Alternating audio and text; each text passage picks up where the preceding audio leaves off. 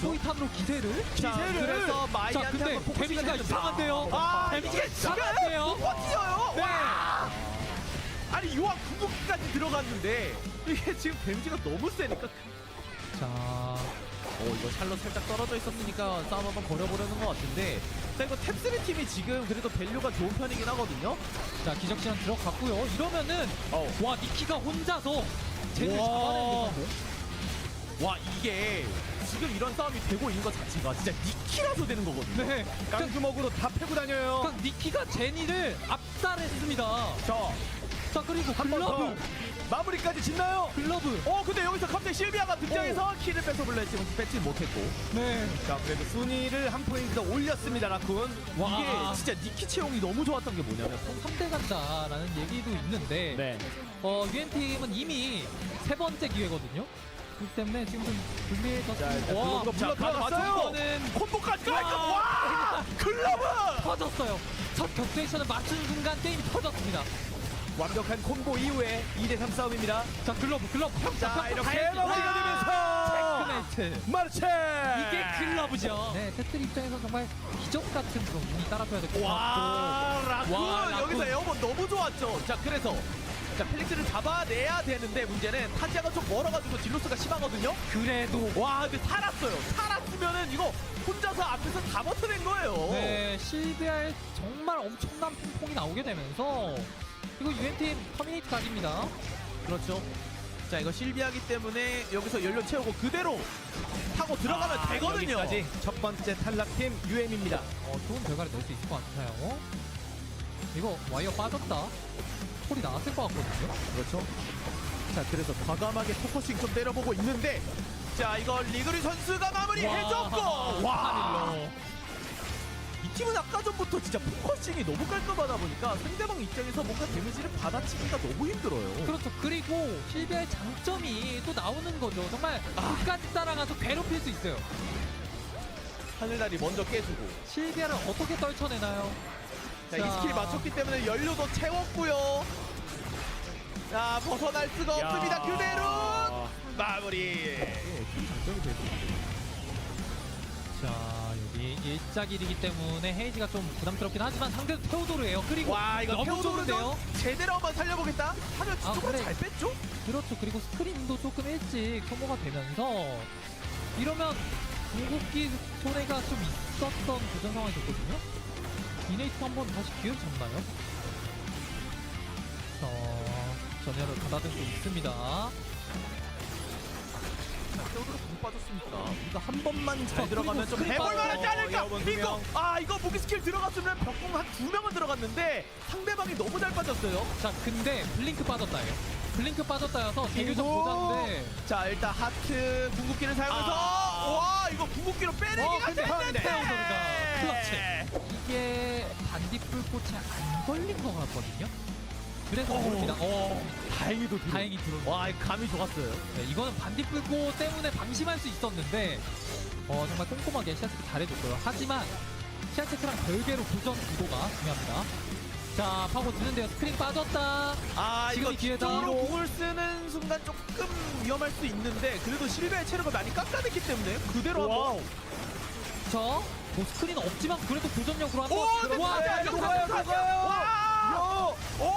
와, 포메이션 포커싱이 웬만한 싸움은 이길 수 있기 때문에. 자, 여기서 야생동물 이용해가지고 자, 변신을 해줬고요. 그 이후에 들어오는 거 천천히 받아쳐주면 됩니다. 윌리엄 파이팅 좋아요. 자, 윌리엄이. 네, 여기서 엘레네 궁극기를 맞으면 그대로 마무리가 됩니다. 자, 이안이 해줘야 돼요. 하지만 이안이 화가 많이 났어요. 이안이 남아있어요. 이거 해볼만 하거든요. 이거 이안 궁극기도 남아있어요. 상대 조합 상대로 이안 그렇죠. 정말 2대1도 가능한 조합인데 이안 팔이 다 닿는 조합인데 근데 여기서 안 싸워주면 안 싸워주면 이안이 점점 힘이 풀려요. 나 변신이 풀린다. 힘이 없다. 나는 인간이다. 자, 근데 다시 한번 변신을 할 수는 있거든요. 자, 근데 이렇게 되면은 사실 의미를 먼저 찾는 게 아닌 이상 우유 게이밍 충분히 해볼만 하거든요. 그렇죠. 이거 이안 궁극기가 아까 전에도 계속 남아있었기 때문에 궁극기 쓰고 그대로 폭주. 네. 금강 실비한데 금강이 빠졌거든요. 자, 이거 부분 일부러 좀 봐야 카메라 설치 안 하면서 이안의 변신 풀릴 때까지 기다린 거거든요. 이안 변신 풀린 타이밍, 지금 타이밍에 한번 교정 각을 볼 것 같습니다. 자, 하지만 이안 변신 성공했고 자, 윌리엄 쪽 바라보는데 윌리엄이 잘 흘렸고 이러면 이안 프리딜 타임이죠. 자, 그리고 윌리엄까지도 여기서 네. 프리딜 넣을 수 있어요. 카이팅 좋습니다. 자, 유유 카밀리가 게이밍 맞고 이렇게 마무리. 체인지메이트. 커버가 되거든요. 자, 이거 프리치아가 없는 것 같거든요. 부상 선수.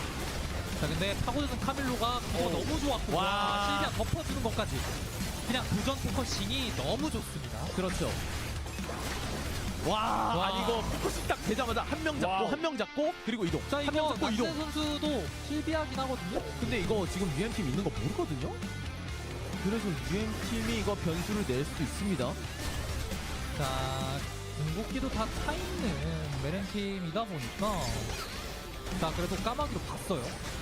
그리고 이쪽에 드론이 터진다는 건 아래 다른 팀이 있다는 거거든요. 아, 갑자기 UM팀 등장하면서 싸움의 구도가 많이 이상해졌어요. 지금 한 명씩 다 잡혀있는 상태이기 때문에 UM팀 이거 천천히 좀 해도 자, 괜찮은 상태거든요. UM팀 시간이 없습니다. 시간이 없어서 자, 1킬이라도 잡았고. 자, 그리고 여기서 살려내는 것까지도 잡으면 좋은데 오히려 자, 민 선수가 오히려 죽죠. 자, 다시 한번 시간의 압박. 자, 이사나 선수도 위험하고요. 아, 이러면 UM팀 좋은 기회를 잡았습니다만 포메이션. 네, 잡혔고요. 그렇죠. 포메이션이 지금 체급이 좋아서 이게 데미지가 살짝 부족한 거예요. 결국에는 UM팀 입장에서는. 이거 지금 19킬 각인가요? 그렇죠. 그래서 지금 16킬 한번 어그로를 분산시켜주면서 핑퐁해주는 구도가 굉장히 중요하겠고요. 자, 위치가 파악됐어요. 예. 선수. 옆쪽으로 살짝 들어가려는 거 에스테리 근데 각잘 봐주고 있고요. 기가 못 막힌 들어가게. 구도고 나리타 타시 선수를 먼저 포커싱해주면서 헬기를 빼려는 움직임 같거든요. 자, 리구리가 버텨내면 자, 헬기오틀 빼냈고 뒤쪽에 윌리엄 하지만 여기서 연막 깔아주니까 윌리엄을 잡아내는데 실패했어요. 자, 한 번 더 가나요? 윌리엄이 유유게이밍이 한 번 더 가나요? 와, 이렇게 싫어. 유유게이밍 입니다만 근데 어프메이션이 지금 여기서 이쪽에서 내려오는 거죠. 어프메이션 지금 시간 없어가지고 킬 좀 먹고 싶거든요. 그래서 급하게 안쪽으로 한번 두 명이 있는 팀에게 자, 들어가는 가보지만 이네트가 여기서 치고 들어와 버립니다. 그래도 유게이밍 2킬과 문제한 상태에서 10킬입니다. 오, 이거 그냥 끌고 와, 납치 성공. 그리고 피스메이커 피스메이커 깔아서 나는 살아버리고. 근데 여기서 어프메이션이? 지금이 기회다.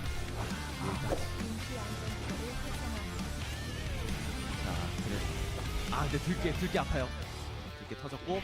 근데 상대방이 진짜 사거리가 길다 보니까 이거 포킹을 최대한 맞지 않고 포킹 한번 흘려낸 다음에 어떻게든 과감하게 각을 잡아야 되거든요. 시간 없어서 빨리 들어가야 되는데 그 각을 쉽게 내주지 않습니다.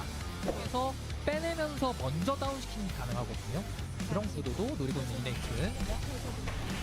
자, 하지만 퀘이크 너무 잘 들었고 2인 도발까지 깔끔했어요. 자, 이거 일단 헤이즈 궁극기로 어떻게든 지금 데미지를 넣어보는데 이거 도발이 처음에 너무 좋게 들어갔죠. 준호 선수의 슈퍼 플레이가. 자, 이네이트가 어렵게 이네이트 여기까지 왔는데 심장을 마무리가 뚫습니다. 됩니다. 자, 탭3가 마지막 라운드에서 최종 생존에 성공.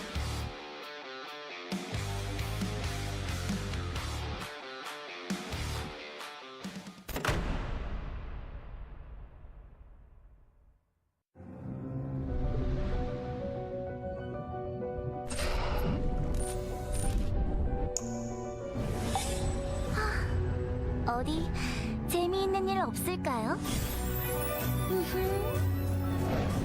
저만 믿고 따라오세요. 제가 즐겁게 해드릴게요. 함께 하시죠. 금지된 타락의 유혈 속으로.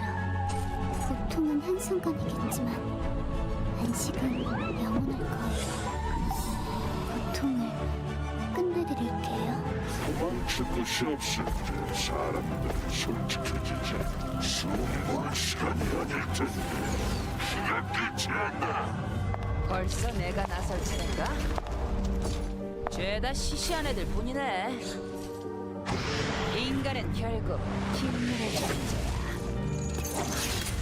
그래, 이제 좀 마왕 같아 보여?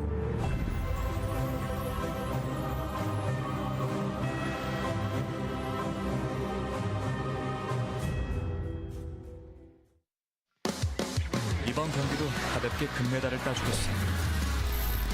이 정도야 가뿐하지. 새로운 재능을 찾은 걸지도 모르겠는걸. 노력은 배신하지 않아. 이게 그 증거다. 이제부터 경기 시작이야. 금메달리스트를 얕보지 마. 나약한 정신은 버려라. 얼마든지 덤벼라. 자, 내게 덤빌 녀석은 누구지? 그나마 숨 트이는 곳이군. 내 눈을 피할 생각은 마. 아무리 노력해도 피할 수 없을 거야. 자신 없다면 얼른 루트로 도망치는 게 좋아. 승리의 광경은 이런 거였지.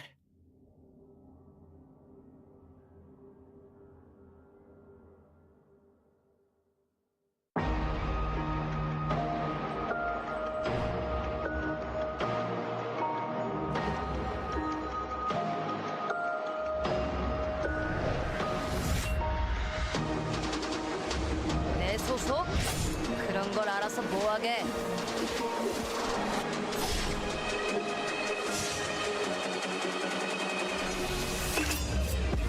모든 것은 그분의 뜻대로. 빛보다 빠르게.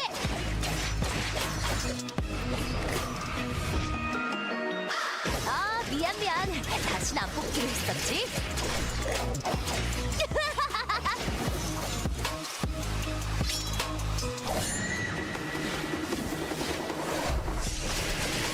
눈에는 눈, 이에는 이. 그걸로 부족한데?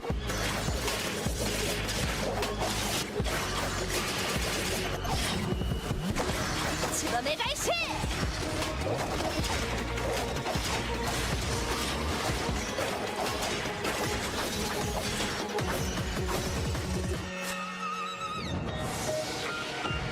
기억할 수 있다면 모든 것을 기억해 주십시오. 내 눈이 저지른 일들을, 내 손이 저지른 일들을.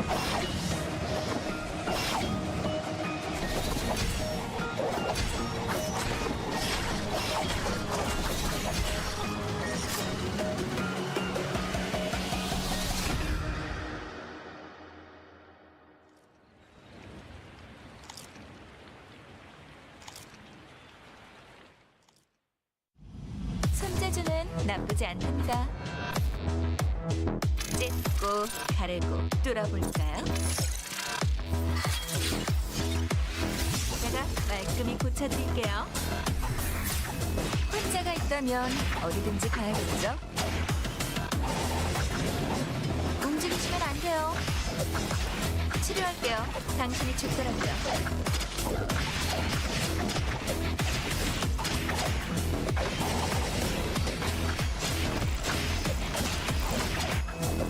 맥박이 안 잡히네요. 부르셨나요? 병들어 죽는 것보단 나았겠죠.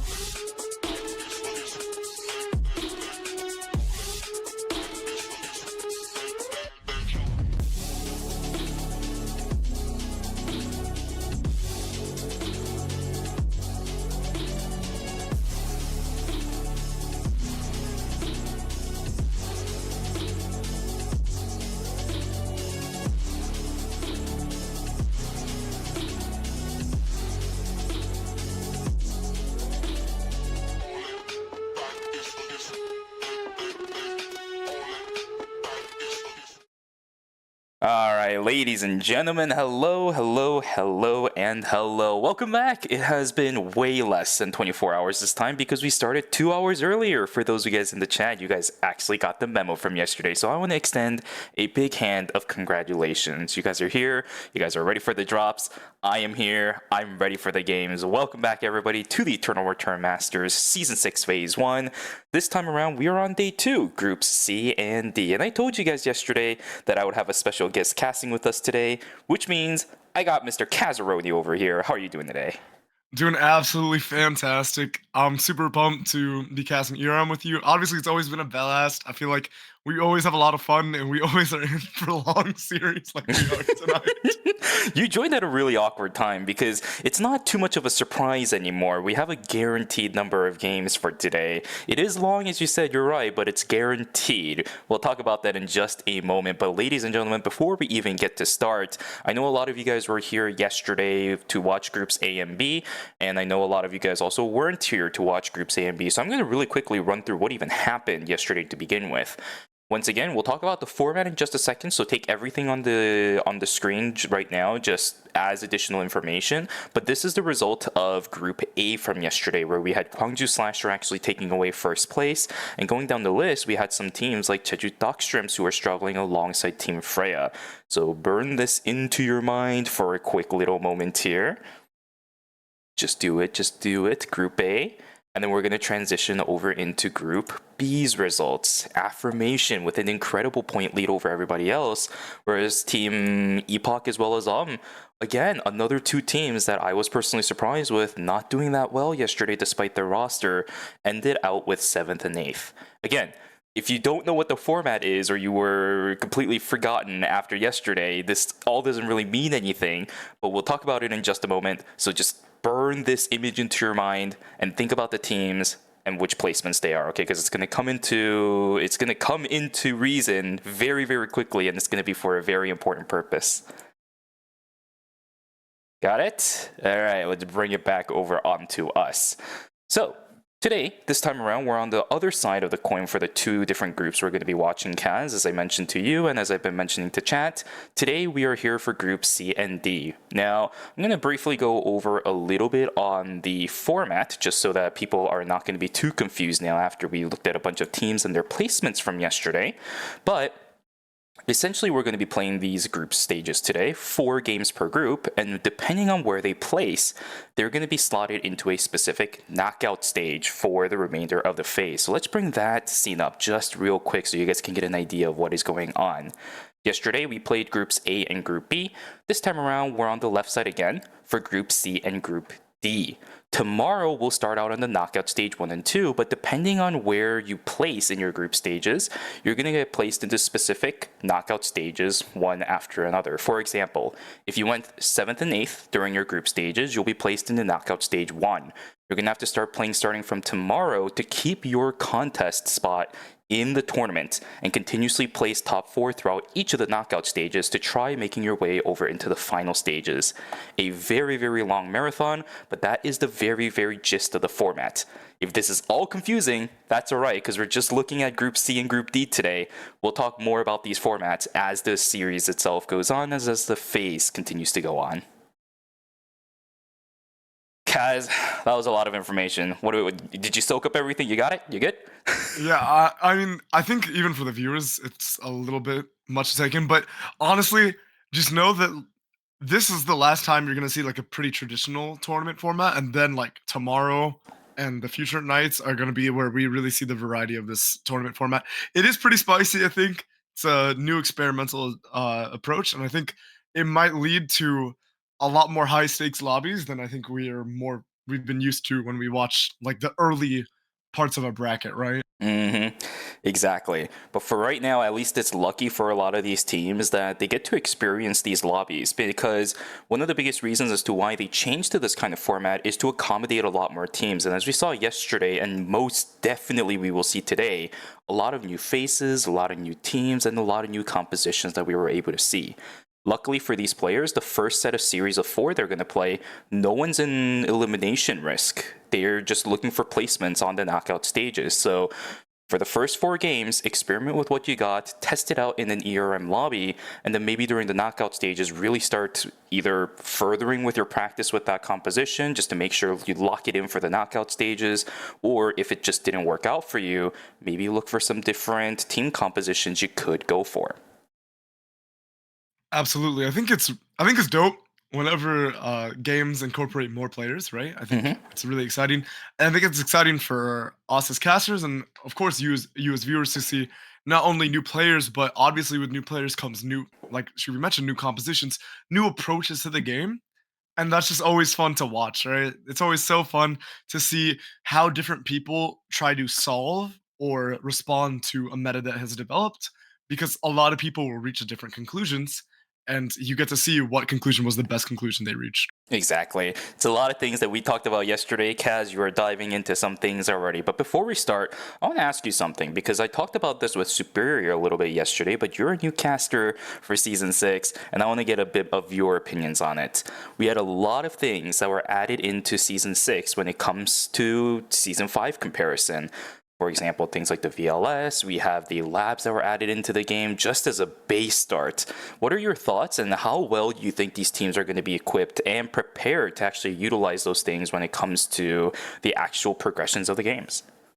So I do think one of the bigger changes is how you play the map. Obviously, the introduction of the labs and really the VLS, I think, is probably the biggest change coming into Season 6, because the way you traverse the map is very different. You have to play, you're not going to be able to move from one side of the map to the other, right? You're kind of going to control quadrants often, right? And I think that leads to maybe in some lobbies slower play, but actually I think in some lobbies much faster play, because teams might be stuck in very similar quadrants of the map. And then for labs, I don't think it's nearly as impactful, but it does affect macro play, and I think these teams need to be well rehearsed in like, I don't think any team that really cares about the competition and loves the game would not be well rehearsed in solo queue. These are all grinders, right? These are some of the best players we have in Korea. So they obviously know how to use these tools to, maybe not their pinnacle yet, because they still need some time to cook, but they are obviously going to be very proficient in these mechanics that have been introduced, because they need to be. Otherwise, they're not going to win. Exactly. That's one of the biggest things that I was talking about with Super again yesterday, is that typically KR teams are the ones you want to see when it comes to how to utilize these map objectives or map mechanics really well. I think one of the biggest examples off the top of my head was during Season 5, when teams were using those white lilies to use initiations off the bat in phase number 1.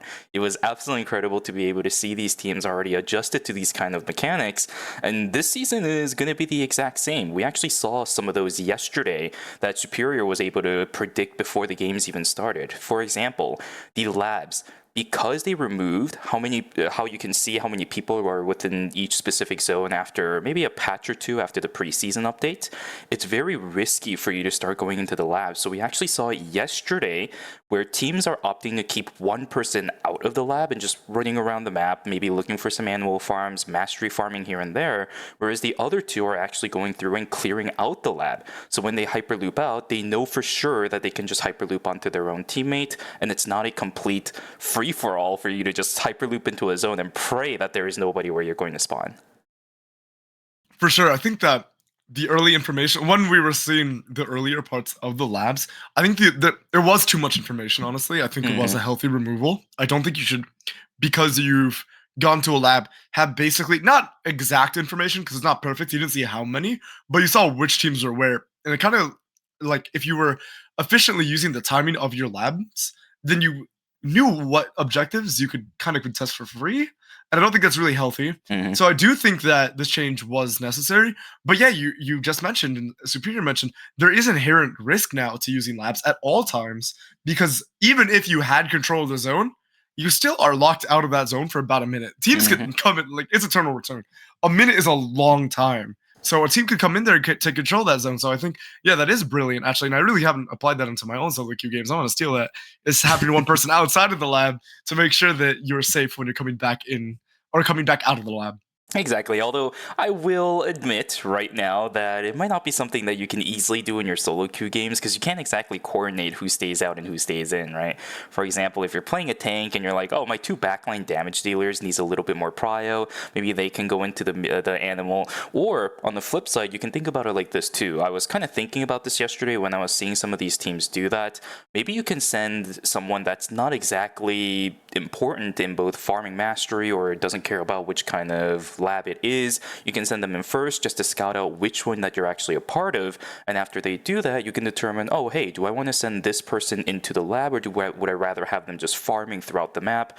There's a lot of things that you can think about as soon as you talk about these mechanics being utilized for the labs. That is one of the big things that I did see yesterday.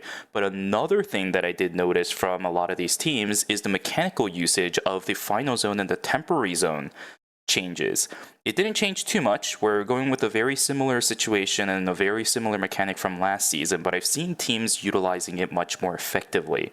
For example, Kaz, you and I noticed this from the season finals during season 5, but we know that teams were making sure they hold one of the temporary zones. Typically, it was the weak team, or obviously the strongest team, that was pushing everybody else out of their temporary zone, but they were also continuously moving in towards the yellow area, the yellow zone, to gain more space and make sure they have control over more specific areas. So if they really wanted to, they could just retreat back into their temporary zone. But this time around in this season, teams are getting even more aggressive. They clear the entire yellow zone and actually start feeding themselves into the entryway of the other temporary zone. And now look at all the space that you've got. If there's multiple teams and you know for sure they aren't behind you, well, there's only one place to go, and that's the zone that you're blocking the entrance of. For sure, and you really need, at the highest level, that is so important, having space on the map so that you can prevent people from creating these fiesta final zones that we have seen in previous seasons, where you're having 3 or 4 teams because everybody stays alive because they're much more disciplined. It just becomes way too much variance. So being able to mitigate that variance by creating lower team zones rather is so imperative, and creating that space and controlling that space is so important to actually securing the wins that, if you're the strongest team in the lobby, you realistically should be getting. Exactly. I think it's just the fact that you can infer information, but a reliable inference. Something that I really noticed about Eternal Return as I've been watching tournaments and even just playing my own ranked games is that there's a lot of times when you have to think about the fact that you have enough information. Do you actually, or do you not? But once you play around these temporary zone mechanics and how strong you are compared to everybody else, you know for sure. Yes, it might be an inference, but to almost like a 99.9 degree certainty, you know for sure that everything behind you is covered and you know everything that is going on inside that area. That is such a huge advantage when we look at these Korean tournaments and there's multiple teams that are going into the final zone.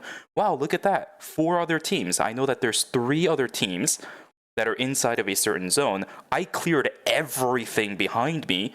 I'm never going to be in a situation where I have to deal with a third party, and even if I do, I have an escape path. That is such a huge relief. Yes, absolutely. In battle royales, especially in Eternal Return, right? Because there are so many factors that come into Eternal Return, right? Itemization, mastery leads. Information is king. It is the thing that will usually secure you more placements. Obviously, sometimes perfect information doesn't always lead to wins because there's still mechanical play, but you want to be setting yourself up so that you have the best chance always, and having as many cards face up as possible is the way that you will be able to make more proactive decisions and reactive decisions to win and or secure better placements relative to your spot. Absolutely. I know for sure that we're going to be learning more things as the entire season itself goes on. This is only the first phase of ERM, and we have a lot more days to go.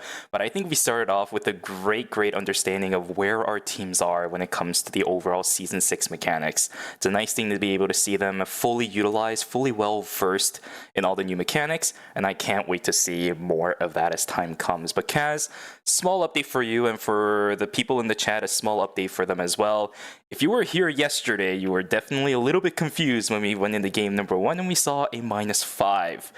A team was late, and it seems like we are having that situation once again today. You guys will figure out which team it is. I'm not going to spoil that for you. We will see as soon as we get into game, and even if we don't, I'll let you know eventually. But that is why we're waiting here. We're just buying a little bit of time, as we unfortunately did have one of our players showing up a little bit late today. That's alright though. It just means I get to extend my date with you, Mr. Cascross, because it's been about a month since we've done this, and I missed it. He doesn't miss me though, guys. Yeah. Oh, sorry, Yeah, sorry. no.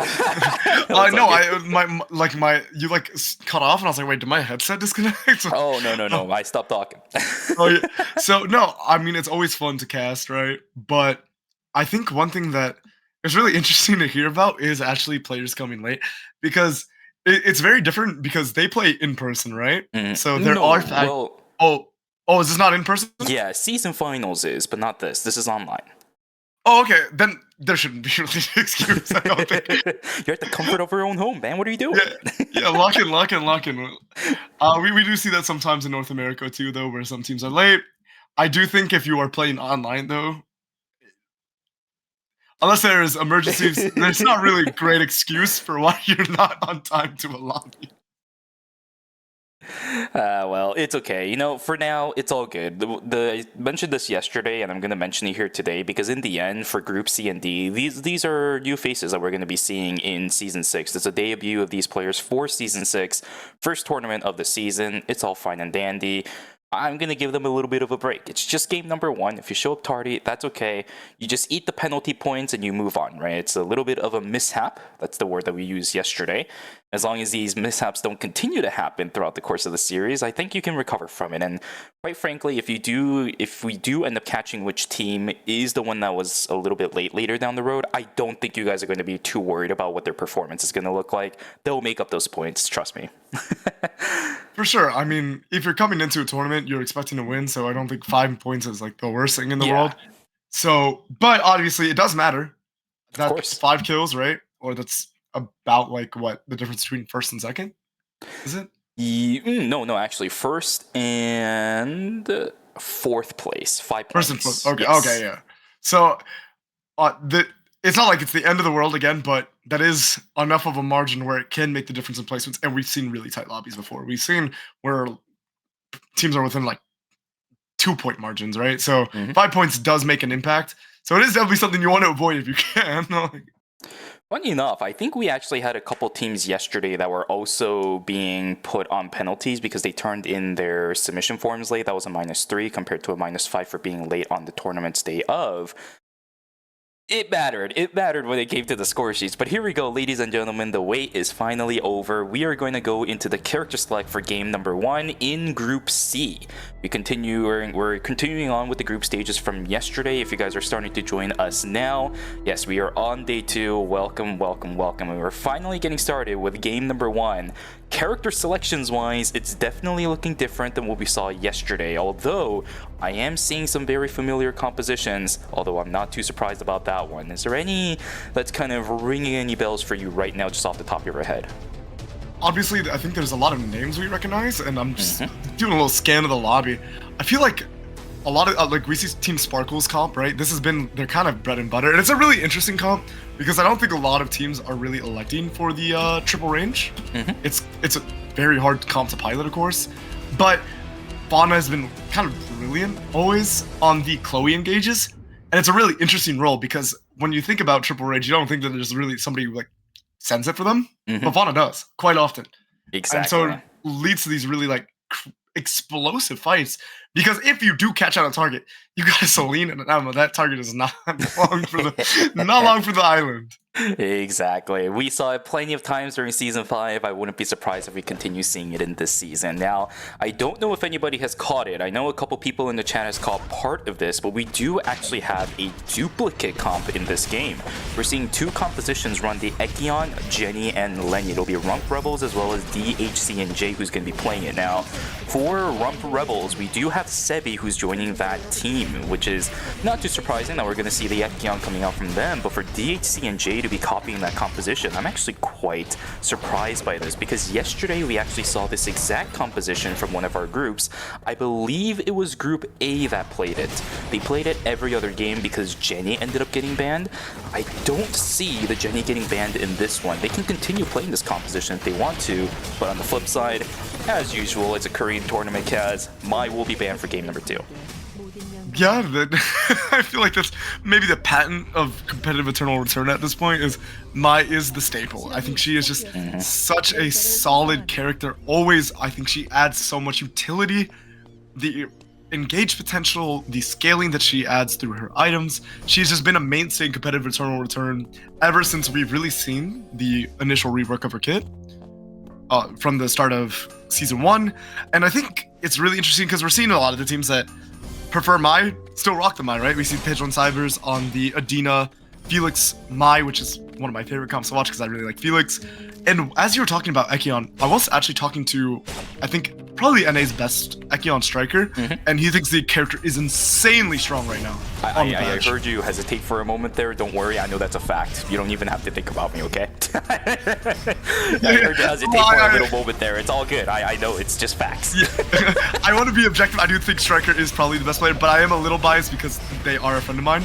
But yeah, they were saying how insanely strong Ekion is on this patch, so I'm not surprised to see him come out, and I do think that there's a lot of synergistic qualities with a Lenny and a Jenny because they can kind of play any kind of style with this comp. Ekion does a lot of damage for a take, and we're seeing it right now as Sebi dives onto Hyungi. Yeah, let's see if this works out. It's an early game Bernice, so there is no Burden Lead Shell for that Bernice, but there's a lot of threats on the side of Team Seongnam Rock. Sebi alone by themselves. Wakul, if I remember correctly, was actually building his items, so absolutely no support outside of the Lenny. It's not going to be enough. He will get taken down. 2-0 also in favor of Gyeongnam Sparkle down inside of Warehouse. Succubus losing 2 members as the Nikki and the Zahir will go down as well. For sure, and we are seeing a Seongnam Rocks classic. I feel like this is one of their go-tos, no? This Bernice, Theodore, Indeed. Alonzo comp, and I think a lot of Korean teams really like this. It's kind of like the other flavor of like front to back that I think Korea really likes is either the Bernice, Alonzo, Theodore, or some variation of my attack power carry and mage. Yeah, that's gonna be a good one. Let's see though. Chumbong getting caught out. This is very reminiscent of when it ended up happening yesterday, guys. If you guys were here yesterday for groups A and B, you'll know that the first game of each respective group was an absolute fiesta. Everybody just getting caught out, everybody looking for these split farms, especially in day 1 towards the end, and even at the beginning of night number 1, people are getting punished for it, and it seems like it's not going to be any different for game number 1 of Group C either. Pablo completely caught out, this Lenny not being given that speed gauge, she will get taken down, kill going over to Wako, whereas we have yet another person about to get taken down. Tato will fall down as well. 2 members of DHC and J down. Unfortunately, the Jenny losing their life at level 8. That is a 20-second death timer. Not the best way to go, nor the best time to go for a Jenny. For sure, and as we look at the lobby, we were talking, you were just mentioning how it's a fiesta. Some of these players are newer to the stage, so obviously there's a little bit of performance nerves as we get into game 1, right? I think some of these players might have to readjust, and you might see a little more mistakes, but as the lobby heats up, I think we will be seeing less of this, as we do see a little bit of a whiff coming out. But it does look like Seongnam is going to be able to catch out with Youngie. I don't think they have much of a chance. Bob Melson popping the Soul Stealer, and this Felix is not long for the win. Youngie is so good at kiting with the Bernice. I feel like he's just the cream of the crop when it comes to this character. There's a very, very good reason as to why they are running this composition. Nicely done. Soul Stealer was also really good for the Felix to not be able to run. Great start for Team Seongnam Rocks. They're going to be sitting with 3 kills, actually the kill leaders of this lobby with that additional kill as well. Kingdom Sparkle falling behind just a tad bit, but maybe as the game goes on, it might change. That stun is not what you want to see as a Bernice. Hyungi's going to get immediately bursted down. Pise, not even close, right? That was such an easy pure rage uppercut. That stun onto the Bernice. He's got no ability skills. And with that, Sokonom is going to fall down too, and Emma and Zahir just barely enough to catch that Dio out. Very, very little aggression coming through from Seongnam Rocks. They all just leave, and no pressure for any of the day 2 objectives either for these guys. And that will be the tree going over to Succubus, and it's really hard to, I think the Bernice is running the heavy knee pads, but if that gets popped, you are in such one-shot range against that composition. As we see, I believe, a 3-way contest for this hotel tree. This could be a little bit awkward. Dongye is taking a good amount of damage, and Odenal actually sticking it. He does end up popping that one too. Is he going to be able to get out? I think he is. Odenal, the mind of a goat. He just sits down, takes the Tree of Life. He's going to drop it. A couple other people looking for the kill. Do they even recognize that Insane actually took it? Are they going to hard grief for Noda now. Look at the targets, look at the targeting. They're really wanting this buy, but the target's already been given away. The objective is gone. Healing drone has been popped, however. This could be a little bit annoying, although the Thunderstrike is going to miss. Sylvia really wants this kill. They are looking for a non-existent Tree of Life. Down goes one. Tongye trying to find an angle onto Insane. Insane's the one with the other Tree of Life. They're jumping onto Riori. Oh, the Thunderstrike lands, and I think Insane's going to die. In the end, the tree will go in favor of Team Demon Drive. There is justice in the world. It's really interesting watching Demon Drive because they're pretty thematically similar to Taejon Cyber's team, but you have a lot more catch potential, I think, or not maybe catch, but chase potential rather, with the Sylvia over the Adina, and we saw like they chased them all the way around the hotel. They did a little merry-go-round, and they almost ended up right back in the tree where they started. It's awesome. It's awesome. They love the fact that they're starting out like this because throughout all of the extended traits as well, they're farming mastery, and on top of that, they're actually being proactive because of the fact that they were able to secure that Tree of Life. And look how well spread they are. They have control of a very, very solid amount of space. Bin might be in a little bit of trouble because he hasn't pathed his way up to the CCTV just yet, but as soon as he gets that, yeah, Team Demon Drive is going to be super comfortable where they are. The school kiosk is also free for these players, so if they're looking for calls, which they absolutely can, just about hitting over the threshold of that force core, they're going to be going into Night 2 objectives extremely strong. Absolutely, as we do see a fight breaking out in archery range. Vintum is on a pretty poor side of him, or side of archery range rather, but it looks like it actually will be a disengage. While we're on the topic of Felix, though, I feel like Felix has been kind of one of the most nerfed characters coming into Season 6. The Aoyai has been so strong on him. Yeah, it is really good. Aoyai has definitely changed up a lot of his entire persona throughout the course of Season 6. Pairing it alongside the Mai for the David's upgrade, it is so much value. We'll see if the value actually comes out though, because Revolu is trying to jump in towards the backside. Riori is taken down to about half HP, but the third party from Demon Drive is coming in once again. Dina not going to be threatened as her Davi is the one that gets taunted, but the Sylvia has access to the backline. The problem is Demon Drive, they're so split apart. They're fighting two different fights and two different fronts. Bin is going to keep himself alive for now. Team Tangle Dabi X looking for a bit more. Insane gonna use the monkey wire over the wall, or is that a bit too aggressive? Looking for another taunt is going to be Noda now. There it is over onto Bin. More damage coming out from Riori, but that healing plan is gonna heal the members of Demon Drive up a little bit more.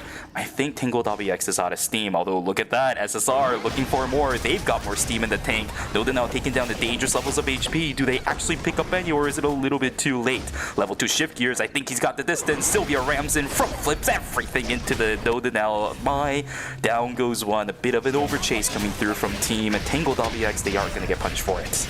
Yeah, Demon Drive kind of humbling them real quick. After getting the healing plant was absolutely able to turn.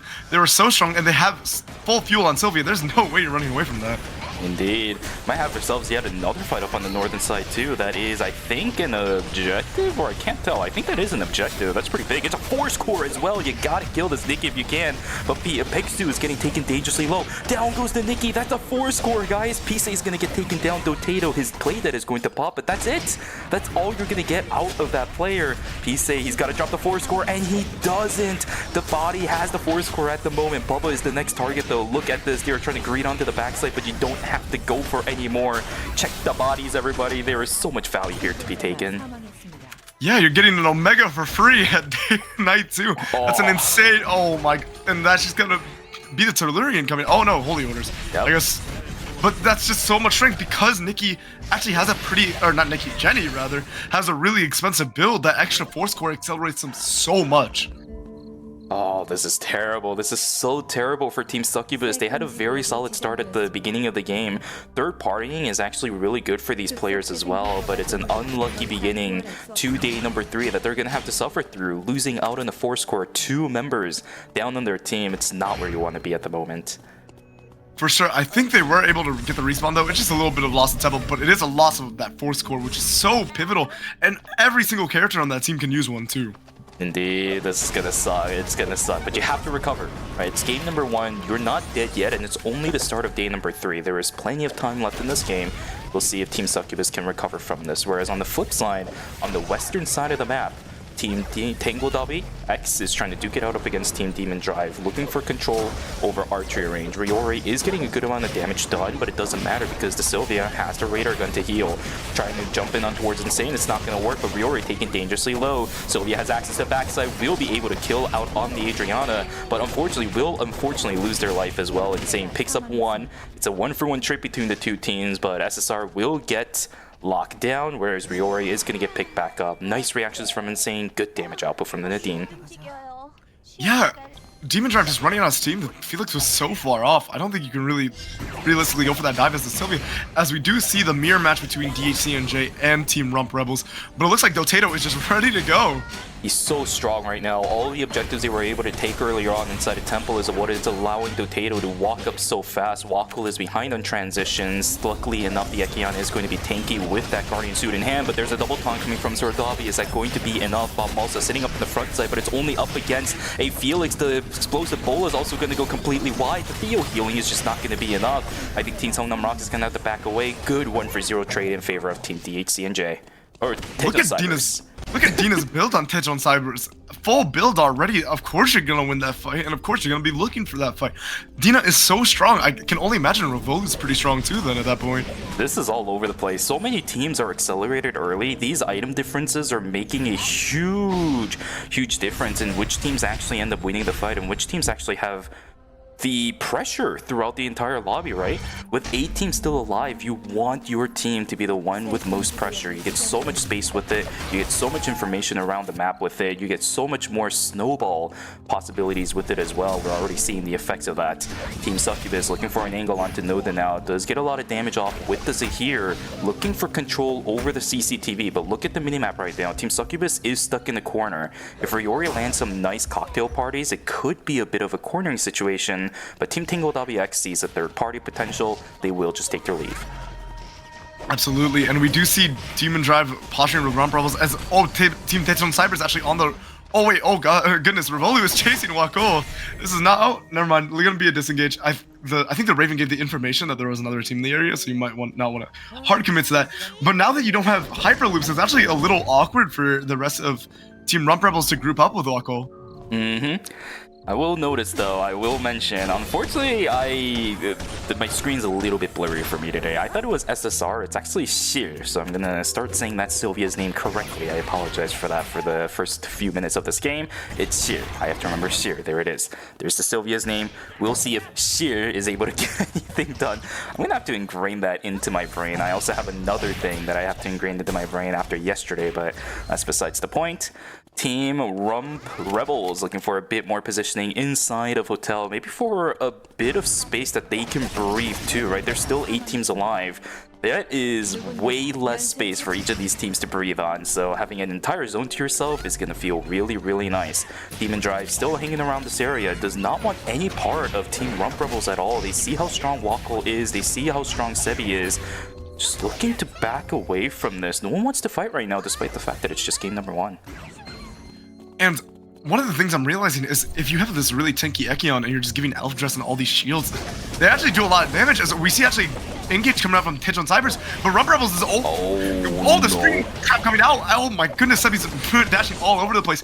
And this is Riori's gonna go down. There's no way you're gonna be able to get out of this situation. Oh, maybe not. Maybe I a little too soon. And now Tej on Cybers is actually looking at Rump Rebels. A great taunt coming out from Soldabi. And it looks like Sebi's gonna also get cut out. Will Wakal be able to get out with the plate? And no, absolutely not. And now Sebi's trying to play their life. It was so chaotic, but it ends up Tetron Cybers on the top of it, and you're looking at that Blood Spear on Revolu, so strong in old build. It's really unfortunate too for Rump Rebels because Bear was not in the same dimension as the rest of his team. He walked in towards the building instead of walking towards archery range, and it made everybody on that team split apart. Really unfortunate for them to lose a member. That's just a -200 though.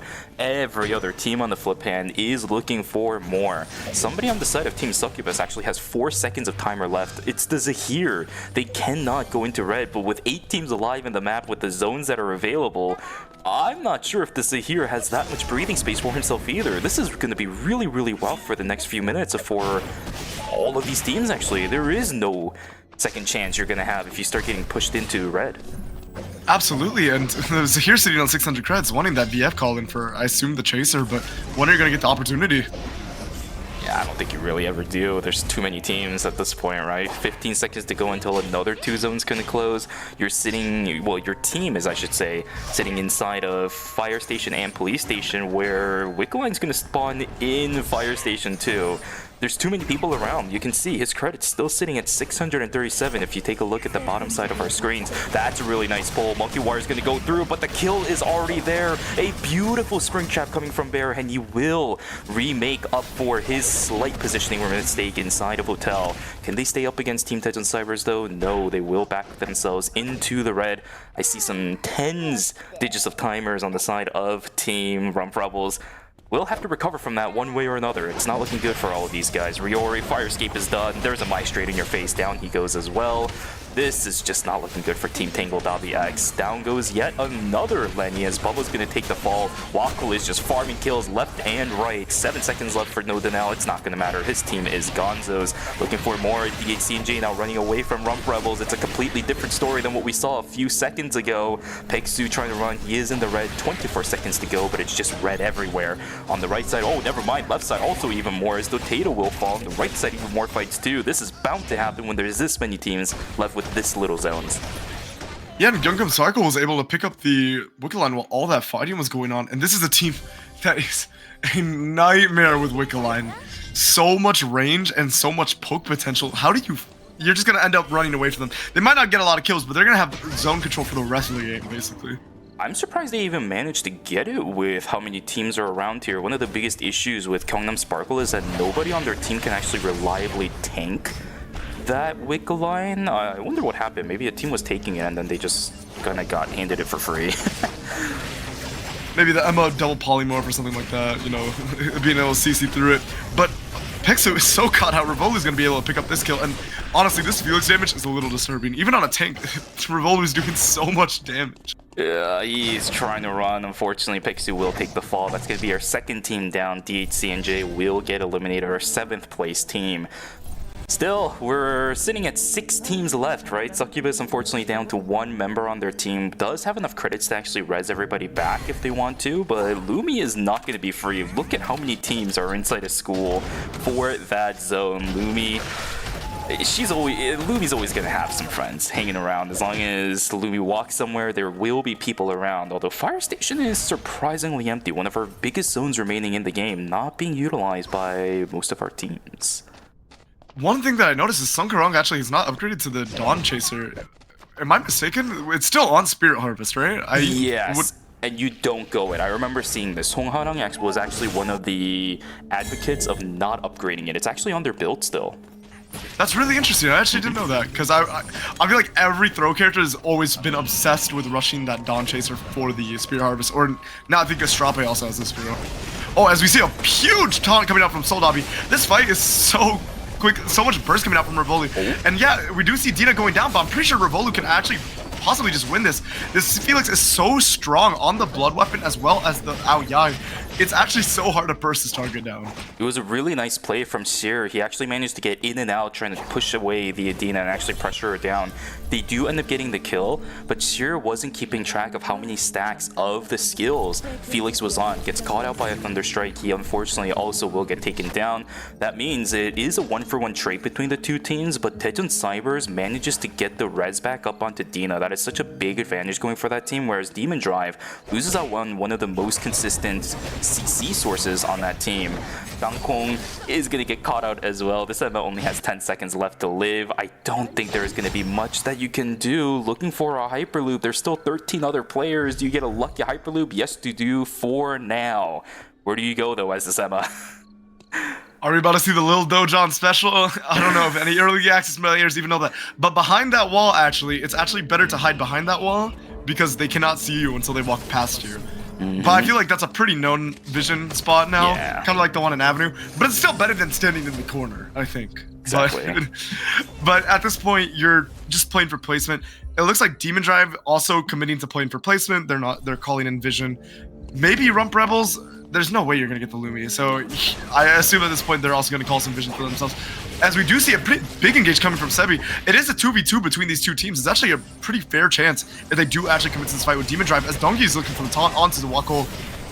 Just a little bit awkward. Bin split away from Dongye. Team Rump Rebels really looking for even more kills. They're confident enough in their Jenny damage that they're looking for more. Once again, the explosive bullet is going to whiff, but the Soul Stealer is enough for them to catch back up to the Jenny. Not that much timer left for that player. Will get taken down. Sevi is also on downtime. He's trying to run away, but I think he bit off a little bit more than he can chew. Followed through by the Alonzo, keeping himself alive. Absolutely not. A stray buckshot will be enough to knock down that Ekyan. Bangkong will also fall, does end up securing an extra placement spot as Rump Rebels fell down first. And now we are down to 5. Team Demon Drive still sitting on 2, but they are alive somehow as Dongye and Bin staves off the full teams that were chasing them down. And for Team Sparkle, this is kind of the awkward thing, because if you're the team trying to control the zone and there's more than one team, you can actually end up being the team getting engaged on by teams out of desperation. But it looks like... Okay. Well, Vicious and Mai Dongye was really low on timer. You might want to wait a little bit to have the chance to steal a kill, maybe, but does end up sending it a little early. So now it is just Bintum, I believe, on the side, just hoping to maybe get a third party. Is sitting on a lot of timer, or maybe are they gonna boom trying to get extra placement?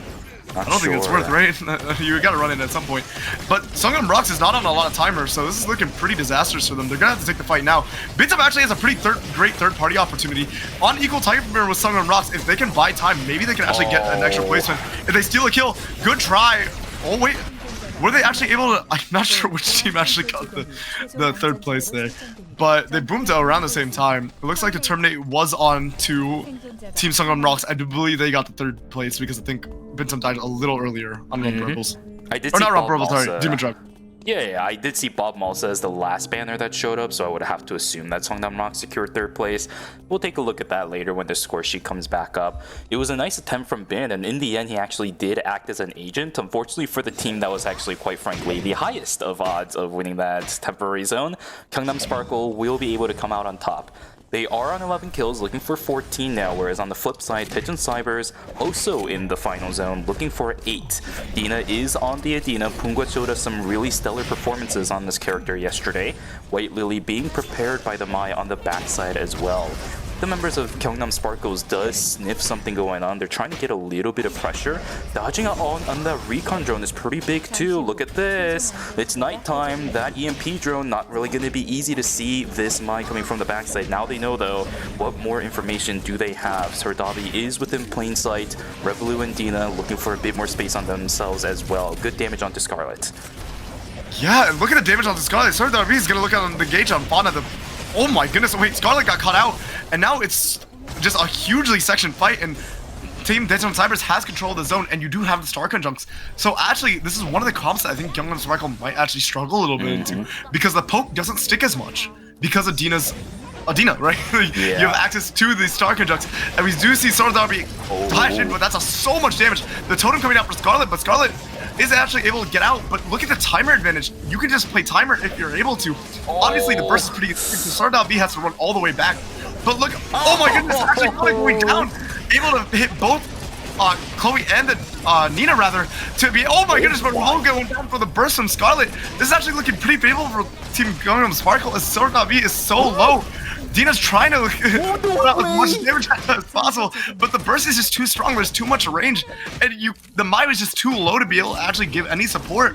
And you do see the SSM pop, but there's just no way that Sardabi is going to be able to do anything. It's absolutely crazy. What a crazy 2v3 coming through from the remaining members of Gyeongnam Sparkle. Unfortunately, Fauna did fall because the Soul Stealer, the Soul Link had to be popped, right? There was a Ghost Fire that landed onto the main of Chloe. That was eventually going to kill her, so the Soul Link was popped, but then in the end, the Sun Conjunct takes him down.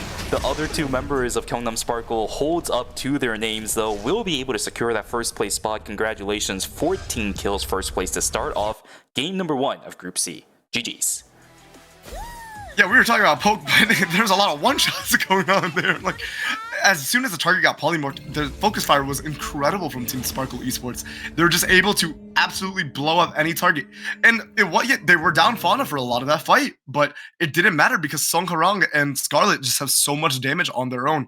That's kind of the strength of this triple range comp, is there's so much clutch potential between any of these members, and they're all top tier pilots of their characters as well. I think the fact that it was a very open zone, like gas station final zone, made it really easy for the Celine and the Emma to have ways to keep themselves in check.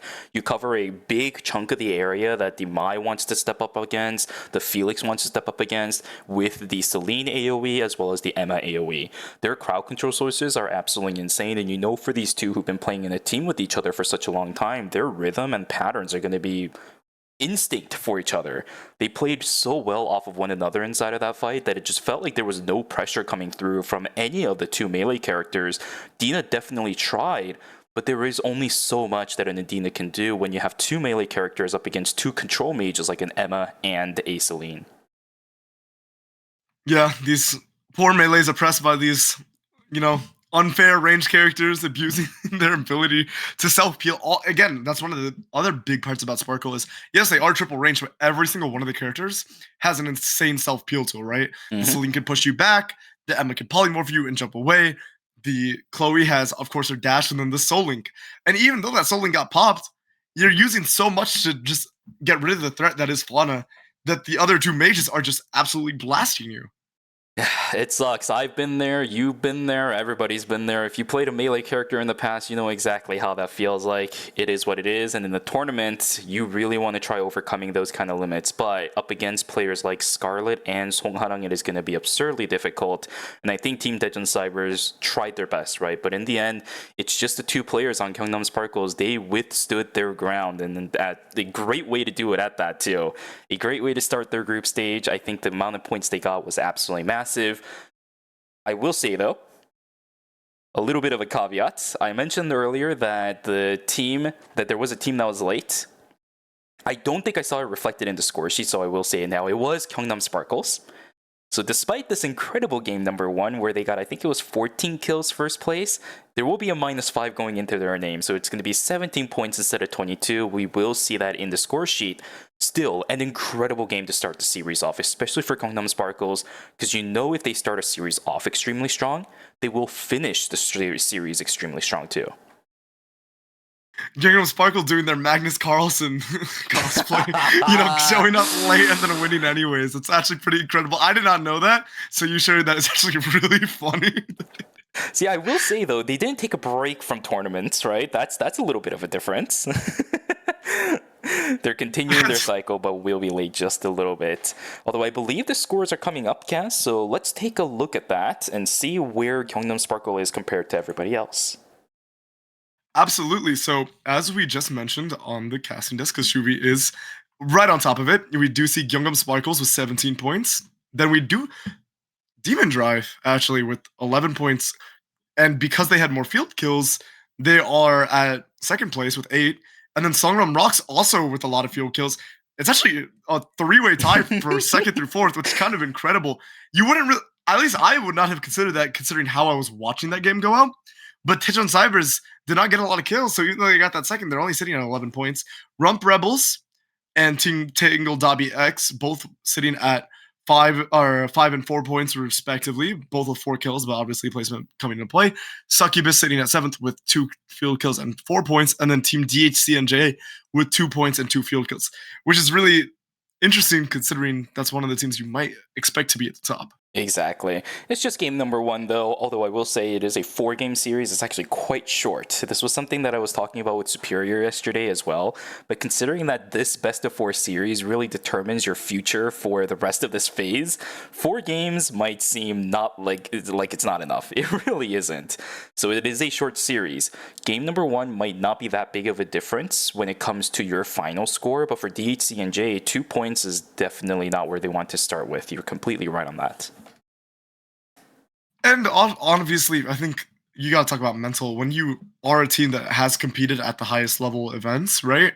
That's not great for the mental if you're starting off against some maybe you consider maybe weaker teams if they're new players. You shouldn't, because you should always respect. But some players get an ego, and if you're going 8th in the first game against that series, that might not do great for the mental for the rest. So hopefully they're able to recoup and lock in for the future games. It was a very slow game, though, right? That's, I think, one of the things that was really different from Group C compared to all of the groups that we've seen so far, where, yes, we did have a lot of picks during day 1 and night 1, but after that, a lot of teams actually stayed away from fighting.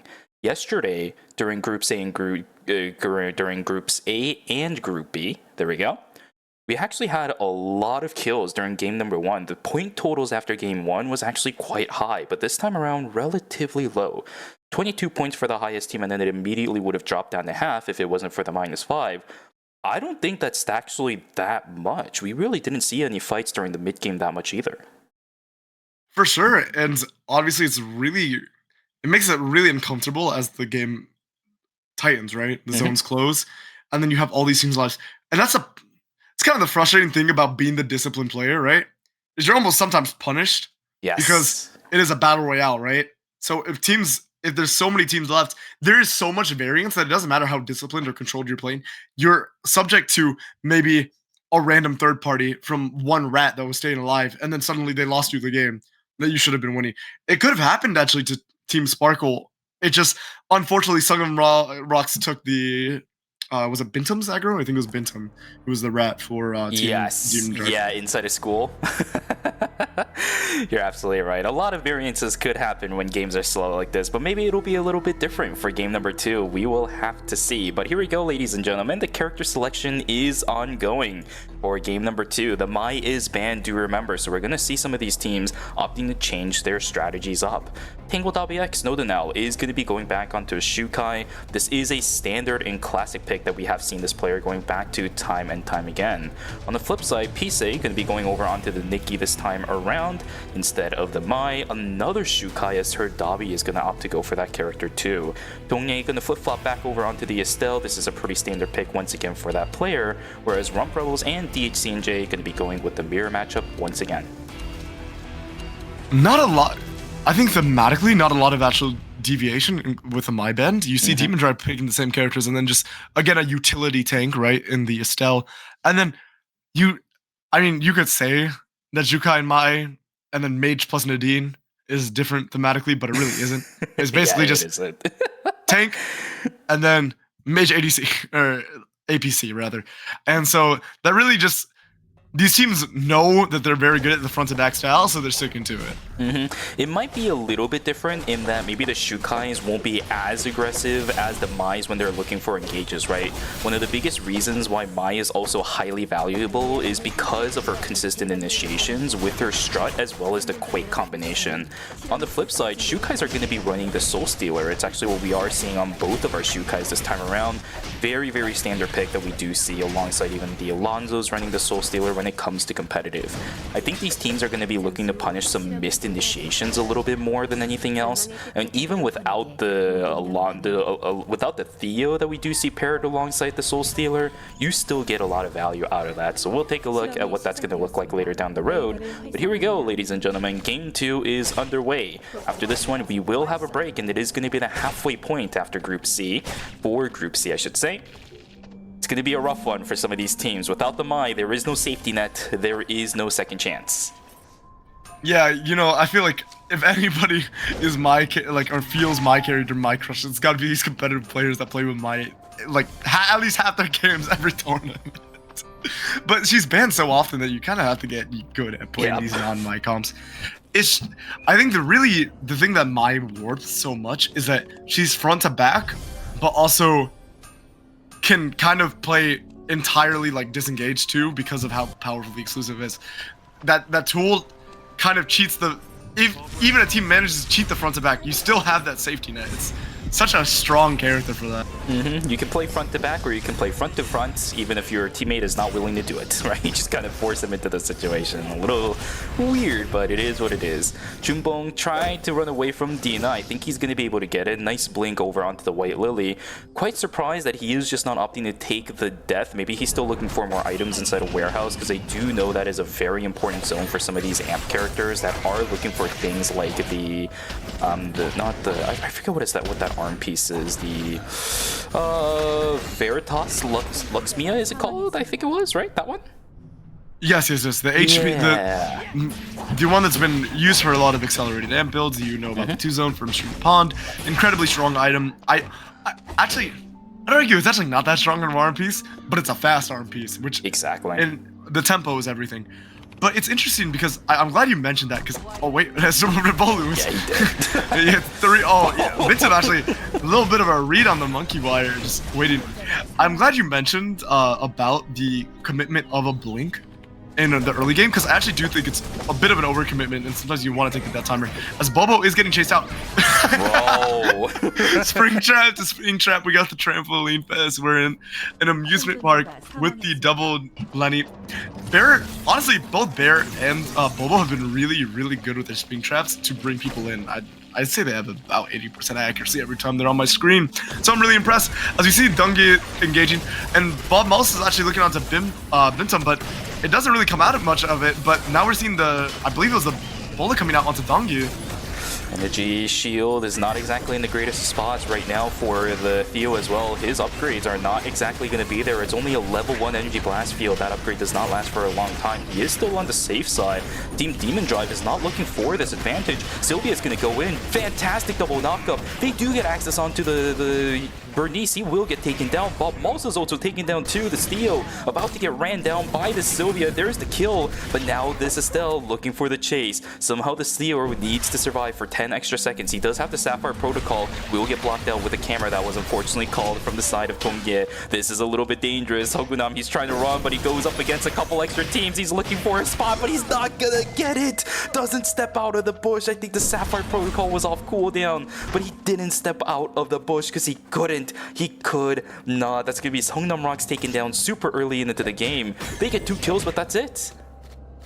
Yeah, sure, played that so well, and Bintum followed up excellently. The engages from the Sylvia have been absolutely insane. And then great commitment on the chase on the Theodore, identifying that you actually still have the heli attack, which is kind of insane, considering that you had that the entire fight, but is able to secure the chase on the Theodore afterwards.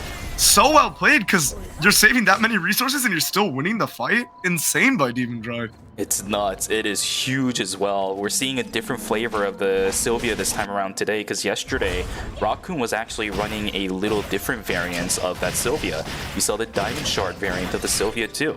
I think today is going to be a bit more on the vampiric side. I didn't see any Diamond Shards popping throughout the course of the fight, so do expect to see a bit more of the, the Devil's Marksman to show up instead of the Altair. She is going to want that last word shot. She is going to want that little sustain. We'll see what ends up happening later down the road. For now, I don't think she has that. I think she's running Elegance at the moment because I do see her ammo count on that pistol. That should be okay. It is a very solid early game pistol.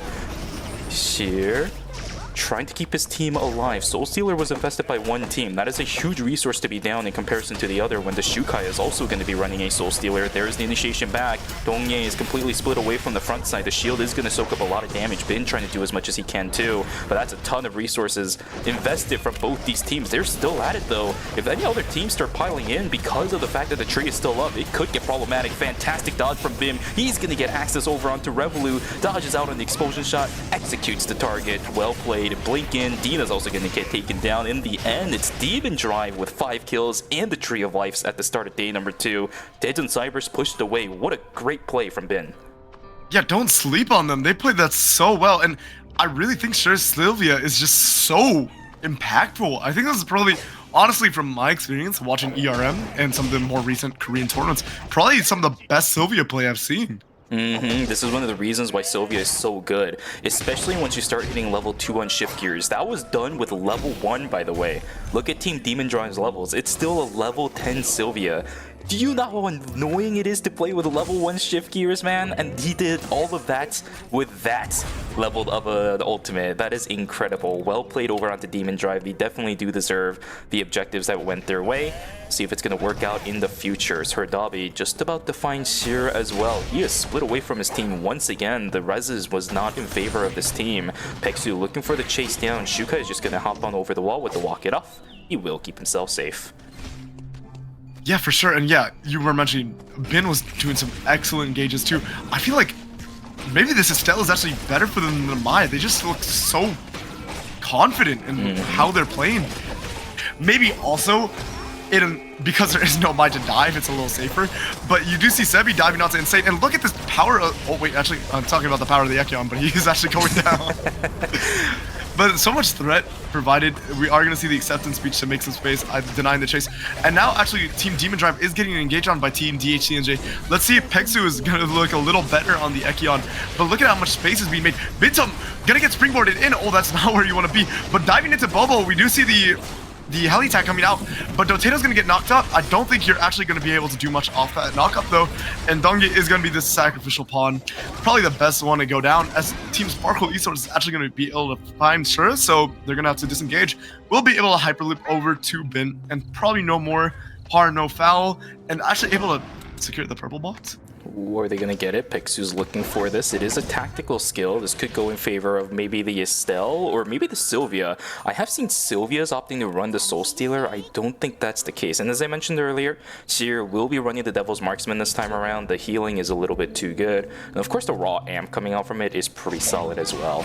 Nice transitions coming from all of our teams across the board. Double gadgets picked up now for Team Gangnam Sparkles. That is going to be huge later down the road. Everybody else just kind of farming their way up. It's once again a relatively quiet game. We just see really extended fights, but not too many fights to begin with. We're just seeing long ones, and that's about it. For sure, obviously, you want to make sure you can disengage. Unfortunately, Songnam Rocks wasn't able to disengage when they lost the fight, but a lot of these teams actually have some great disengage tools.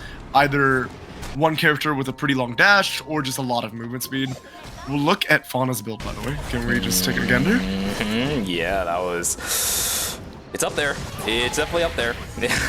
You gotta be scared. A lot of fast-paced teams, man. It is absolutely terrifying. And on that note, too, by the way, for builds, did you ever see Sardabi's inventory by any chance earlier? Oh no, I wasn't able to actually. Were they quite strong as well? Oh no, they're not strong. They are full endgame. They're sitting on like a full. They were sitting on a full inventory of full legendary food as a Shukai, but they did unfortunately drop down on that a little bit. A long fight between these two teams, but Pexu is just gonna have to back away. Sebi still sitting up in the front side. Really nice peel coming through from Dotato, but with that spring trap, down goes one. Pubba's gonna get taken down. It is a Knight 2 death, so luckily Pubba will come back. But you can see Team Rump Rebels continuously applying the pressure onto their counterparts. The mirror matchup just going in favor of Rump Rebels so far. Yeah, DHCNG getting a little bit gapped. But honestly, Dotato was kind of pumping. I actually thought for a second, even though Pexu was so far out of the fight, that there's maybe potential for Dotato to clutch it up, because that was a lot of damage coming out on the Jenny onto, was it Sebi diving? Yes. I believe it was Sebi diving on the Ekion. And yeah, no, there's a lot of damage. Obviously, with Lenny, though, that's a little fake, because there's just a lot of shielding and healing and mitigated damage coming out eventually. As you do see Sardabi and Nodana, posturing, and yeah, between Tegel Dabi X and Tejon Cybers, you have a pretty mirror match, except you do have the Star Conjuncts for Dina, which will deny some of the poke and any extra damage that Riori can throw out on this Adriana, rather. Right, but Adriana does have a lot more longer effective range than the Adina. Nice buffer on that fire escape. Does mean that Revolut will also invest that Monkey Wire. There's the Soul Stealer in. Let's see which team is able to get anything done. The White Lily not going to be taken. Down goes the Adriana. Insane is trying to keep himself alive. It's a 2-for-2 exchange between the two teams, but in the end, Tejon Cybers is going to get the reses off. Riori is going to pop, and the other is going to pop. They're looking for some reses back. Sardabi looking for a little bit more. Nodano cannot stop this. Do they have the credits to res? Oh, they do, but it has to be the Shukai that does it. Do they have enough time to do it? Yes, they do for now. Will have to back away from Hotel. Very close fight between the two teams. Again, 2-for-2 trade between those two, but Tejon Cybers down 0 credits, whereas on the flip side, Tangled ABX down 400. Yeah, and look at the credits onto Sardabi. They're going to be able to call in a VF blood sample and get that $500,000, I'd assume, for the Nadine. That's going to be such a strong spike. And then again, 350 credits. They're going to be probably full build by the end of this night, I'd have to assume. Bloodhaven will be called probably in that school kiosk. You can see that team slowly move their way up north from inside his hotel. They're gonna be pretty happy as soon as that night 3 hits. I apologize. That's gonna be a really big value buy too. But here we go, another fight. Tonya just stuck in the middle of nowhere. He's getting pulled into everything. CC on CC on CC. Am I playing a tank or am I playing a CC bot? My goodness, down goes the Estelle. Can't stay alive if you can't play the game as an Estelle. That is unfortunate. Down goes one. Huge fight coming through from the members of Rump Rebels. Yeah, we're seeing the... Honestly, I was kind of wondering why they two teams are preferring that, but you can kind of see it now. I mean, how do you play the game? You're getting carpeted into the acceptance speech, into Springtrap into the acceptance speech, and then you still have the micro stun coming out from the Lenny, and then anything else, and then Dotato's just pumping you the entire time. Like, it's not like there's no damage going off in that CC chain. How do you play as the tank? Like, I think, and then you also have Sebi or whoever's piloting the Ekion to make so much space so that you can just isolate that tank so far back. I think his team, I think the Estelle's team actually kind of made it difficult for him to run away because they ended up popping the 40 stacks on Bitter Retribution to get the slow on the Estelle too. So with a tight corridor that they were walking down, there was no way an Estelle was going to be able to walk out of that one. And with the positioning that Sebi was also on, you can't use the shield to get out of there. That's a thin corridor. There's only one way to go, and someone's blocking that way, man. It's just not going to work in your favor. Very, very rough. They are recovered though, looking for a potential fight inside of Hotel. Insane actually gets tagged by the Estelle. Seer looking for an initiation back in, but it's going to be really nicely tagged by Bin. He's trying to dodge out on everything once again. It's just not going to work in his favor. Damage exchange between these two teams in favor of Team Tangled.bx, but once again, Radar Gun is there. The only question is, what kind of resources do Tangled.bx still have access to? Down goes one. Seer unfortunately takes a little bit too many flames. Down goes another one. Insane's going to get taken down. Adriana is not exactly the best target to have when you're looking for some of these fights. There's the stuns coming through from Tongye, a potential third party coming in from the right side of the map too. Tongye trying to run, trying to chase people down, but Serdavi changes his mindset. He's looking for a different one. Down goes Tongye. That is terribly unfortunate. Titan Snipers looking for a bit more. Bin, he has no idea where he wants to go. Selfraz on the shoot on the Sylvia, sorry, about to come through, but it's daytime. Pop goes the Weasel. She's gonna get taken out. Bin in a whole lot of trouble now. Yeah, you gotta be pretty mad if you're Demon Drive. You win an extended fight and then end up losing out because of third party. But Dina's gonna be able to chase Bin. I think Bin might be able to flash over, or blink right over the wall, and you do have that blink too. So that was one of the advantages, I guess, of them securing the tech skill for themselves, was that they actually probably had that cooldown up only because they had it, because they did commit it in the previous fight. We'll be able to call in, I believe, both their teammates. That's all. 330. Yeah, but you're going to be so broke. It's going to be such a hard time for them to get back into the game. They do have 6 kills, so maybe they can just try to finesse some placements and abuse the fact that they did get some early kills and won an early fight against Team Sungnome Rocks.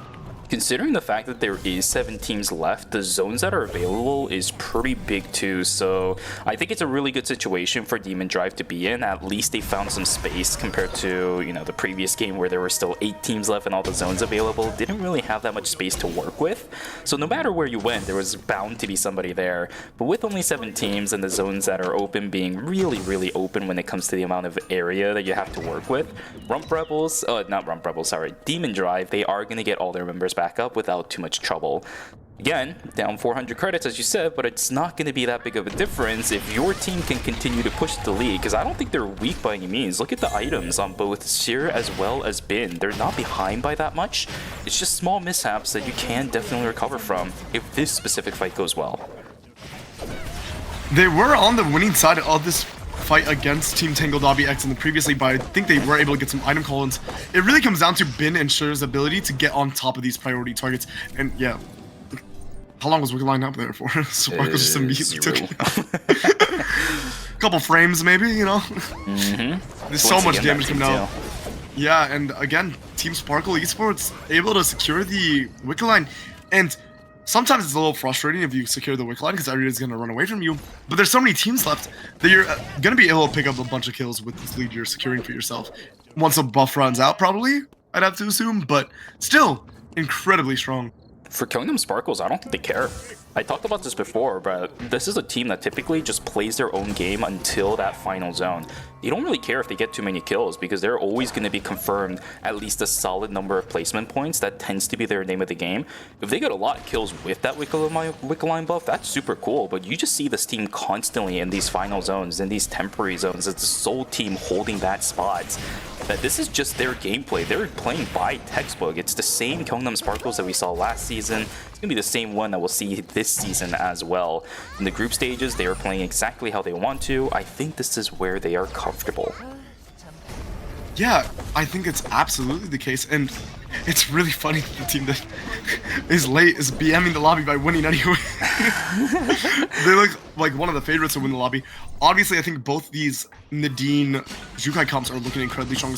Look at What the? Bubba. Whoa. That something very disturbing was on my screen. I might have seen some red items that do not belong there.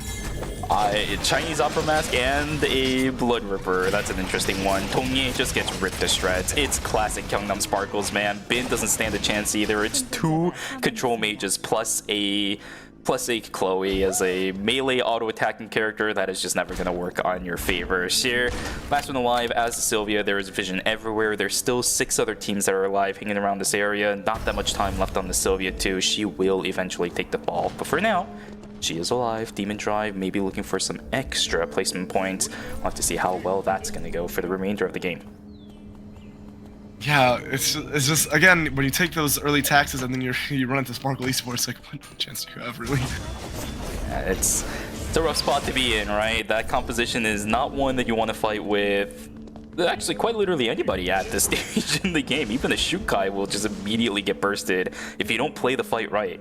Right, that's a comp that you're never going to be using your E to actually initiate. Sheer, 3 seconds left. Yeah, you chose the wrong direction to go, trying to pop it out, but nope, the blink straight into another team. The Blast Wave is the one to pick it up. Gyeongnam Sparkles with 4 kills now. As I said, they're just playing their own game. Now their next step is to push the members of Taejin Cybers out, and they're going to hold on to Gas Station for themselves pretty much entirely. Ali is going to be an absolute fiesta. They're just going to try to push teams away from their own respective zone. Let's see how they do. CCTV cover for them first. There is another team inside of Gas Station now. We should see Gyeongnam Sparkles slowly push that team out. Tight corridors, you are not pushing against the Celine in that. Yeah, you got the Mean Girls combo of Gyeongnam Sparkle just bullying everybody out. It's so rough to play against a comp like that when they have so much zone denial. And we do see Team Succubus BLSing in, but they're not, I mean, relative to the rest of the lobby, they're probably one of the weakest in the lobby. Yeah. No kills, and I was looking at that Emma build. It's rather poor, considering you're one of the carries of the comp, probably getting a little more items. I would have to hope that the Zahir has more items, but Emma is still important in this composition too. I think they spread out the items.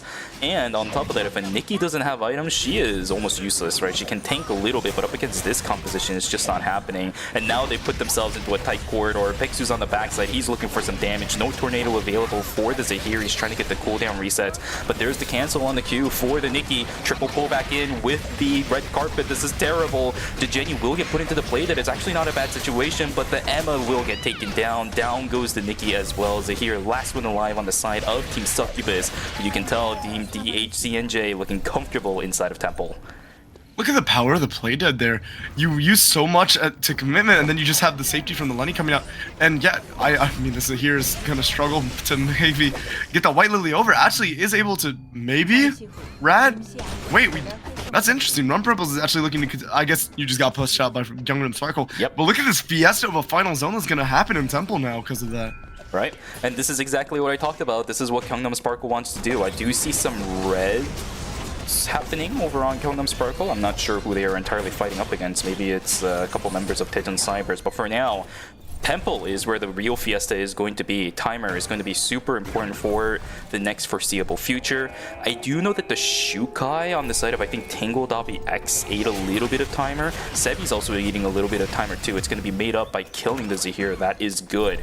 Team Rump Rebels looking for some positioning. I think Rump Rebels is the one with the most amount of timers. Both of our zones are going to get contested. Gyeongnam Sparkles trying to push on in. They were inside the zone last game. Should not be too unfamiliar with this zone. No, now gets knocked up, will be able to run away thanks to the invisibility. What is happening inside of Temple though? 3 teams just positioning around, looking for information. Tangle Dabi X is trying to push on in. They're not going to be able to get it. No, now taken down. I'm flip-flopping back and forth from the 2 fights. I don't know how I'm doing this. Insane and Riori sitting on half HP. Timer's not looking good on the left side for Taejin Cybers. They're going to be pushed away. Revolu sitting on 5 seconds, but his Elfar is not looking good at all. Good amount of damage coming in, but they can't get any kills. Down goes 1, down goes 2. Timer's actually not looking that bad. All of a sudden, Dina's the one that actually has a hefty amount of timer now, keeping himself alive. Is he going to be able to pick up any more kills? That is the question. 3 seconds left for the Adina. He actually picks up another one. Now all of a sudden, his timer's actually not looking that bad either. The third party comes in. Dotato is going to pop. No, not at all. Oh, this is all over the place. Dotato, he's trying to keep himself alive, but the timer pops.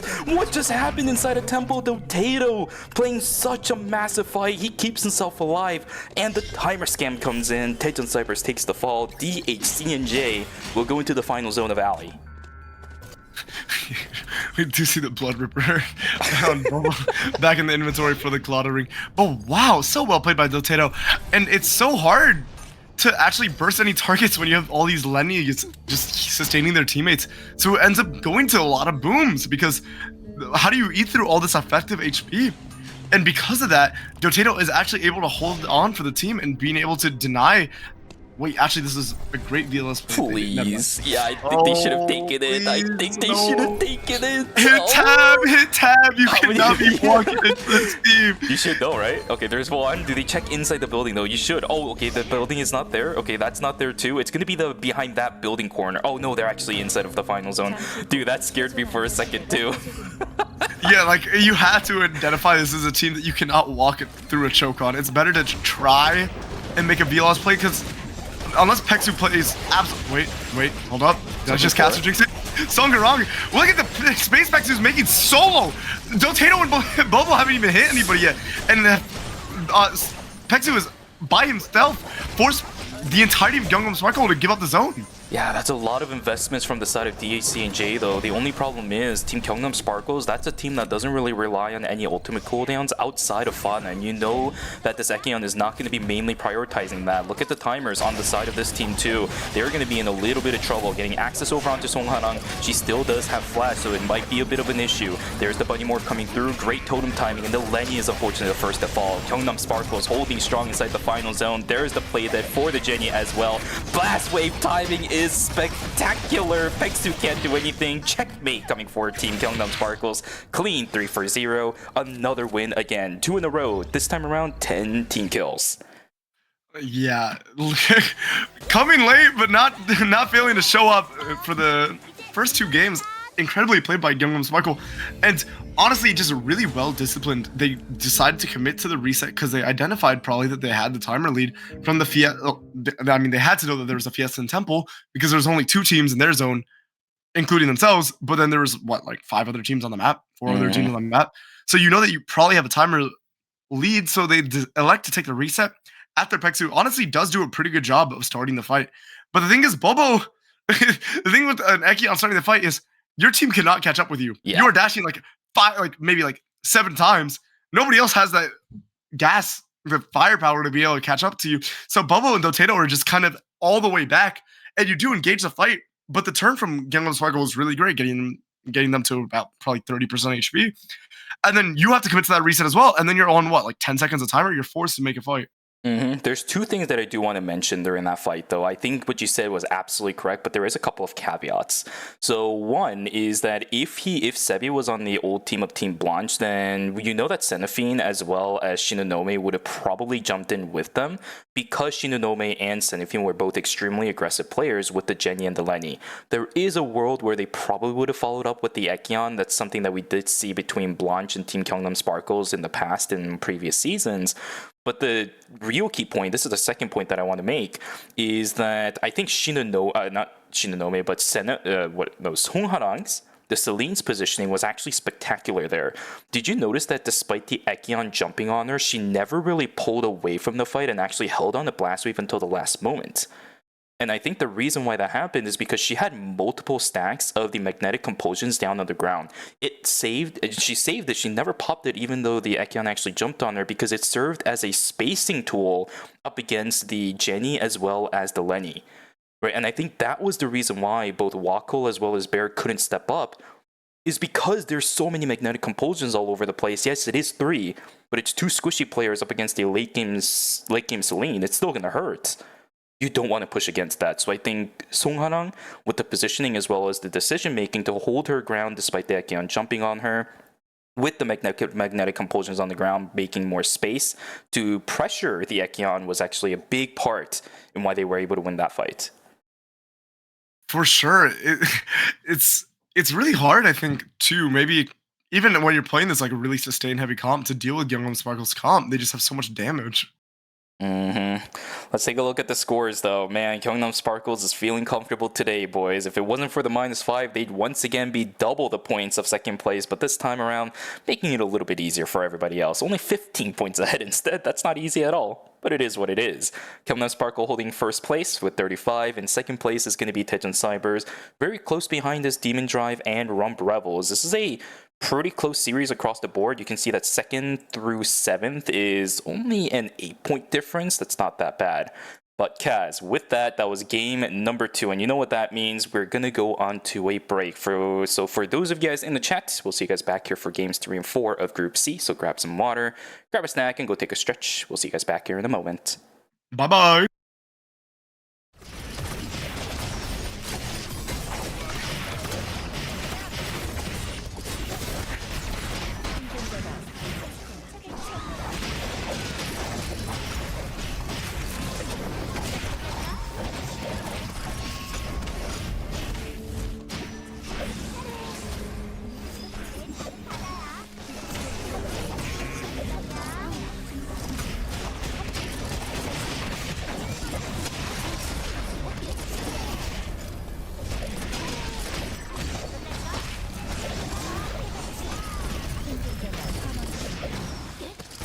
전설적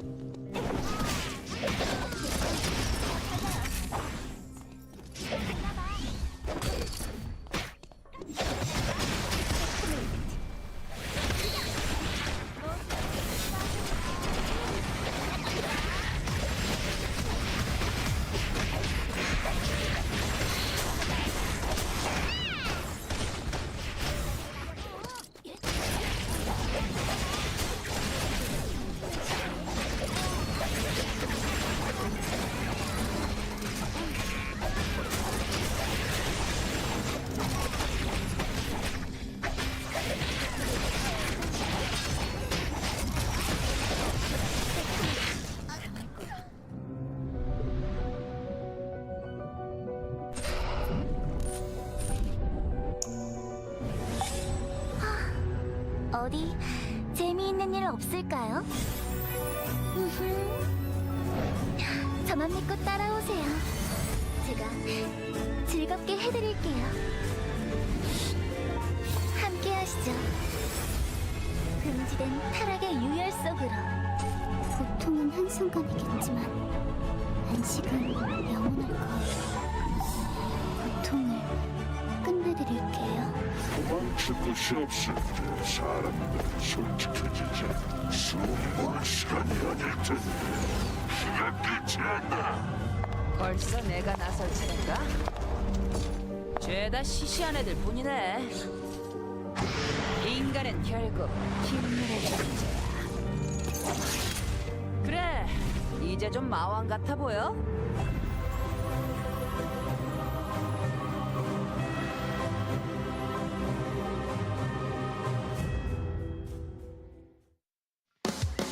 이번 경기도 가볍게 금메달을 따주겠어. 이 정도야 가뿐하지. 새로운 재능을 찾은 걸지도 모르겠는걸. 노력은 배신하지 않아. 이게 그 증거다. 이제부터 경기 시작이야. 금메달 리스트를 얕보지 마. 나약한 정신은 버려라. 얼마든지 덤벼라. 자, 내게 덤빌 녀석은 누구지? 그나마 숨 트이는 곳이군. 내 눈을 피할 생각은 마. 아무리 노력해도 피할 수 없을 거야. 자신 없다면 얼른 루트로 도망치는 게 좋아. 승리의 광경은 이런 거였지.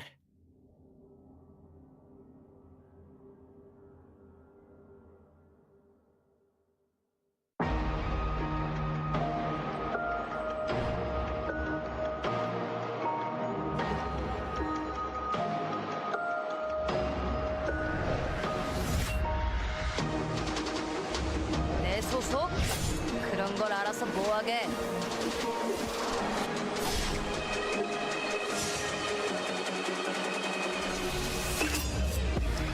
모든 것은 그분의 뜻대로. 빛보다 빠르게.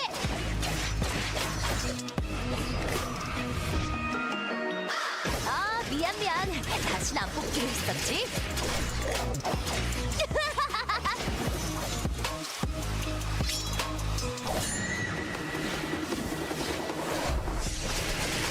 눈에는 눈, 이에는 이.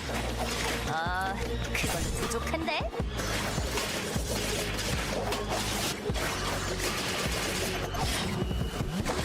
지범의 갈시!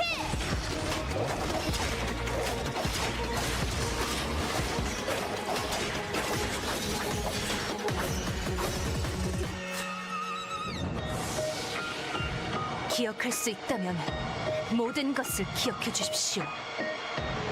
내 눈이 저지른 일들, 내 손이 저지른 일들.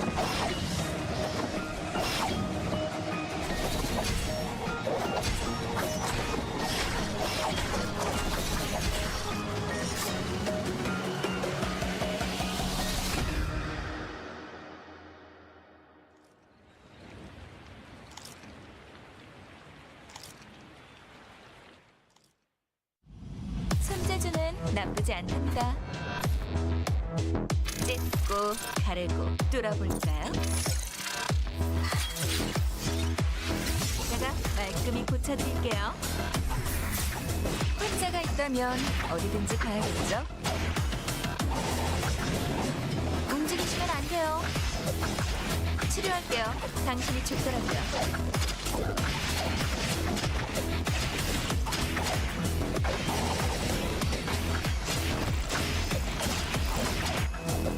맥박이 안 잡히네요. 부르셨나요? 병들어 죽는 것보단 나았겠죠. 전 최선을 다했어요.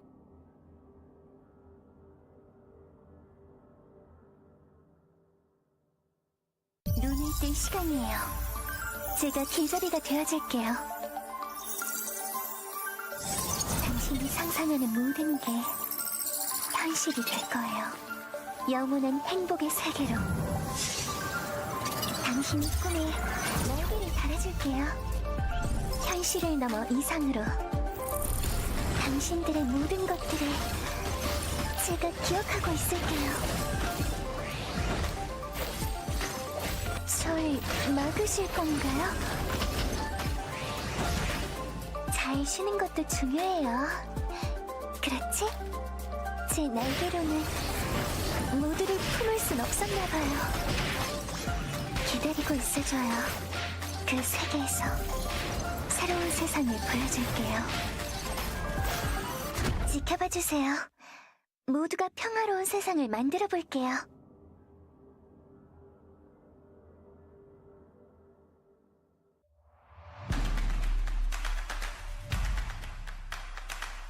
상대 팀의 조합을 잡아낼 수 있을 것 같은데 이미 좀 넘어와서 하고 기술? 들었거든요? 이거 그런데 빠져나갑니다. 이건 죽었어요.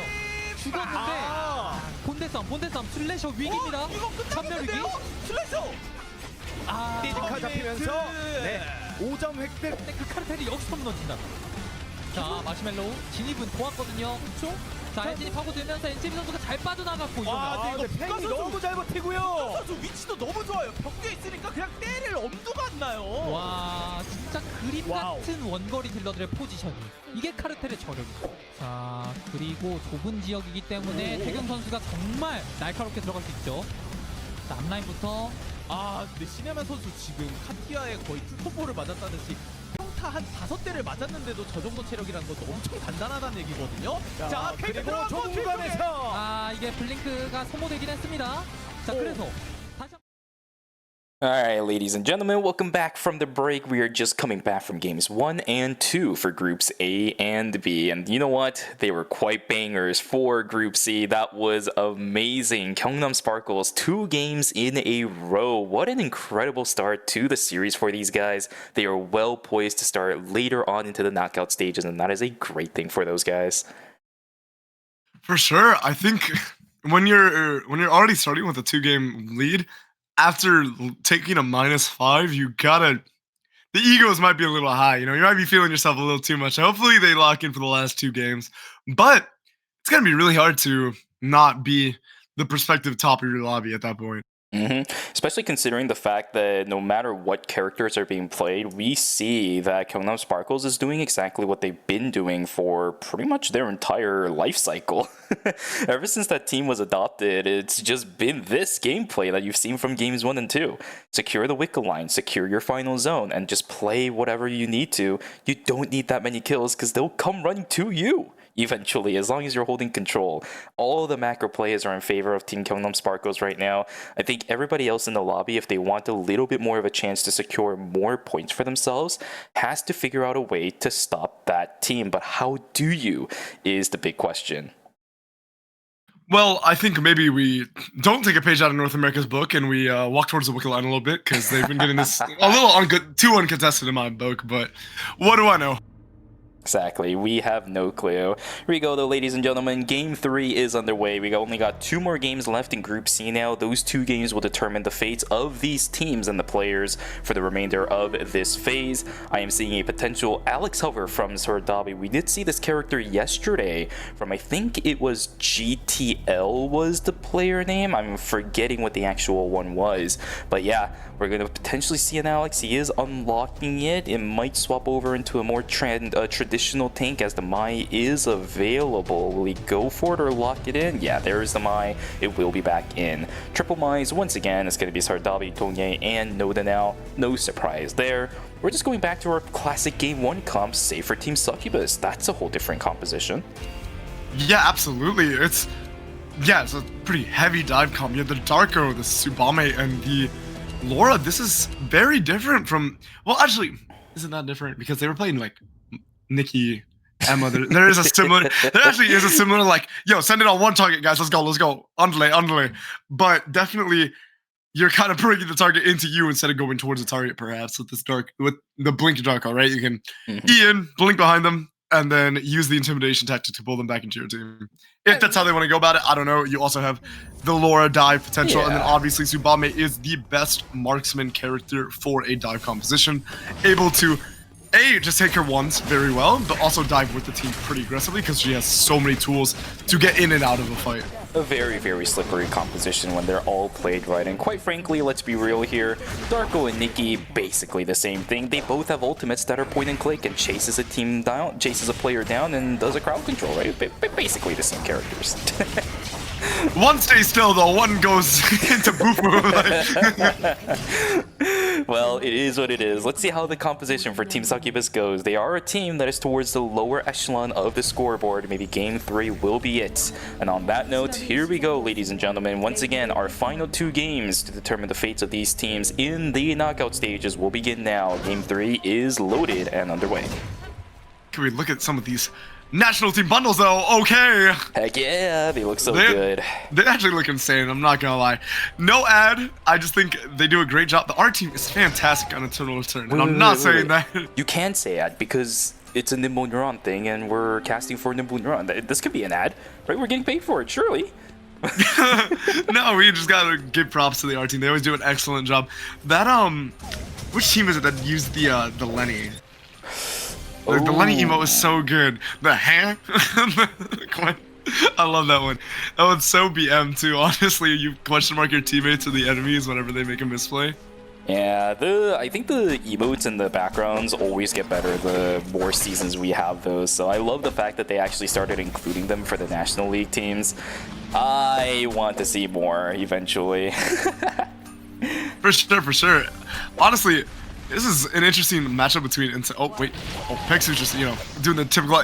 I feel like Ekion and chickens, like, it's just so exhilarating. You're pressing your buttons so many times. Get all the chicken resets. Typically, though, I actually don't like overflowing inside of Chapel because if there's anybody else in there, you actually lose a lot of pressure. But I guess it's not, he's better than Ekion at me, so maybe I should go into overflow to take those animals too. A lesson noted, a lesson learned for today. You learn something new every day, yes? I simply must press my E key. I must. As we see Songnam Rocks and Demon Drive get into a fight. It's very gathered. Oh, sure did switch to the Ivan chart as you were mentioning previously, and Songnam is just going to be offered as the sacrificial pawn. Alright, maybe Songnam Rocks has got to solve the answer to Demon Drive because they're just going to get absolutely blasted every time. And look at that. Oh my goodness. Youngie was not long for the world, but that's so much commitment. Now, I don't know if Demon Drive understands that Succubus used so much, but it looks like they do as they're looking for this fight. Bin is looking on Pisay right now, and wait, was that actually a sub coming in for Succubus? No, it wasn't. No. But we do see the catwalk coming out. Great strut into the catwalk. Oh my goodness, look at that follow-up. Wait, the intimidation tactic actually wait, no, never mind. Exclusive. Wait. Good try, buddy. Oh, but a great turn actually from wait. Wow, actually, I was really surprised. Jun actually had a great turn onto Dongi, but wasn't able to actually secure it. And it is a 2 for 2 rather coming up between Succubus and Demon Drive. And Dongi was about to actually maybe wipe too. It was so close. It's actually a really good start for Team Succubus. Look at the score sheet right now. They're actually 8th place at the moment. This roster has to work for these players. It's got 3 kills so far. This early game lead for these guys can be a heavy snowball mechanic, especially for a composition like Team Succubus's. You got someone like a Darko, a Subami, as well as a Laura. You need that early game to work in your favor. That blink though from Pisay is unfortunately not going to work out in his favor, although he is surrounded by multiple players. Pablo might be the one that's completely caught off guard though. Never mind, completely flips around. Down goes Youngie, another kill in favor of Team Succubus. Theo's going to throw out the energy blast field. A lot of health bars lost on the side of Team Succubus, but will abandon the Lonzo instead. 5 kills now for Team Succubus. This Darko, Subami, and Laura comp really is working. Has Prio over the meteorite. If they want to, they can go for the tree, but should be getting the information inside of Pawn because a lot of those players can use that meteorite so well. And Pexu looks like they're going to go down. Yeah, absolutely. Insane and Riori. Popping the Wolf Assault, maybe a little bit of an overcommitment if you want to contest an objective, but you might be able to get it up in time. But yeah, Sungwon Rocks is also really struggling this game. I don't know why. A lot of these teams that we would normally expect to be doing well are just not having it at all. Quite frankly, they almost got a sense of deja vu too, because they almost wiped again inside of Hospital, although they managed to survive against that. A lot of the ultimates being invested. Twilight Height is gone, Exclusive is gone on the side of Team Demon Drive as well as Team Succubus, both looking for this objective control. Meteorite is what is going to be on hand. The only problem is Demon Drive is a little bit too low. Team Succubus, I'm sorry, is a little bit too low, and with the Sylvia on the hand on the side of Team Demon Drive, you cannot out-sustain that. They will just back away.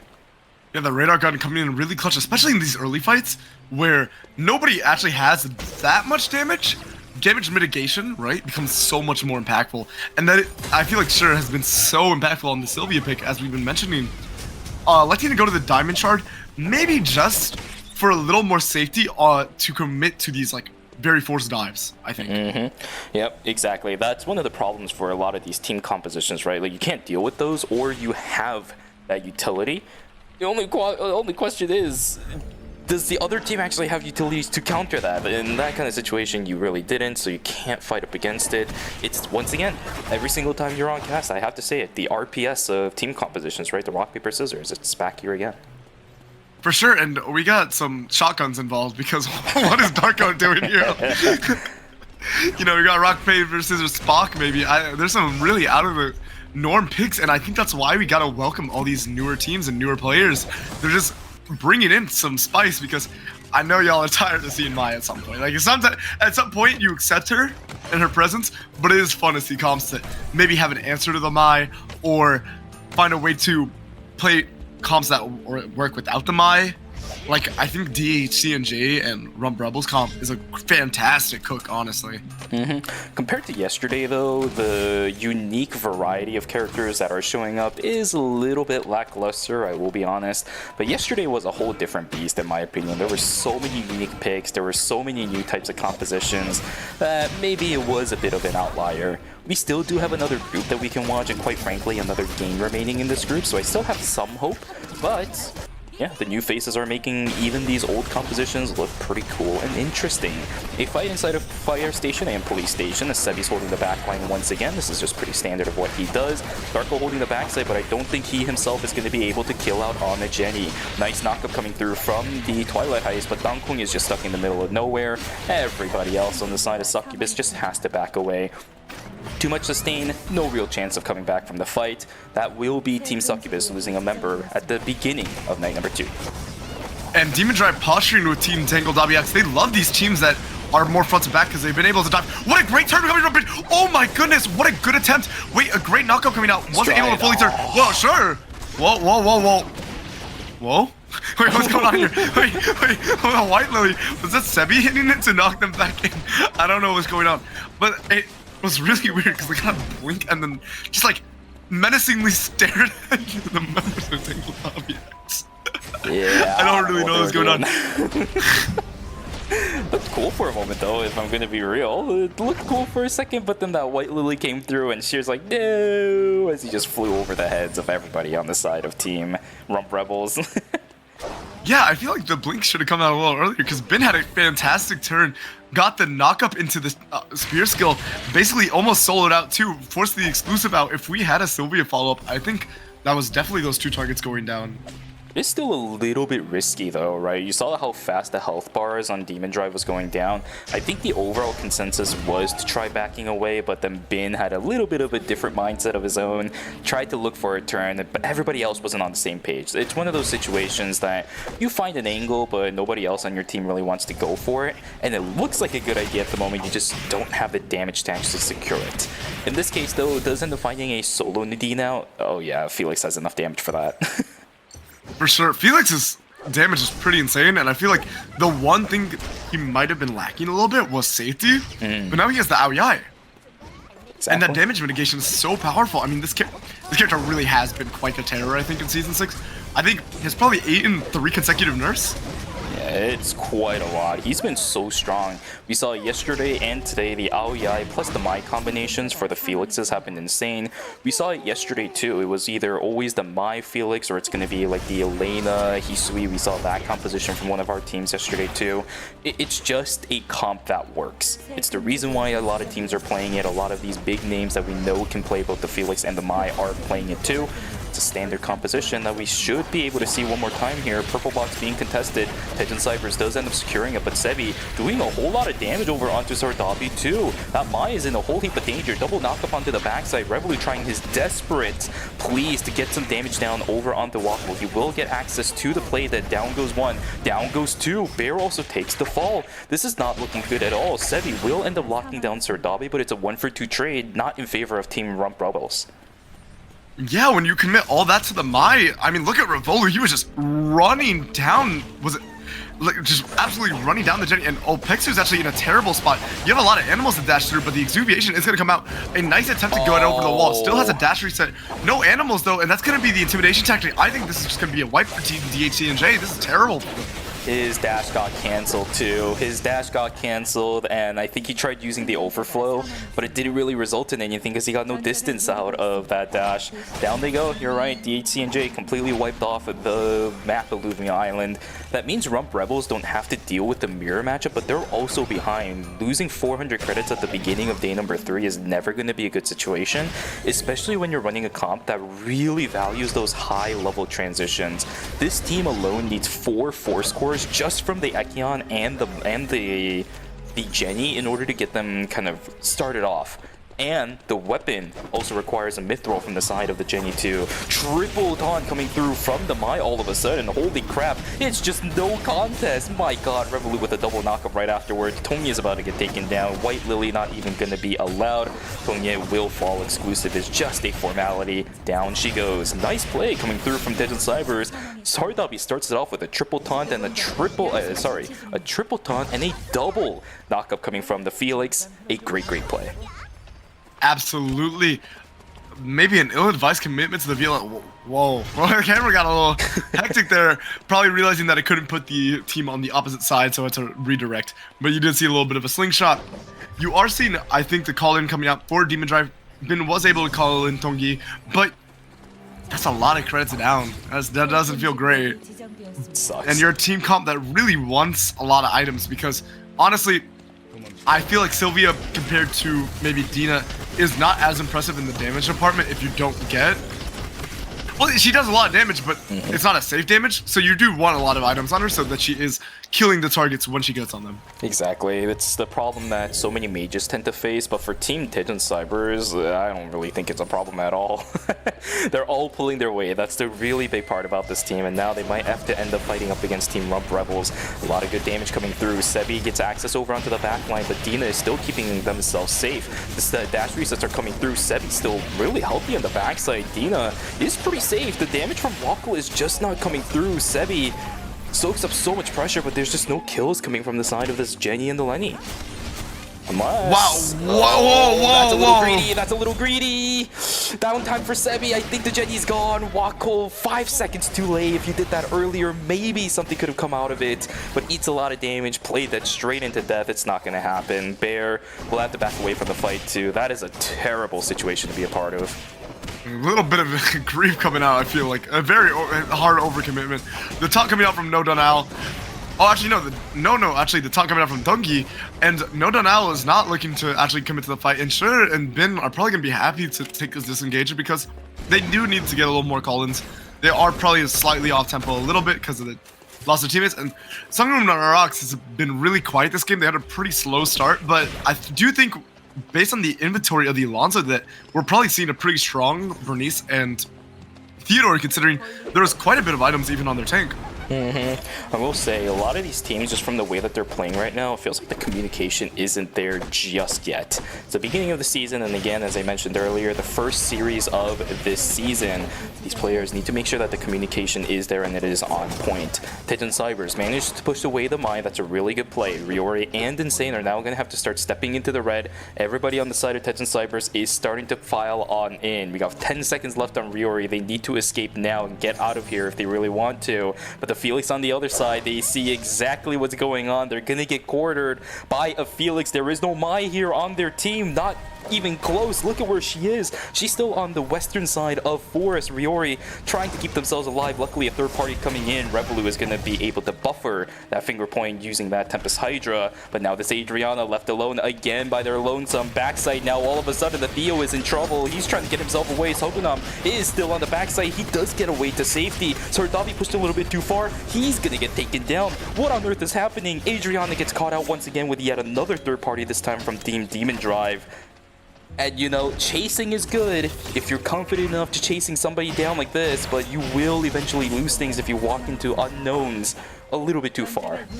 For sure, and honestly, I'm amazed that Tangled BX was actually even able to slightly disengage because Daytime Cybers had the UAV, they had the wall hacks. The red box was right on top of the Adriana, so Riori was not able to run away. And then Riori almost was able to actually run away with the red box because of Sungrown Rock's third party. But then a fourth party comes in, and it's actually Team Demon Drive that was able to secure the red box, and it was the Blood Crown, which is such a big spike for Bin, who was a little bit behind on items, and now getting the Ao Yai online. I think that might be a full build Felix now. This is spooky. I will mention that Wick Line is just zero contest once again. Team Gyeongnam Sparkle is on that objective one more time. Just see it going down in a couple more seconds here.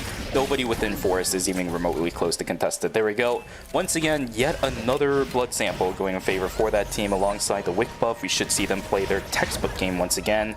Final zone will be theirs. Temporary zone should theoretically be theirs. Team Demon Drive and Songnam Rocks looking for positioning and control over the beach area, whereas inside of Chapel we are actually going to have a fight. Sebi looking for an angle onto the backside of Team Succubus. The damage output is there though. Does he have... Oh! The Spring Trap saves the Ekyon. That is crazy. Well played from Bear. Fight from the beach side is going to begin as well. Tonge eating a huge amount of damage. There's a Shavio blocking a lot of damage coming through from the Bernice. Health bars on both teams still looking not that bad. There's the access onto the Theo. Bouncy house all over the place. Down goes Sokunam. Taungi cannot save this. He will just back away, but the Thunder Strike is there. Oh my god. Bin with a huge play. Follow through is here. It's not even close. Bob Malsa, the last one alive on his team. He can't get the res inside of this area. He has the credits for it, but just not the place to do it. This is not a fight any team here wants between Succubus, Sparkle, or Actually, I can't even see the third team, but I think it was Rump Rebels. Actually, okay, we're seeing Team Taser Cybers able to get an engage on table.bx with a huge double taunt coverage with Sir Dabi to salvage the fight after Gina goes down so early. Revolu has enough gas in the tank to win against this team. I think the damage is much more consistent from the Felix rather than the Adriana. And look at Sir Dabi just soloing out Riori. Oh my goodness, Riori has no timer, has to run away. No Now does not have much timer either. Neither does Sir Dabi. Oh, no. I don't know if the timer. Does Dina have enough time? No, Dina's gonna boom. That's gonna be a -1, I think. Wait, Blink. Oh, the exclusive is so good for Sir Dabi. No doubt now is gonna have to run in, but now that's gonna be Team Taejon Cybers running, seeing that, but Team Gyeonggam Sparkle is gonna get the third party. This is so bad for Team Taejon Cybers. They don't have the gas in the tank, they don't have the cooldowns. Oh, but look at the turn from Revolu trying their best, absolute best with that third Q to get an engage off, but you just don't have enough damage to kill 3 targets, especially through the Soul Link from Fauna. There's no way you're gonna be able to kill that, and that's gonna be a wipe on Team Taejon side. You just can't fight Team Gyeongnam Sparkles. At this point, just forget about it, honestly. Especially if you're running something like a Felix, something like a Mai, if you have to initiate onto these triple backline characters that has so much crowd control, and almost a guaranteed one, right? One of the things that a lot of people forget about Bunny Morph is that it has travel time, but if you're standing right in front of the Emma, it has 0. Felix is gonna get the knockup, sure, on the wind scar, but after that, what do? You're a bunny. You can't do damage as a bunny. You can just, you know, hop around a little bit, and that's about it. You're dead right after you come back out of that because that's a team that'll burst you down. It's so difficult to fight up against Gyeongnam Sparkle, and for Team Taejon Cybers, they came out right up after a fight too, investing so much to keep the Adina alive. On top of it, nothing is working out in their favor. Gyeongnam Sparkle once again is holding that own temporary zone for themselves, should have control over Chapel for the time being. Whereas Sebi looking for a fight, Tongye taken down just a little bit. Overflow started for Sebi. Is he really locking in? Yes, he is. Dashes all over the place. He doesn't have a cooldown on that for now.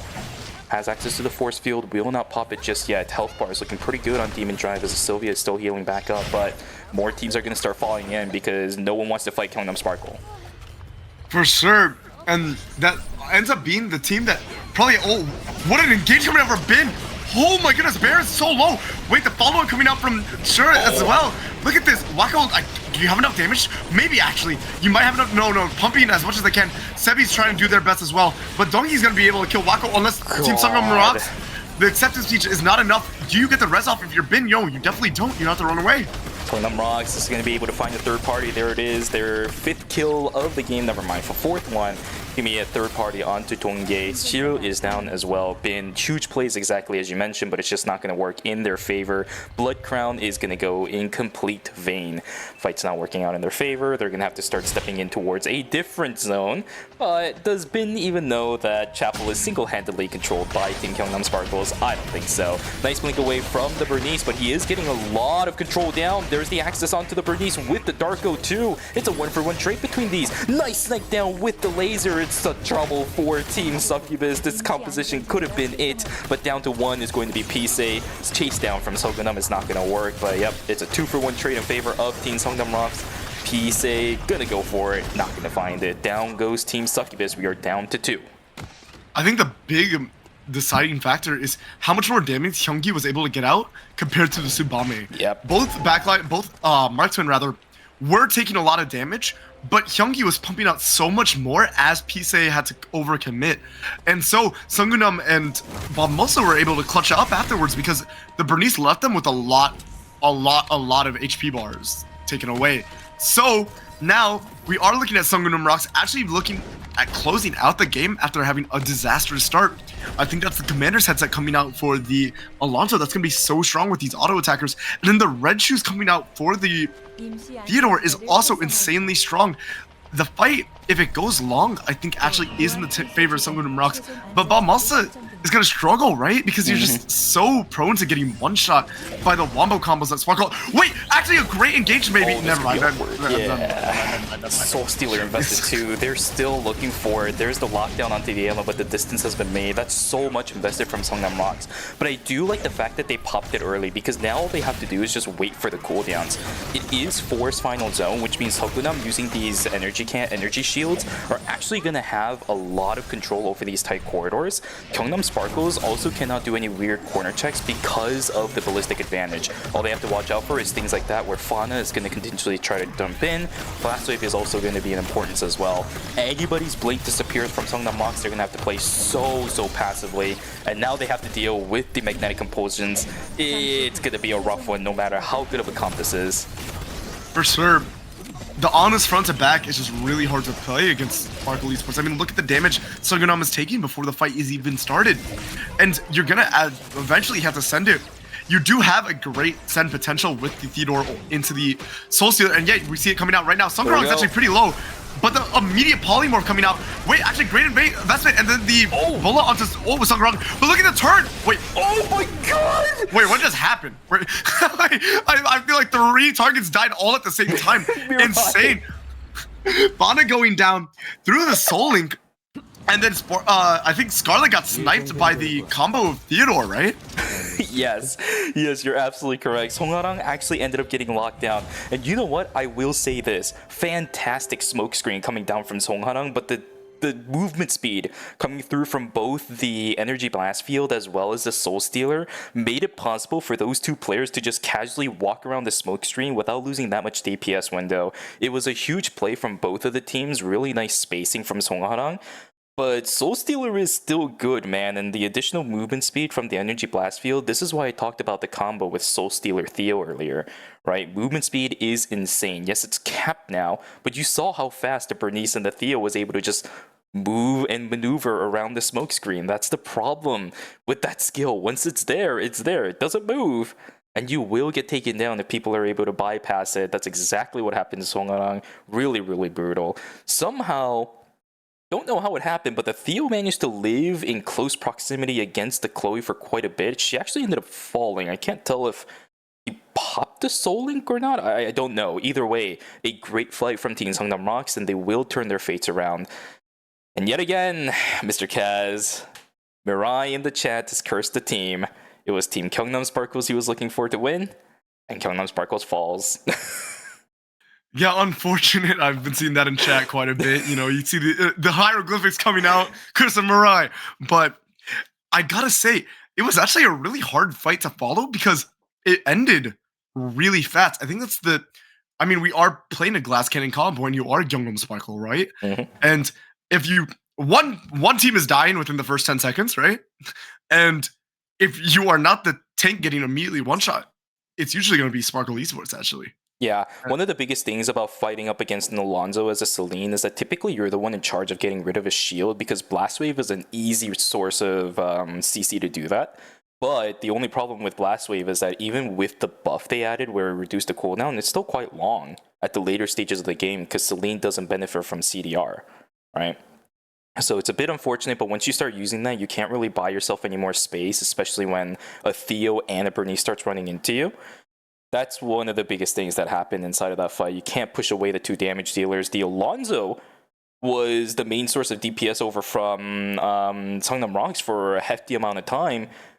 But that team can't really kill an Alonzo immediately off the bat, especially if its front shield is up. Right, that's the big thing there for the Alonzo. Damage reduction is one of the key ways to counter Team Gyeongnam Sparkle's composition.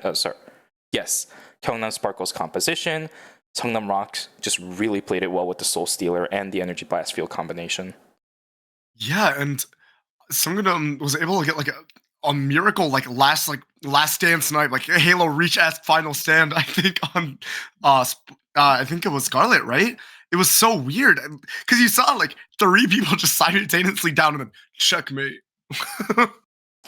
Well, for Team Gyeongnam Sparkles, I don't think this game really matters that much. They picked up so many third-party kills inside of Chapel, and then also got to second place. They're still playing their game. Consistency is the name of the game for Team Gyeongnam Sparkles. They're going to be very much still comfortable in first place.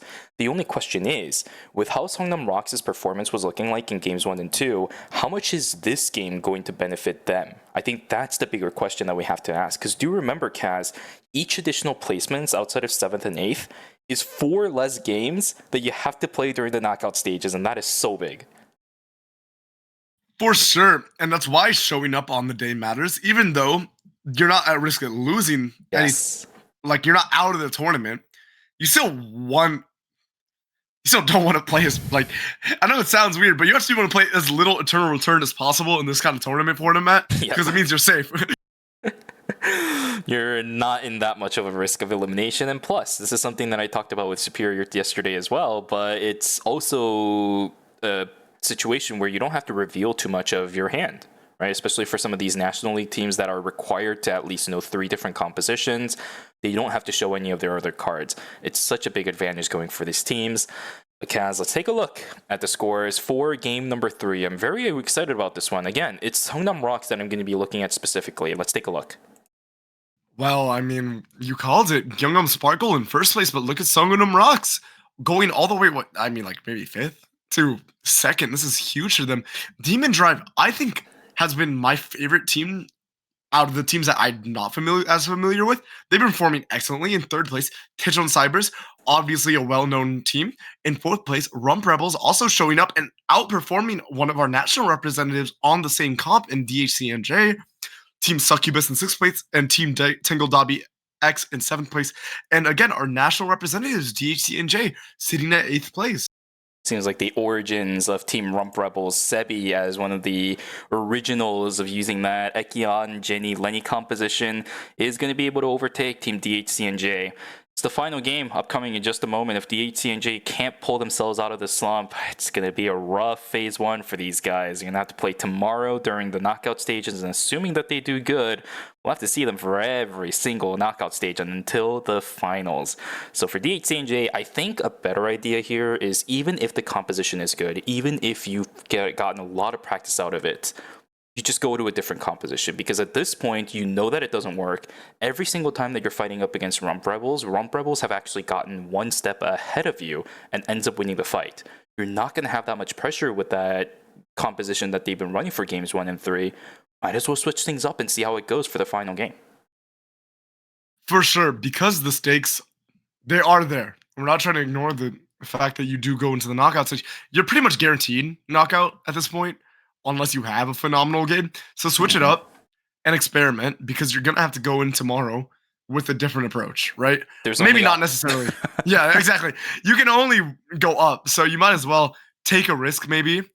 I don't know if they're going to do it, because maybe they want to be well rehearsed coming into knockout stage. Maybe that's their mentality. But I do agree. You can't. The definition of insanity is doing the same thing over and over and expecting different results. And if you've already demonstrably, this isn't results-based analysis anymore. You can just look and see that you're getting outperformed in the mirror and against other comps. You might want to deviate a little bit. You're right. This is the thing that I also wanted to say too. You gotta shake things up a little bit. It's the final game. If what you've been working hasn't been working, then change it up. If it's been working, then no need to change it up. It's the 2 complete opposite sides of the coin. We're probably gonna see the same thing from Gyeongnam Sparkles, not too big of a surprise. Same thing for Songnam Rocks as well. They've just been running the same composition. They're true, tried, and tested throughout the entire series so far. It just worked. They know it works. No need to change things up. Although on the flip side, as we've been talking about, DHCNJ might need to change things up. We'll see if that actually comes to fruition in game number 4. It's going to be very important for a lot of these teams to get that small extra amount of points. Though you got to squeeze as many points out as possible in game number 4 to try to get 1 better placement compared to before. Absolutely. And you really do want to be kind of bringing not just your A game, but maybe a different approach, because if you are on the bottom half, like we've been mentioning with Team DHCNJ, but any team really, you do want to have more answers, especially if you're maybe relying on my comps. You're gonna see more Mize as you progress through this tournament. Yeah. So maybe while you're safely able to practice on one of these non-my comps, I do believe Mize actually banned, so you're kind of forced to, but I want to see what teams have as an answer, because some of these my replacements were not working. I do think Dongi's Estelle was working excellently, but we'll see. Team Succubus looks like they might be deviating a little bit. Tichon Cyber, no.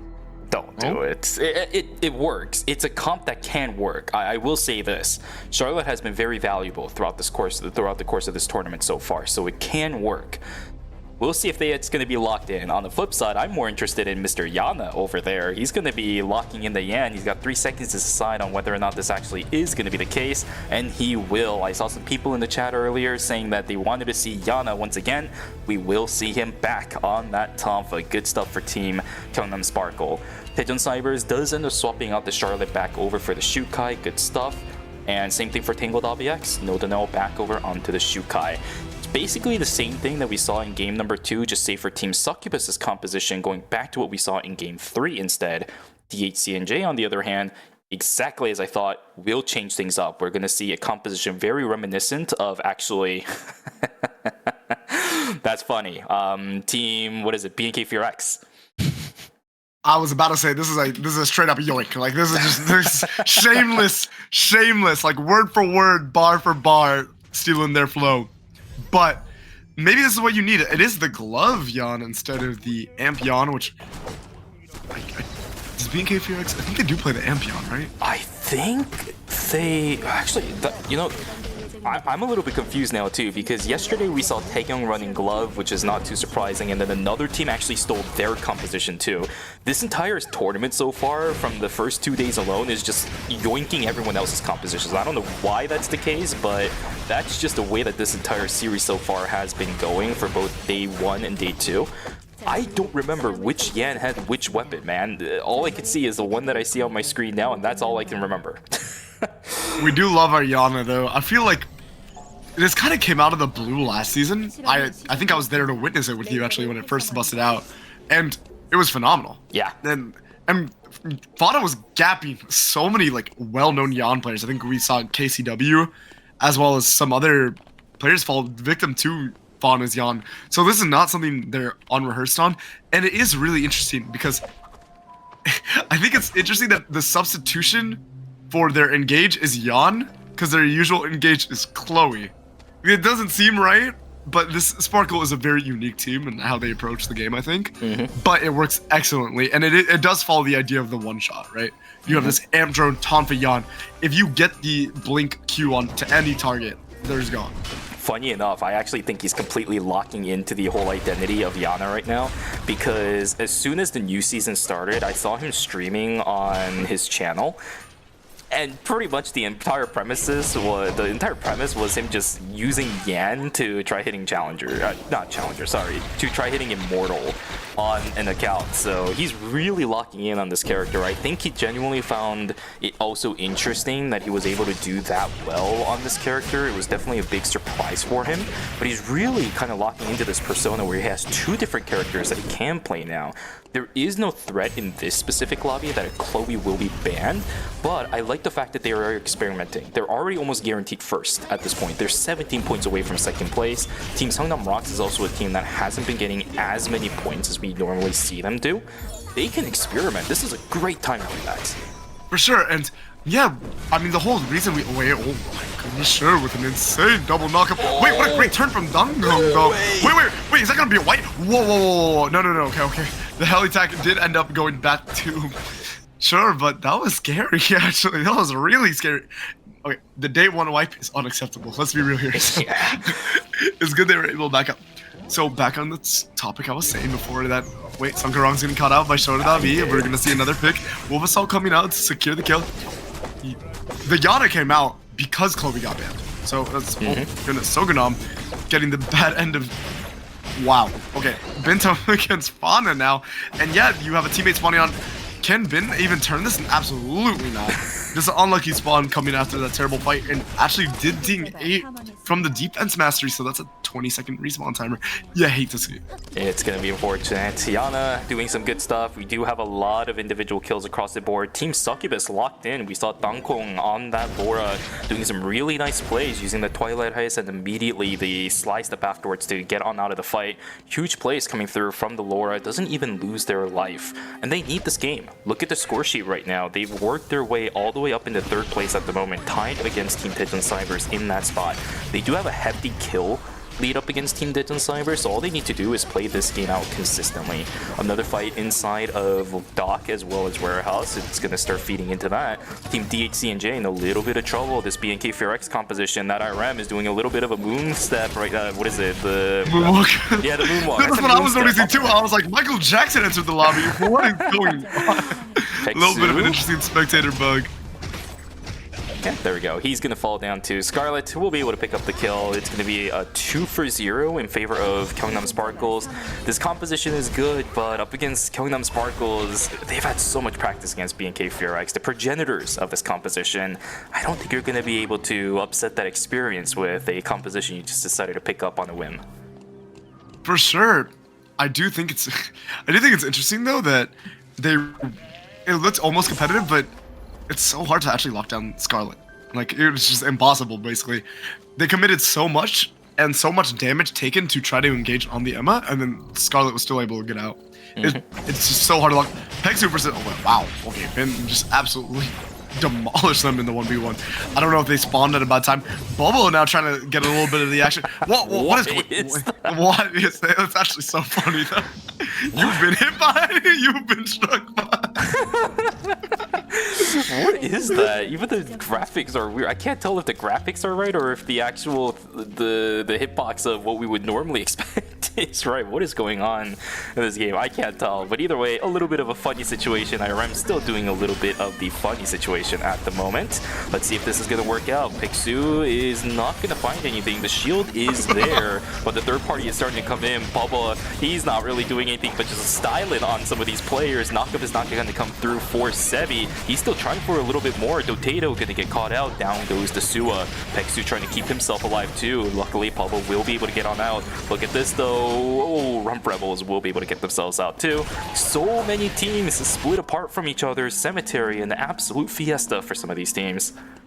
Yeah, Bubba taking the moonwalk away, he had to take the tactical retreat. It's so funny watching that in the fight, though. Somebody said Michael Katzen in the chat, dude. That's a good one. I like that one. That's a good one, chat. Respect. There you go. But Pexu looking for a pick. You don't actually have as much burst, I think, on the Glavion. You do have a lot of consistent damage, though. Yes. But yeah, no doubt I'll definitely gonna go down to the combination of Dotato and Pexu. And Bubba, wait, engaging. Wait, now she's bucked as a... There we go. She's still going. She's still going. Happy feet. Anyways, we do have PSA caught out maybe for the Tetragon. No, absolutely not. No knockup coming out. Pexu trying to deny the White Lily. Wait, oh, wow, whoa. What is... Why did June go in? But PSA trying to turn it, but... Oh my god. Dotato went down really quickly. The intimidation tactic going out... What? Wait. The blink into the wall was pretty funny. Bobo is moonwalking. This is You're too not much. chasing that, man. He's too Can stylish. we just keep the camera on Bubble for the rest of the game? I need to see the smooth moves. Just zoom in on it for the entire game. We don't need to watch the game, right? Dedicated cat cam is what we need for this one. We're gonna have one of those. You know how some people have live streams of their pet animals and that's all they have on their camera? Yeah, can we get that in the bottom right instead of the Yeah. menu map? Thank you. It's like the TikTok content. My Subway Surfers in the bottom right. Yeah, we do sure. have something taking on Insane. Well, I mean, taking a lot of damage from Insane. And Wakala's taking a lot of damage too. Ooh. A Blinken coming in from Insane, and that does not look like Wakala is long for the world. Getting knocked up. I wonder if Riori's going to give chase. It does seem like there is some cocktails to go up. Bear is pretty far away. Did miss the spring trap.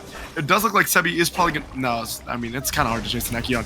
But actually, a lot of damage coming out. Riori will probably be able to get this pick. Did whiff a little bit on the... Oh, a lot of whiffs, but I don't think there's enough gas to take. Wait, who got turned on? Oh, okay. Wait, actually, this might be a white. Straight up. We do see Bear going down. Oh, yeah. Oh, Rump Rebels are gonna take the fall. It's a pretty early game death too. 2 kills. They're gonna be sitting on 22 points. They're better pray, but that's gonna be enough to hold out up against the rest of the bottom 3 teams that's below them. Otherwise, they will go further and further into the knockout stages. It's not gonna be a good situation.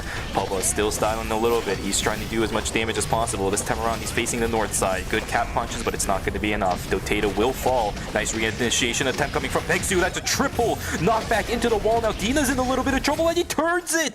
Pegsu on the manages to get a huge comeback on the fight. Sordabi in a whole heap of trouble. He's about to try to use the White Lily to get himself away, but denied by Pablo. This cat is doing some incredible amount of work. Can they chase this? Shukai though, I don't think so. The distance is there. IRM trying to do what they can. You got about how many seconds? 10 seconds to go until Tejan Cybers will come back up. Pablo still looking, still wants it. Scarlet is here. Shukai's quite tanky. Pablo needs to back away because he doesn't want to feel the hands of Team Scarlet. Yeah, he's gonna back away. He doesn't want that. Great turn from Pexu. Wait, I think Bubba's hitboxes might actually be bugged, by the way, because there was a really odd knockup looking out there. Yeah. I'm interested if that actually has any competitive rulings. But we do see Bin trying to engage the intimidation tactic from Pisa, forcing the blink out, and now we see Dongye, but we do have the heli attack, I believe, still, right? Let me look down. No, he invested it. No, we did invest it, so this should be a full disengage from Demon Drive. It's gonna be really hard to win that fight. Pexu finding the engage on Sordabi again. Look at this, the impact of these Yan is actually insane. Oh my god. Attack coming out though. Oh wait, the Bubble's trying to run away, but you cannot walk away from Revolu right now. Absolutely unfortunate. The ultimate coming out, Burt to Chris. They will be able to get the res though. And Potato, unfortunately, taking a -200 right as the days change. And you won the first fight, but you're the one ending up going down -200. Look, yeah, the cat punch looks a little odd. I don't know. Well, I mean, at least the cat's alive. We still get to watch this cat moonwalking all over Lumia Island. I'm happy about that one. Quite surprised that Tejan Cybers did not press the issue. I'm pretty sure it would have been really predictable. They would have gone to the school to get the res. Maybe it's because the Nadine already invested the Wolf Assault. They didn't want to go for it. In which case, good macro decision.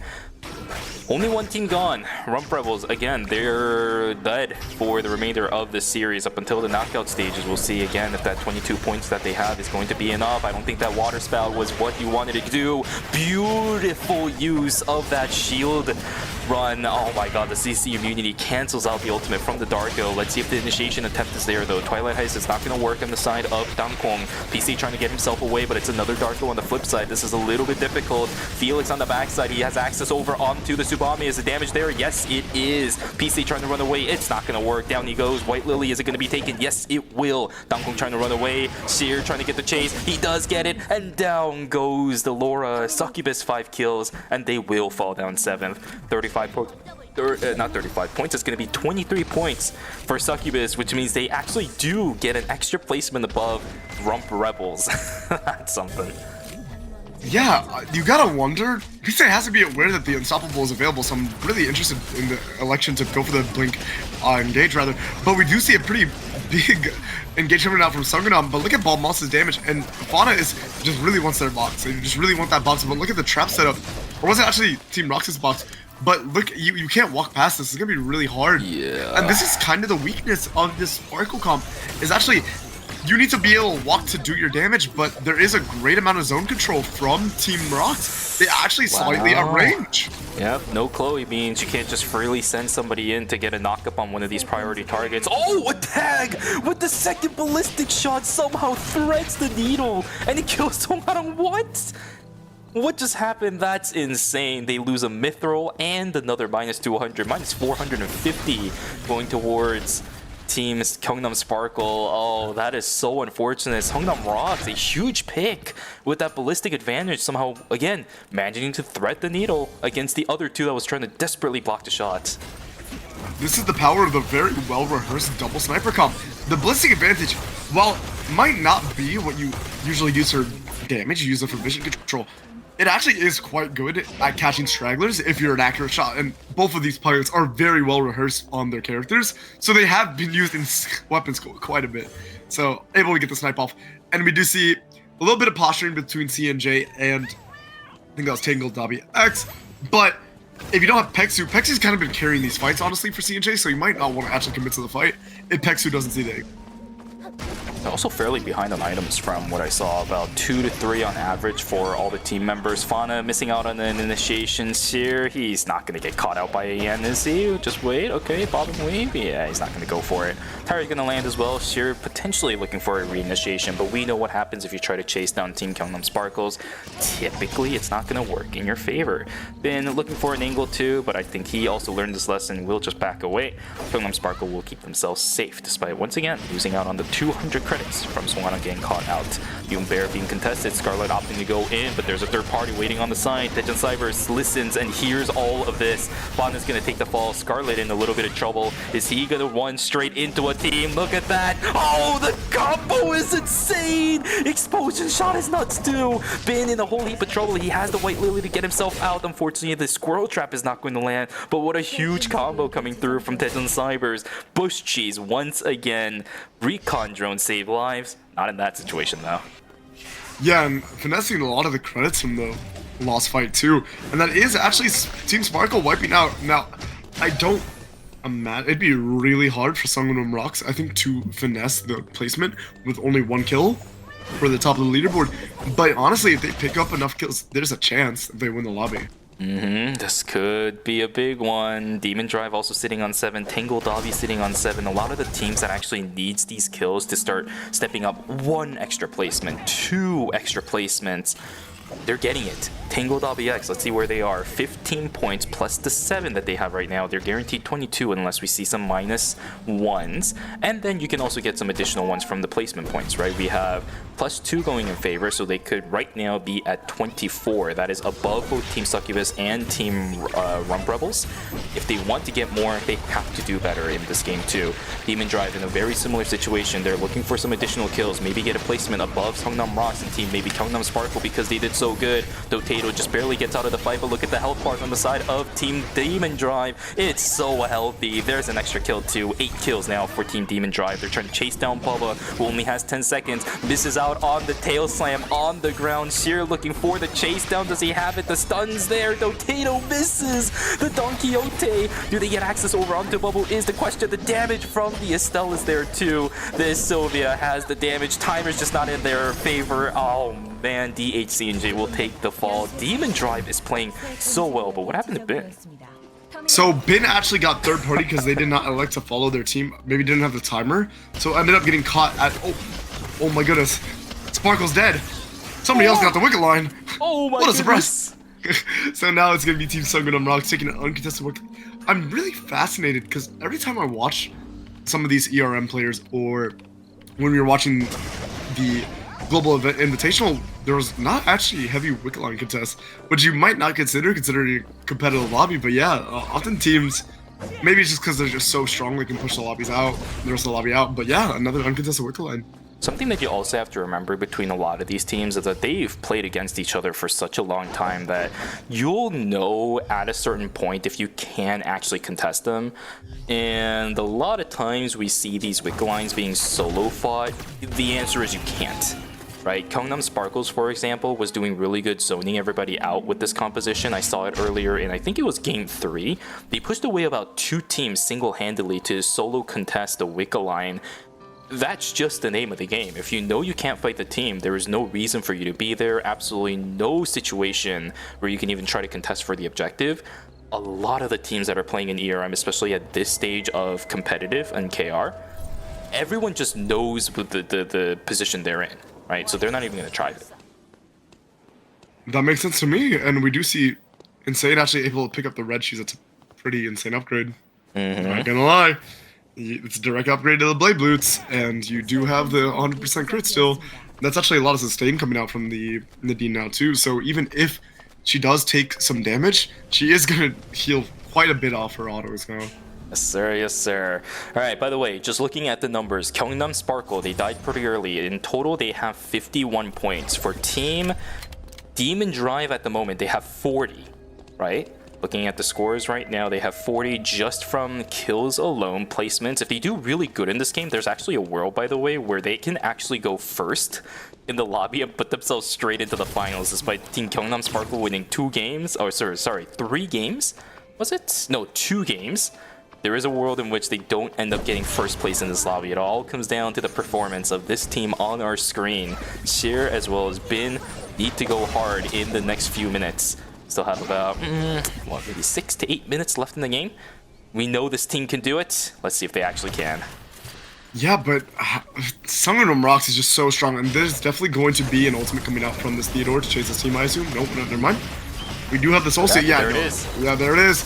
And I don't think you're actually able to turn. You're just going to have to try to disengage.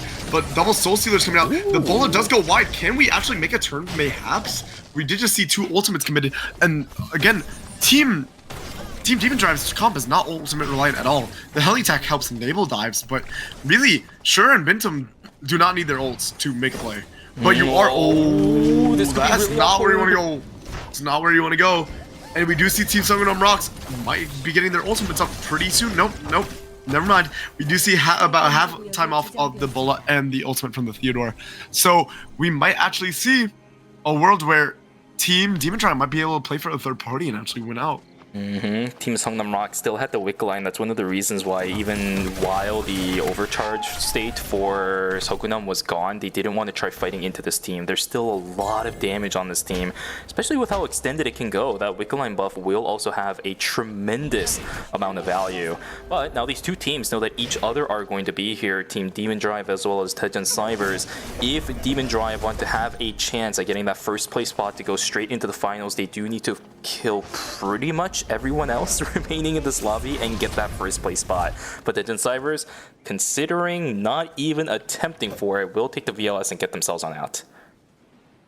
Yes, I believe it's 52 for Gangnam Sparkle, or is it 50? Yeah, 52, 51 right now. I can't tell if they had any placement points. They did go out early. I think it was Succubus and Rump Rebels. Maybe they do have 52. I believe they have 52 because they won 6, though. That would need, and so now that 14 means 14 plus an extra, plus 14 plus first place, I guess. 15 plus first place. That might be doable, but yeah, they do need to pick up these kills. And honestly, if you look at the builds, they actually are not the strongest in the lobby anymore. They're just no doubt Al taking a lot of damage though. But Dongi, look at the return on Dongi. Dongi is not that tanky. He's only sitting on 2 transition. A huge engage coming out though. Sure is gonna hard disengage. Dongi is gonna hard disengage. Bin is probably gonna look for an engage goal. Wait, actually this might be the time for Sure to look for a flanking goal. Look how overextended Insane is. Wait, I think Sure recognizes it. Oh, the Monkey Wire coming out. Blink coming out. The Wolf Assault coming out. But look at the engage out. Wait, Riori's getting taken so low by Bin. Bin is trying to take down Riori. Might actually be able to get the kill. No, never mind. A great amount of return damage coming out from Riori, and now that's a lot committed. You don't have these blinks to get onto these priority targets. I don't know if they have a chance of winning against Team Tangled.bx anymore. We'll see. We'll see. A lot, as you mentioned earlier, Team Demon Drive is actually not that ultimate reliant, so maybe they can have a way to turn this around. We will take a look. Again, looking for that first place spot is going to be Team Demon Drive. Tejan Cybers ends up winning out on the temporary zone on the right side. It's still a possibility for Demon Drive, but their timers are not looking good. Adriana has all the cooldown in the world. They gotta look for a fight now. Let's see what ends up happening. Tony is going to look for the initiation. Timer now starting to be bought by Demon Drive. Riori takes a hefty amount of damage, but Timer still not in favor of this team. Single digits now for the Felix. This explosion shot is going to be completely whiffed out. Let's see if they can get a kill. Looking for it. One more. No, it's not going to happen. Sierra gets 1. They have a little bit more to go, but this Nadine has the Wolf Assault available. The dream is dead. Demon Drive is not going to be able to get that first place spot. Sungnam Rock still fell, which means I think Demon Drive at least secures second place. That is a really, really big jump from, where I normally expect them to be in a lobby like this. But what a devastating loss. Huge plays from Insane. The Blink plus that Monkey Wire combo just screwed over both the Sylvia and the Felix initiation so much. Well played. For sure, and honestly, yeah, Demon Drive doing fantastic. Look at all, we have Sungnam Rocks and Tejan Cybers, Sparkle Esports, DHC, and J. This lobby is so stacked. Getting second is bonkers. If they're able to secure it, but Team Tejan Cybers can actually play spoiler. I think it might be a third for Team Demon Drive, but that's still a fantastic performance. I think actually it's a guaranteed third for Tejan Cybers, or not yet. Well, they might need to win this lobby. See. Or yeah, guaranteed second, rather. this. Yeah, I think they have to win to get the guaranteed second. Yep, let's see what ends up happening. There is a world in which it can happen. Tangled.bx also looking for a couple of these extra placement points. As I mentioned, each of these points mean a lot for these players. Insane, looking for an angle up against her Dobby, but that is a Shukai. No Denial also taking a lot of damage. These Nadines trying to go up against the Shukais are good, but the Flames are just eating Revolut alive! Why put yourself in a tight corridor? Why? Tejon Cyber is trying desperately to fight this out. There's the force field. I don't know if that's a force field. Maybe it's a shield from something else. He is trying desperately to keep himself alive too. Dina doing whatever he can, but the damage just isn't there. Tejon Cybers will fall. Tangled.bx will end the game with 14 kills on hand in first place. Beautiful plays from Riori. That is such a tight chokehold, and then Nadine walks straight into it. Yeah, actually, I think that was honestly a pretty cataclysmic choke coming out from Team Tejon Cybers, because if you looked at Sword.b, they wasted so much trying to engage on the Jukai, and they were actually able to soul steal her out. You could have played for a little slower of a fight and not taking that much damage, but ends up losing out because the turn from the Bird to a Chris from No Danal was perfect. Indeed. GG's, ladies and gentlemen. Game 4 is going to end with it going to be Team... I forget the name all of a sudden. My brain is just completely blanking. Team Tangled.bx taking away our final game. Huge kill, huge game for themselves too, coming right when they needed it. 14 team kill plus first place. They're going to be able to manage a huge amount of points to get themselves out of that 7th place spot. This is a big one now for Team Tangled.bx. How many days are they going to be able to not play the game for the rest of the phase? That will be the big thing I'm going to be looking for in the score sheet when it comes out. Yeah, it might be love of the game, but it's avoiding the game as much as possible for these players, because these are not lobbies you want to play in, especially because there's a lot of demons now. Like, did you look at that lobby? Some of these teams are going to be in a knockout stage. Yeah. I mean, Tejon Cybers, Sparkle Esports, DHCMJ, like, you're just listing off. Sungwoo Rocks, like, okay, Group C was kind of insane, no? Like, I feel like this lobby was a little too stacked, maybe. Like, what's going on? And the thing is, it's not even just teams, it's the players that are in these lower brackets right now. It is mind-boggling how much of a uprising we've had from some of these new teams. I talked about it to you earlier too when we were taking a look at the groups A and B results, but there's a lot of teams that are newcomers that are doing extremely well in this group stages so far. A lot of teams that you and I would recognize, maybe even some of the players in chat would recognize, are playing in knockout stage 1 and 2. It's gonna be a tough knockout stage for phase 1, and you do not want to put yourself in that situation. Yeah, it's a very uphill battle. And the thing is, it's uphill because the level of talent is just immense. It's fun for viewers. It's got to be a nightmare for players, though. It's not going to be a fun series. A lot of times, I mentioned this yesterday, but a lot of times when you have a format like this, the first couple of knockout stages, a lot of people are just going to be like, oh, you know, some of the teams that are probably not even going to make it to like knockout stage 4 or 5 are going to be there. I don't have to watch it. No, guys, this phase 1 knockout stage 1 and 2 are going to go crazy. We're going to see that tomorrow on Sunday after we get the results of the Group D placements after the break. But yeah, please do not miss the knockout stage, the early knockout stages. It is going to be insane. But Kaz, let's take a look at what the scoreboard looks like. The final determinants of where these teams in Group C are going to be placed into the knockout stages. Go over it for me. Absolutely. So we have Gyeongnam Sparkle, as no surprise, 35 kills, securing our first place with 52 points. That does mean they're going straight to finals, I believe, Shuri, right? Mm-hmm.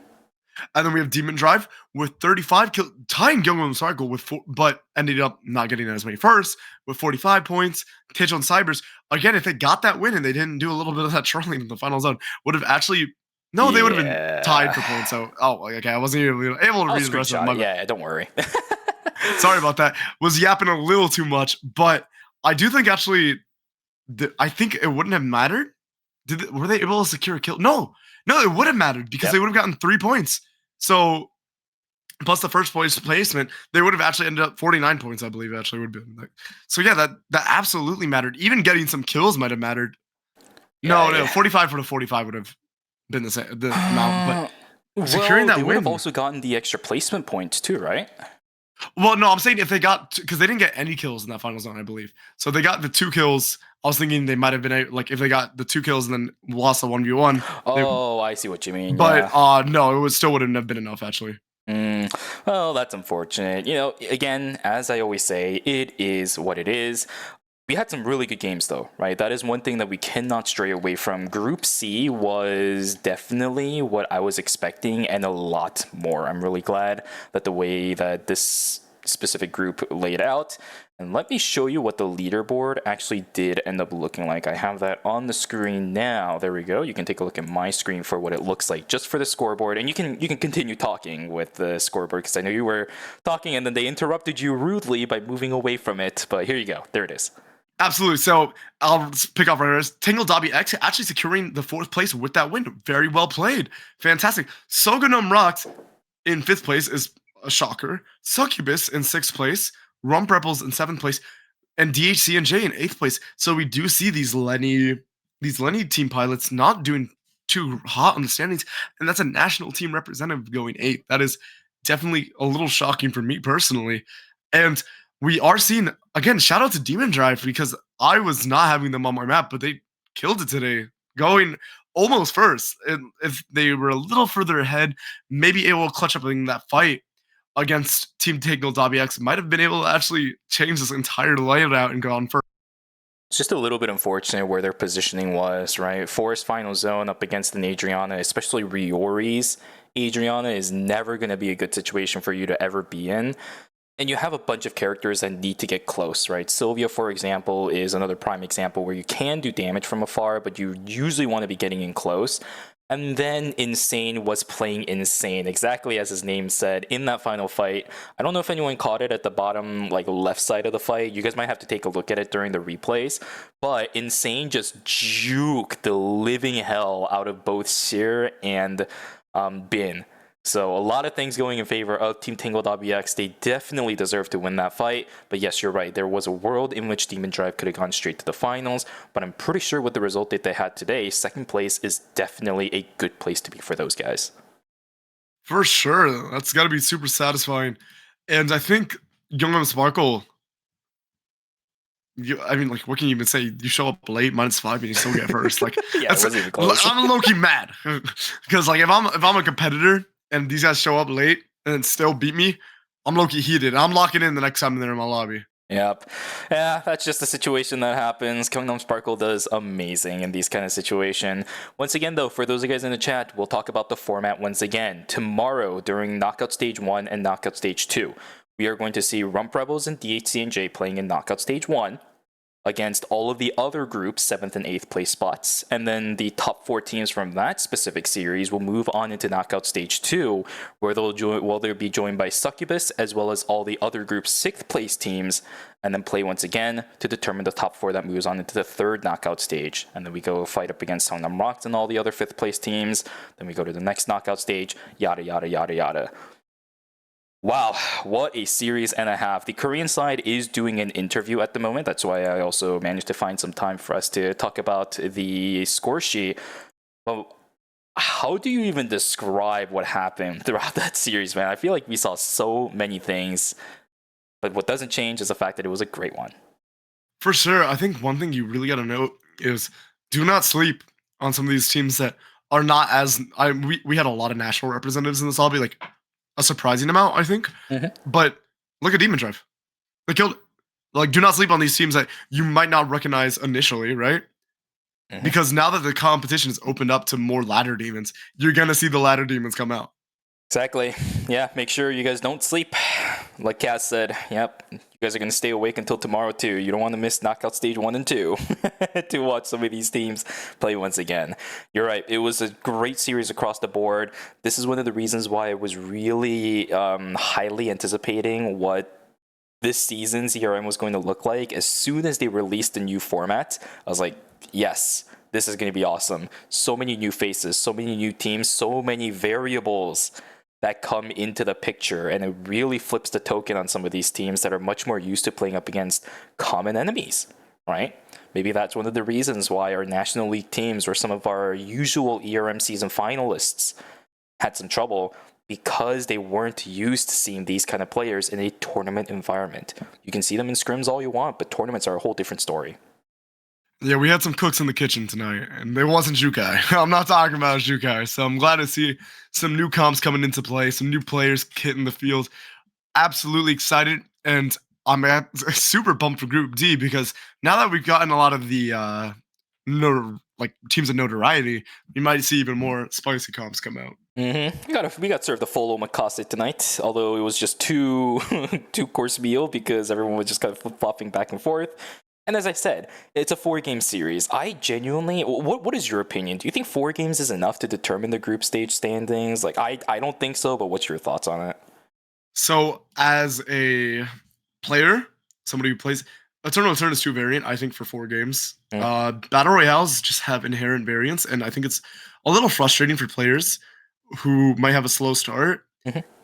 I think checkmate, or checkpoint, rather, players have showed their frustrations with. But at least there's a higher game sample size, and you have comeback factor. If you start slow on a 4-game series, you end slow. Like, it's really hard to accumulate and turn up and, like, rev up. So I do think it's the higher the sample size, always the better. But pragmatically, that's kind of impossible with the format. And I'd rather just have more teams play. That is true. You can prove yourself a knockout stage. So this is not the end of your story. So lock in. Indeed. Same things, same thoughts from me as well, guys. Ladies and gentlemen, though, we are starting to get ready for Group D. While we are still waiting for the interview on the Korean side to end, let's take a look at one more time some of the teams that are going to be playing Group D. We got BNK FearX that is going to be coming in, Mira-In Sejong, Saber, Ultimate, Niji Celestial Avalanche, and New Neo Nunchi. It is a stacked lobby. You guys do not want to miss it. I know we've gotten a hefty amount of drops already, but you do not want to miss that group. So make sure you guys stick around, because after the break, we will be coming back and seeing that specific group play. Yeah, absolutely. And yeah, there's some spicy names there. Some of y'all recognize some of the names coming up. So do not miss it. I know you're maybe a little tired, but this is average time for us anyway. So lock it in. Yes, sir.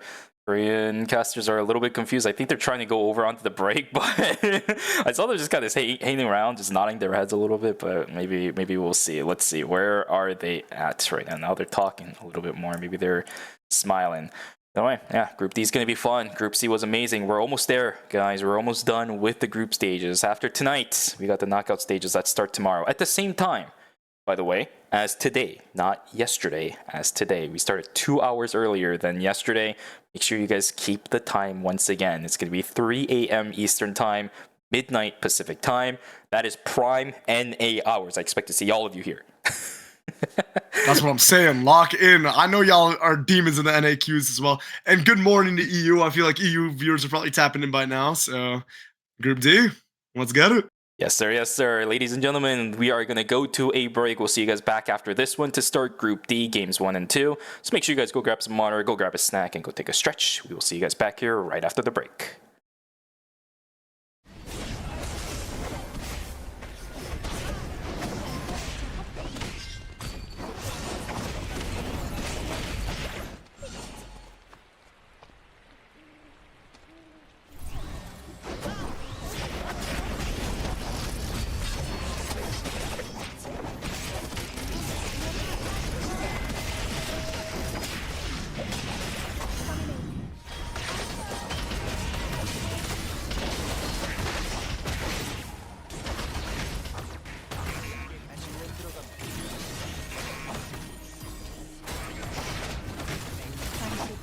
임시 안전지대가 활성화됩니다.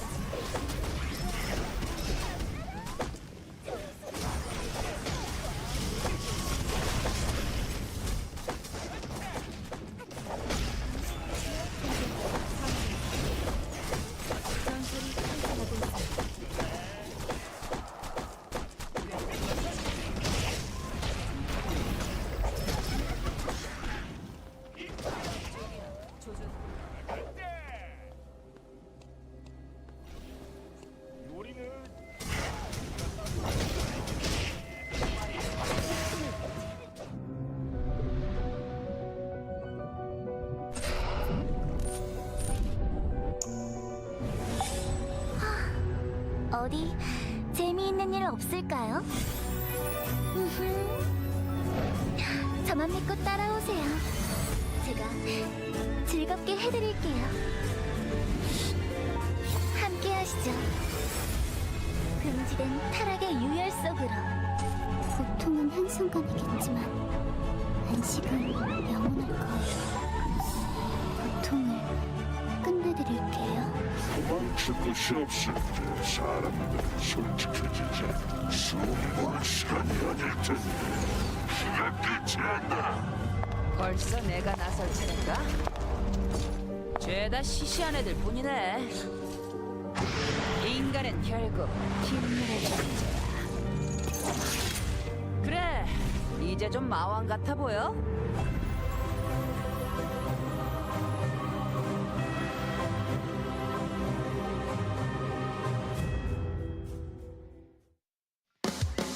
이번 경기도 가볍게 금메달을 따주겠어.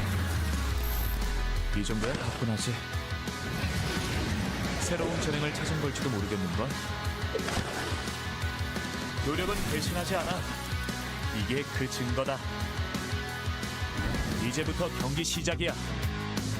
금메달 리스트를 얕보지 마. 나약한 정신은 버려라. 얼마든지 덤벼라. 자, 내게 덤빌 녀석은 누구지? 그나마 숨 트이는 곳이군. 내 눈을 피할 생각은 마. 아무리 노력해도 피할 수 없을 거야. 자신 없다면 얼른 루트로 도망치는 게 좋아. 승리의 광경은 이런 거였지.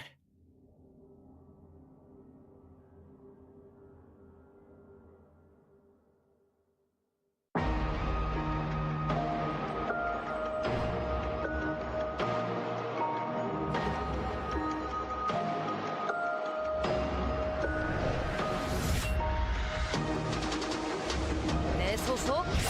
그런 걸 알아서 뭐하게.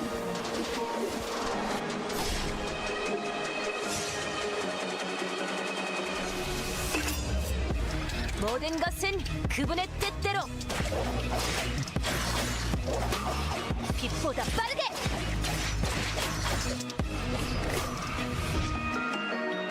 아, 미안. 다신 안 뽑기로 했었지?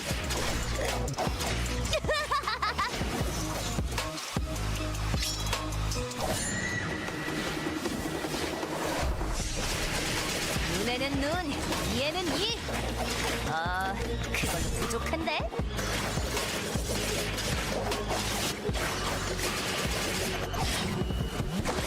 주범의 갈시!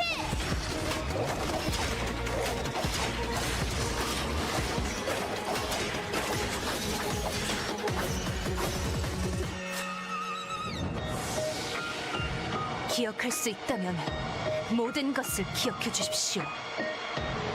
내 눈이 저지른 일들을, 내 손이 저지른 일들을.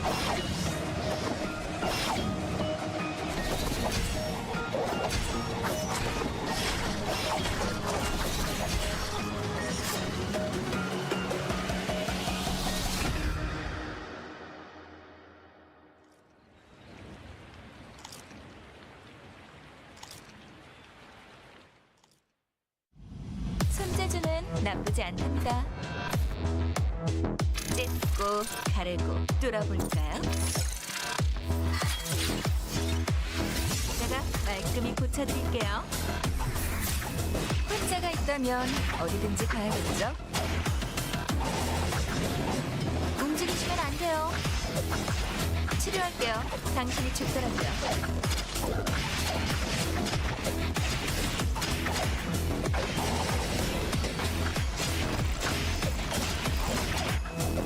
맥박이 안 잡히네요. 그러셨나요?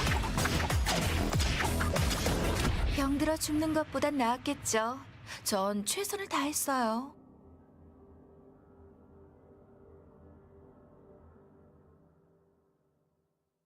눈을 뜰 시간이에요. 제가 길잡이가 되어줄게요. 당신이 상상하는 모든 게 현실이 될 거예요. 영원한 행복의 세계로. 당신의 꿈에 날개를 달아줄게요. 현실을 넘어 이상으로 당신들의 모든 것들을 제가 기억하고 있을게요. 절 막으실 건가요? 잘 쉬는 것도 중요해요. 그렇지? 제 날개로는 모두를 품을 순 없었나 봐요. 기다리고 있어줘요. 그 세계에서 새로운 세상을 보여줄게요. 지켜봐 주세요. 모두가 평화로운 세상을 만들어 볼게요.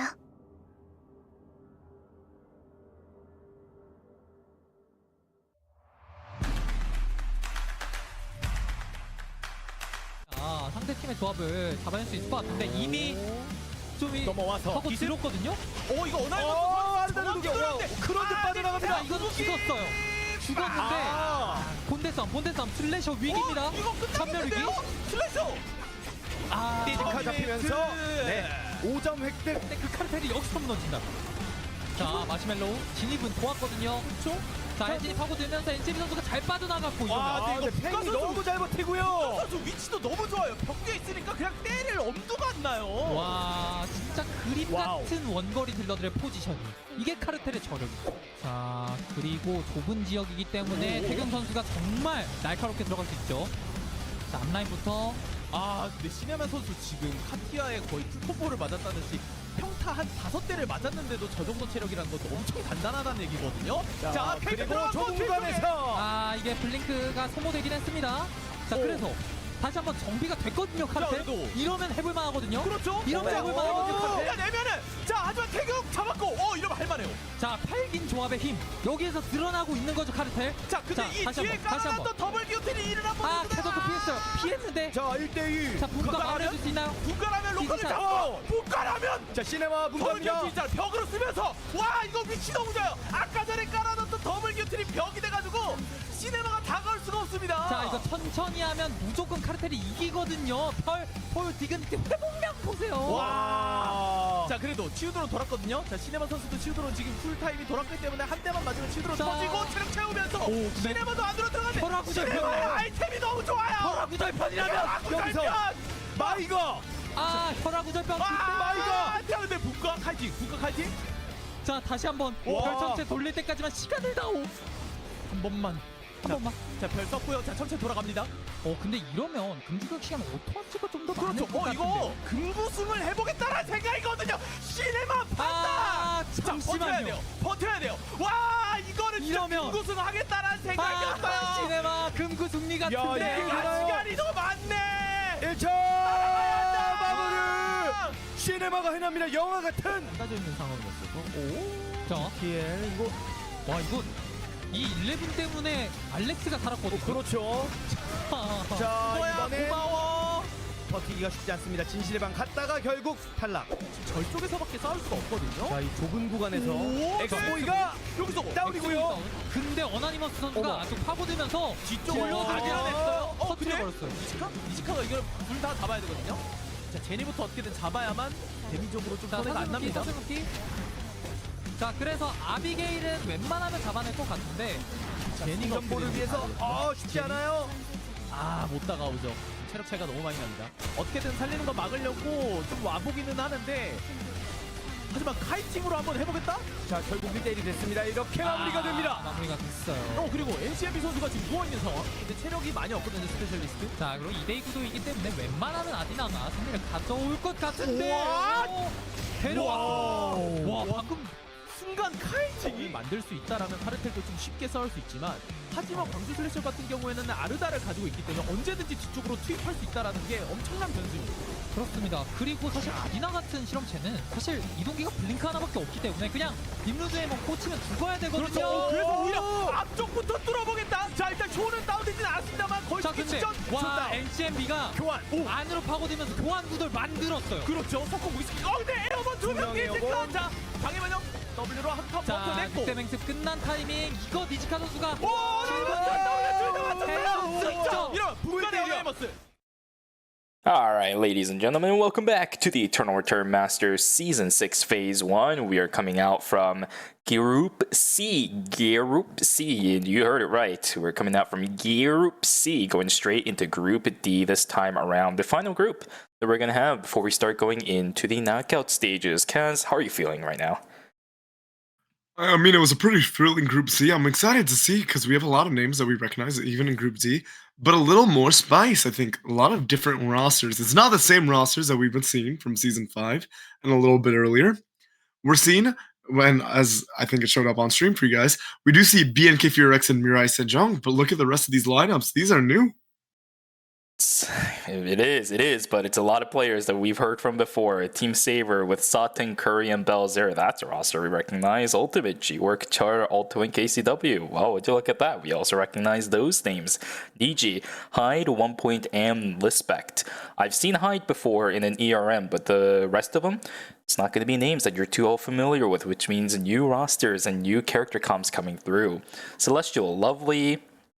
I can't tell what that next one is. I think that says Moss, ASD, as well as Dong 9.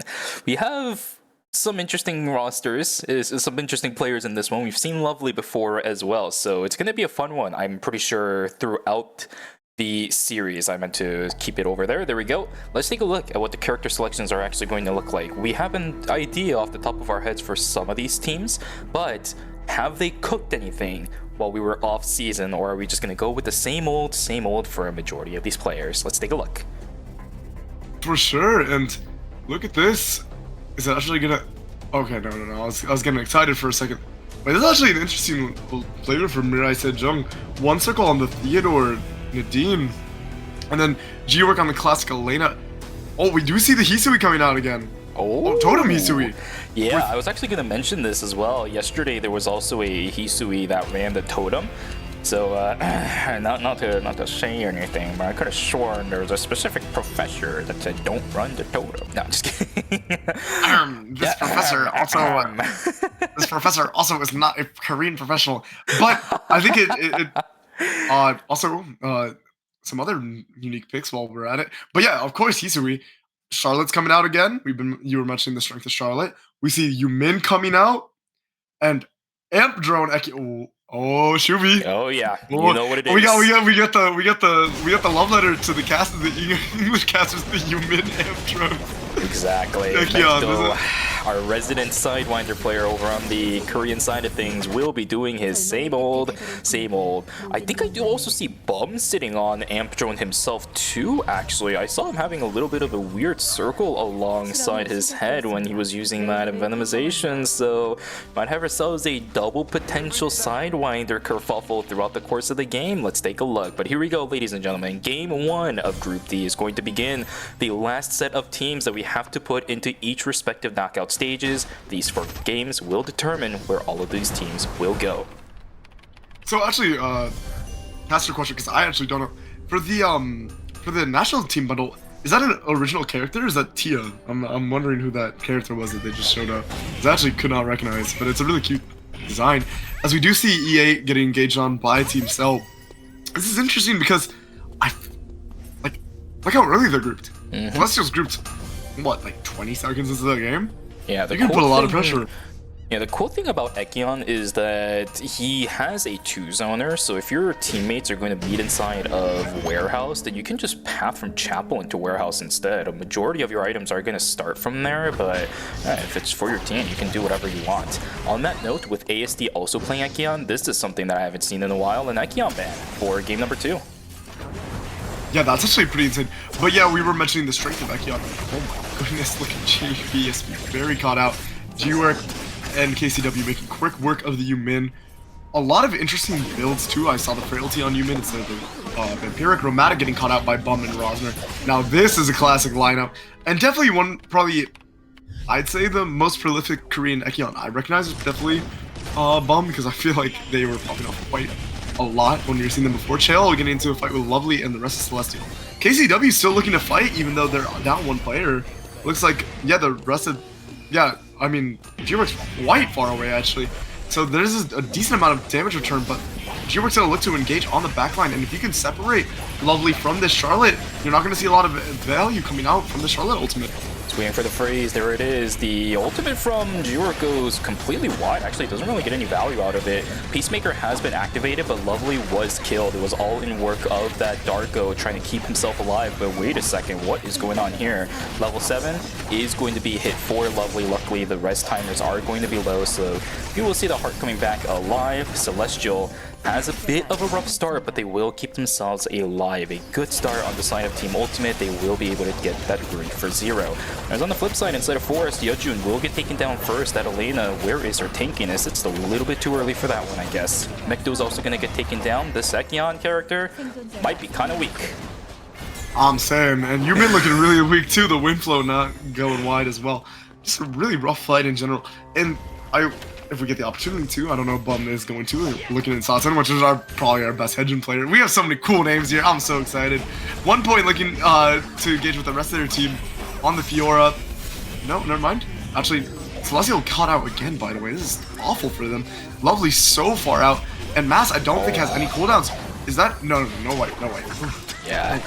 1 point just landing a huge Fenty at the end there. The outer ring on both of the players on the side of Team Saber was really... Oh, no, sorry, not Saber, but Celestial was really big. And this puts Celestial in a really awkward spot now. The fact that the Heart and the Charlotte's been dead for quite a bit at this point is actually not that great, considering the fact that they missed out on a lot of key points of Night 1 now. The initial bear spawns were not taken advantage of for that team. Now the midpoint of Night 1's also not taken. They might be able to recover a little bit to try contesting for these objectives, but look at their levels. It's still 9, it's still 8 for the Charlotte. They're not going to hit that oh so important level 10 benchmark that a lot of people typically wants to hit before these objectives actually begin. For sure, and yeah, if you look at the lobby, it's very aggressive this game, I think. Like, look at Ultimate and BNK FuryX already sitting at 3 kills a pop. Niji Saber, no slouches either at 2 kills, and then Mirai Sejong and Celestial are still at 1 each. We do see some, I mean, not amazing amounts of contesting actually coming out from BNK FuryX, and what a catch. Look at the burst damage from Bum. Or no, Rob. Yeah, was that Bum? Yeah. On the M drone. And then we do see Matthew and Yeojun looking to fight. But look at the, I mean, there's not a lot coming out from this Elena. This Elena is so squishy. JBSP missing some crucial skills on that Yumin, but the follow-through is there from Mekto. The sidewind, their burst is good. Belzer caught out in the middle of nowhere. Will they be able to follow through on this? Slow from the sidewinder is solid, but they're looking for a little bit more objectives. What the heck happened over here? Okay, there we go. They were looking for a split screen. Belzer still getting ran down. It should be a kill. Two-handed sword Yuki is pretty good at getting himself away, and this team doesn't really do too much damage, especially with Mekto out. That's a team wipe. That's why he was trying to run. Saber's gone. What just happened? BNK FuryX also ends up losing Rosner. E8 about to run into a whole different team. Same thing for this team as well. Now they're the ones in trouble. Mekto unfortunately will not be able to get the reset over on that Crescent Viper. Doesn't get the overflow. That means the IREM will be able to run away. E8 keeping themselves alive, but yeah, Saber gone from game 1 already. Only 2 kills. For sure, that's not what you're looking for, especially when you have players of this caliber, and that's a pretty big deal. It also changes the whole tempo of the lobby, you have to say. As Nuno Nucci is gonna look for engage Yeojun. Oh wow, look at that burst onto. Wow, I'm taking so much damage at the exact start of the fight, and Rosner already going down as well. Some of our new teams are really showing up. The burst combo, I guess that's why we see the frailty. Look at how much damage the frailty Yumin is able to provide to the dive from the Ekion once the defense is shredded. Dude, it seems to be a Neo era. 5 kills already for our 8th team right there. New Neo Nucci, and there is the tactical suit built up for that Sidewinder Ekion. A huge value alongside the tactical skill upgraded for the Elena. I think I saw 4 score on that human as well. That should be the actually no, I'll let you handle what the items on the human is going to be, because we have a resident professional human player right over here. It should be the Persona. Oh, Inquisitor! Oh, you're wrong! You're okay, wrong. actually, this. Okay, so this is like the true Exodia. I don't know if they're gonna go for this, but Human has an insanely high burst build with the Inquisitor Persona and D scale. One of the things about Yumin is a lot of his damage is also max health damage from his ultimate, if you can confirm the ult too, which you should be able to.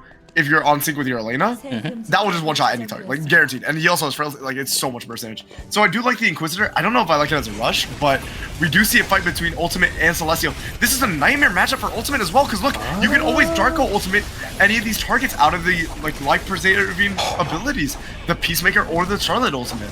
Yeah, this is such a good composition to fight up against Team Celestial with. They've been knocked out now twice inside of the south side of the map. G-Work is going to be able to secure a box for himself. It is a Meteorite, going to be going into the hands of Char. This is tough for Celestial. They need to continue scaling, especially with that Sidewinder. No, sorry, not the Sidewinder, but the Black Mamba King Ekion.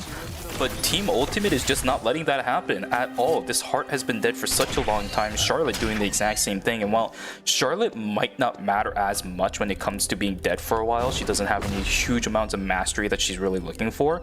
That heart being dead this amount of time in game number 1, that has got to be an absolute deal breaker for this team to potentially even play this game in this composition in any future games. That's a really rough one. For sure. Like, what do you do? Like, yeah, the intimidation tactic just completely invalidates you. Obviously, that's one matchup, and you shouldn't like pick entirely for one matchup. But if you're just checkmated in one matchup, you have to consider swapping. Yep, and also do remember the fact that Ekion's banned for game 2, right? They're not going to be able to run that frontliner with the Black Mamba King. That's a pretty rough one. There's almost no other tank in the game that can replicate exactly what Black Mamba King Ekion does. Lele pushing a little bit too far forward with the Nimrod's Gate, and now they're the ones in a whole heap of trouble. Blink away across the wall from Cubic. Hong keeping himself alive too. There's Nimrod Gate again to keep himself alive. Hotel being a little bit of a fiesta. Unfortunately, the Suture's going to miss. Hyde does end up getting the kill across one circle. Backside completely open as we're going to see Denana booking it away from this fight. Nice initiation from Hyde. A nice follow through from Niji. Yeah, very clean Suture coming out, being able to isolate both of the squishies and able to secure after with the emergency surgery. Very well played. Rosner, look at B&K for your X. They're sitting on so many credits. They need a call. Like, they need a call. Very soon. They're okay with this though. This is actually one of the teams that interestingly does this and it actually works out for them because they want to make sure that by day 3, if they get into a fight, they have enough credits to res. But look at this, they're still doing fine. They have 5 kills. They're winning fights even without that many transitions. I think they're just being proactive during the beginnings of each day and night cycle that they're not really falling behind too much when it comes to important transitions.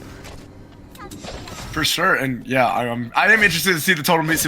I'm not saying I'm not a professor, but look at that 0 kills right now, so maybe I was a little right. But definitely has a lot of value in competitive, I think, because you can buy yourself time and you have teammates to back you up. I think this is going to be one of those compositions that needs to scale into the late game. We saw what the Hyunwoo was looking to do, but he couldn't get any stuns into the wall. And quite frankly, Hwang didn't even opt to take the Nimrod's Gate. The Hyunwoo was in the middle of nowhere. We haven't really been able to see what this Hisui is capable of inside of this lobby. So yeah, there is still a long way to go for that composition to really show us what they've got. We'll see if it is going to be able to scale up to the point where we do see those massive damages coming out and potentially an even execute from this Tsubame. Absolutely, and we gotta talk about how often are you seeing Bomb, the player with the most items on their team. Bomb playing the Sidewinder Ekion, looking to just absolutely annihilate any squishy target. Very prolific pilot, but we usually see them on the tank Ekion, so it's really a pleasant change of pace. And Alele looking to... No, not looking for anything, using the dash out actually, not looking for any wall stuns. But it's a really segmented fight for Team Celestial here, as the Arda is just taking so much damage from ASD. But look at that engage! Oh my goodness, the Peacemaker coming out. The Tsubame Gaishi not actually... Oh, actually, yes, not coming out. Coming out, not being able to actually get any executions. But you are looking at the flash cut coming out to catch out ASD. ASD getting a great reset. Do we have the Nimrod's Gate coming up soon to give the chase? I feel like you just have to give up. There's no way you're going to get out as the Ekion here, and you're just trying to buy time for the rest of your team. Celestial having a disastrous game. He had to use his weapon skill to try resetting from the downtime. Bomb landing a pretty good inventivization. It does push away Char for the time being, but he's taking a whole lot of punishment because of that. EA trying to follow through. Same thing for Rosner. Char is actually buying a lot of time for the rest of his team.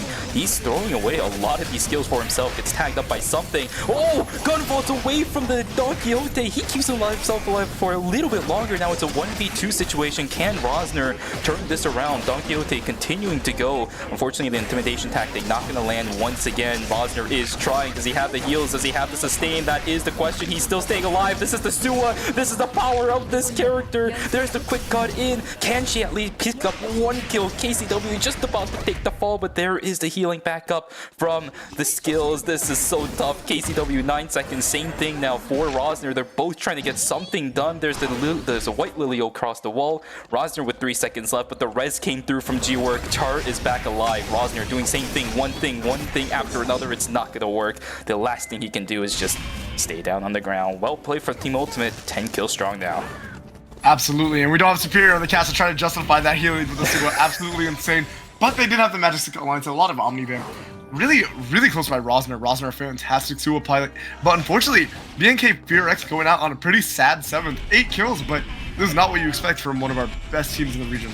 It was a close fight though, right? I think it was just good decision making from Team Ultimate to let G-Work go and res Char. That's where the real damage comes from. Those two bruiser tanks are usually not going to be enough to kill the Sua. We just saw it. It doesn't happen. It really does not. So I like the decision there. Enough time was bought from KCW in order for G-Work to go get the res back on the Char. And even if KCW fell, right, Char's right behind them. So that would have been a really good trade regardless. Well played. For sure, and yeah, this kind of signature comp from BNK FearX going out pretty low for 7th, or for them, at least a team of this caliber. We are seeing some posturing over this red box calling from T Celestial. They need this, all right. Like, oh, but is that gonna be a?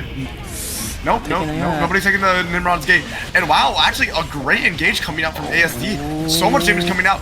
Wayne trying to flash cut out, but the Tsubame guy, easy to turn. Look at the damage on Mass, but there's not enough flash cut coming out. But Wayne is so caught out now. Alayla trying to get out, but I think you're gonna die before you're actually able to take. Oh, wait, the heart was able to follow actually. The ultimate coming out from the Charlotte. I think that was a wipe onto Team Avalanche. Yeah, totally coming out. But we do see the ASD is buying a lot of time, but they lost their red box. Oh. The value now for Team DG is so insane. Tactical skill is in there. A prominence for a team full of amps. Are you serious? Do they all have arm pieces? No way. Hyde is sitting on the Tyndalus Monarch. That's a huge upgrade now for the Cathy. Yep, we will take that unless Prominence goes over to the Fiora. All right, you'll take that too. Huge value gain for this entire team. Blink cooldown is actually massive for Team Niji, because this is a team comp that you do need to take the initiative on, right? You have a Fiora, you have a Cathy, and you have an Emma. Putting that Blink tactical skill 2 for the Cathy or the Fiora, that gives you so much distance to work with. The bonus movement speed makes it nearly impossible for you to predict where the Cathy is going to come from. We don't even have the Elf for some Mass. This is disasters from Celestia, and I don't think you are long for this world. Wait, actually, oh wait, never mind. Wow, what a... No, not a taunty before the Peacemaker can even go out. We're getting soloed at... Yeah, just go next. Just go next. I'm out of here. I'm out of here. I am out of here, man. I'm getting one shot by a Mai plus like 2 autos from Rheumatic. Just get me out. Yep, Matt's trying to go for the rest. Hyde. Wait, is Hyde assault? No. Just F. This is disastrous for Celestia. Yeah, you never get away from this. There's the emergency surgery, double bypass suture, not gonna land, but the bleed is there. It's gonna be enough to knock down the Charlotte, but this does put away a lot of pressure from the side of Team Niji. They will lose out on the Wick buff in exchange for that one single kill.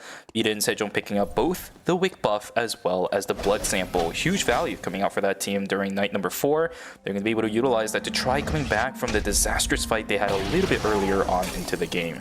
It's not a slow game from them by any means. 5 kills, definitely not bad, but if you're trying to catch up to Team Ultimate and Niji's count kills on those players, you got a long way to go, my guy. Yeah, can we take a note? I imagine somebody's pointing it out, but it's a Revenant Fiora. I don't think I've seen that. It's a pretty interesting pick. The double Revenant, actually.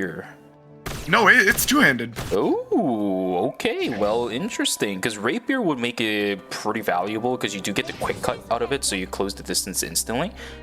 Two-handed sword. Did you ever see what the weapon was? I'm kind of considering all moss now, because you kind of now need the Lich's Grasp in order to kind of stay close to a target you're going to be utilizing the Revenant on. For sure. And wow, look at that Yumin build, so strong. But I'm surprised they didn't elect for maybe a D-scale or something and just really green go for Persona for Trubis, the triple force core Exodia. But we're seeing a lot of teams really strong. Look at MSJ, look at Ultimate, and then even Niji, insanely strong right now. As we see a lot of posturing from different points of the map. This Chapel Cemetery area is very, very, very crowded. Is this a map bug or is the tree in stream still up?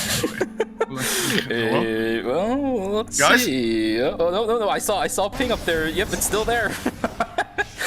What? Okay. Maybe I it mean, just opened up or something, because that is a possibility, right? It's about to close. yeah, I'm fascinated that this didn't get taken, though. I don't even know what this becomes. I feel like MSJ probably has every item completed.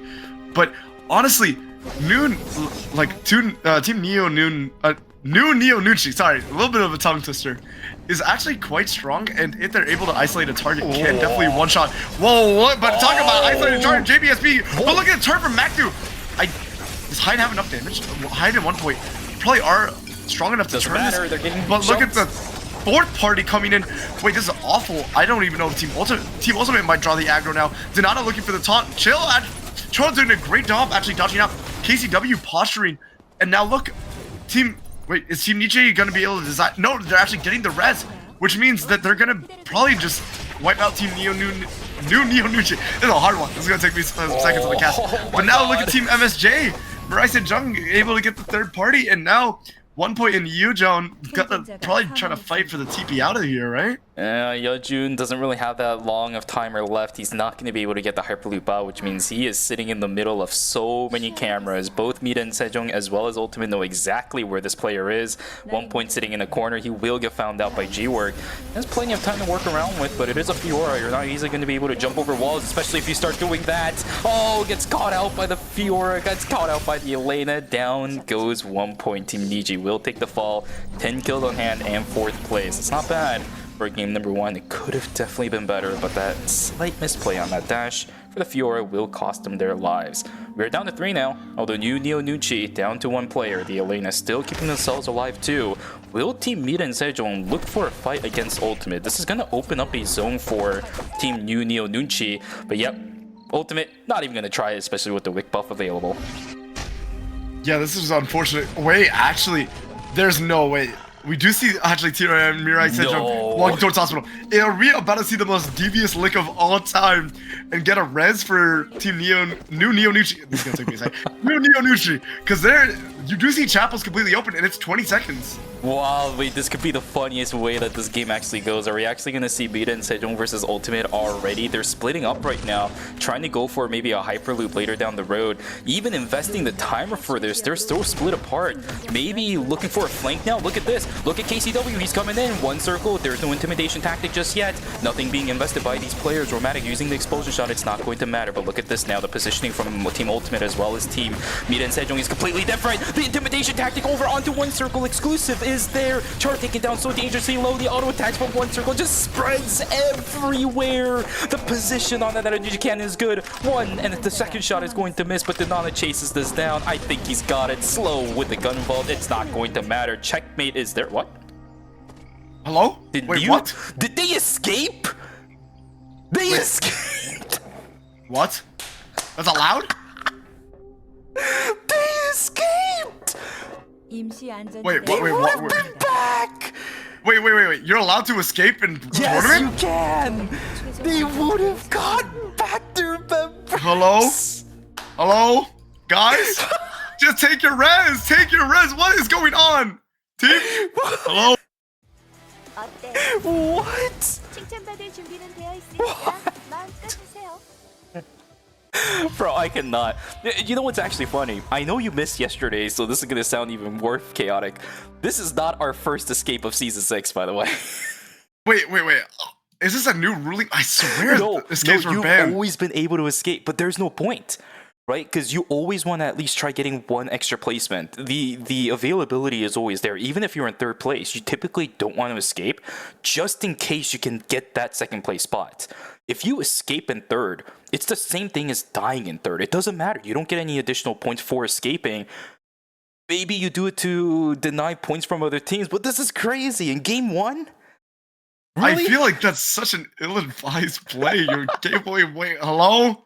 Hello, guys? They had it. Hello, you had a res. Hello? They had Hello, this is not solo queue, please. Okay, that's funny though. You know what? That got a good laugh out of me. It is 5 in the morning right now. I did not expect myself to be laughing that hard at 5 a.m. My god, we have gotten ourselves an escape in day 1 and day 2 of Phase 1 ERM Season 6. What a timeline we are living in.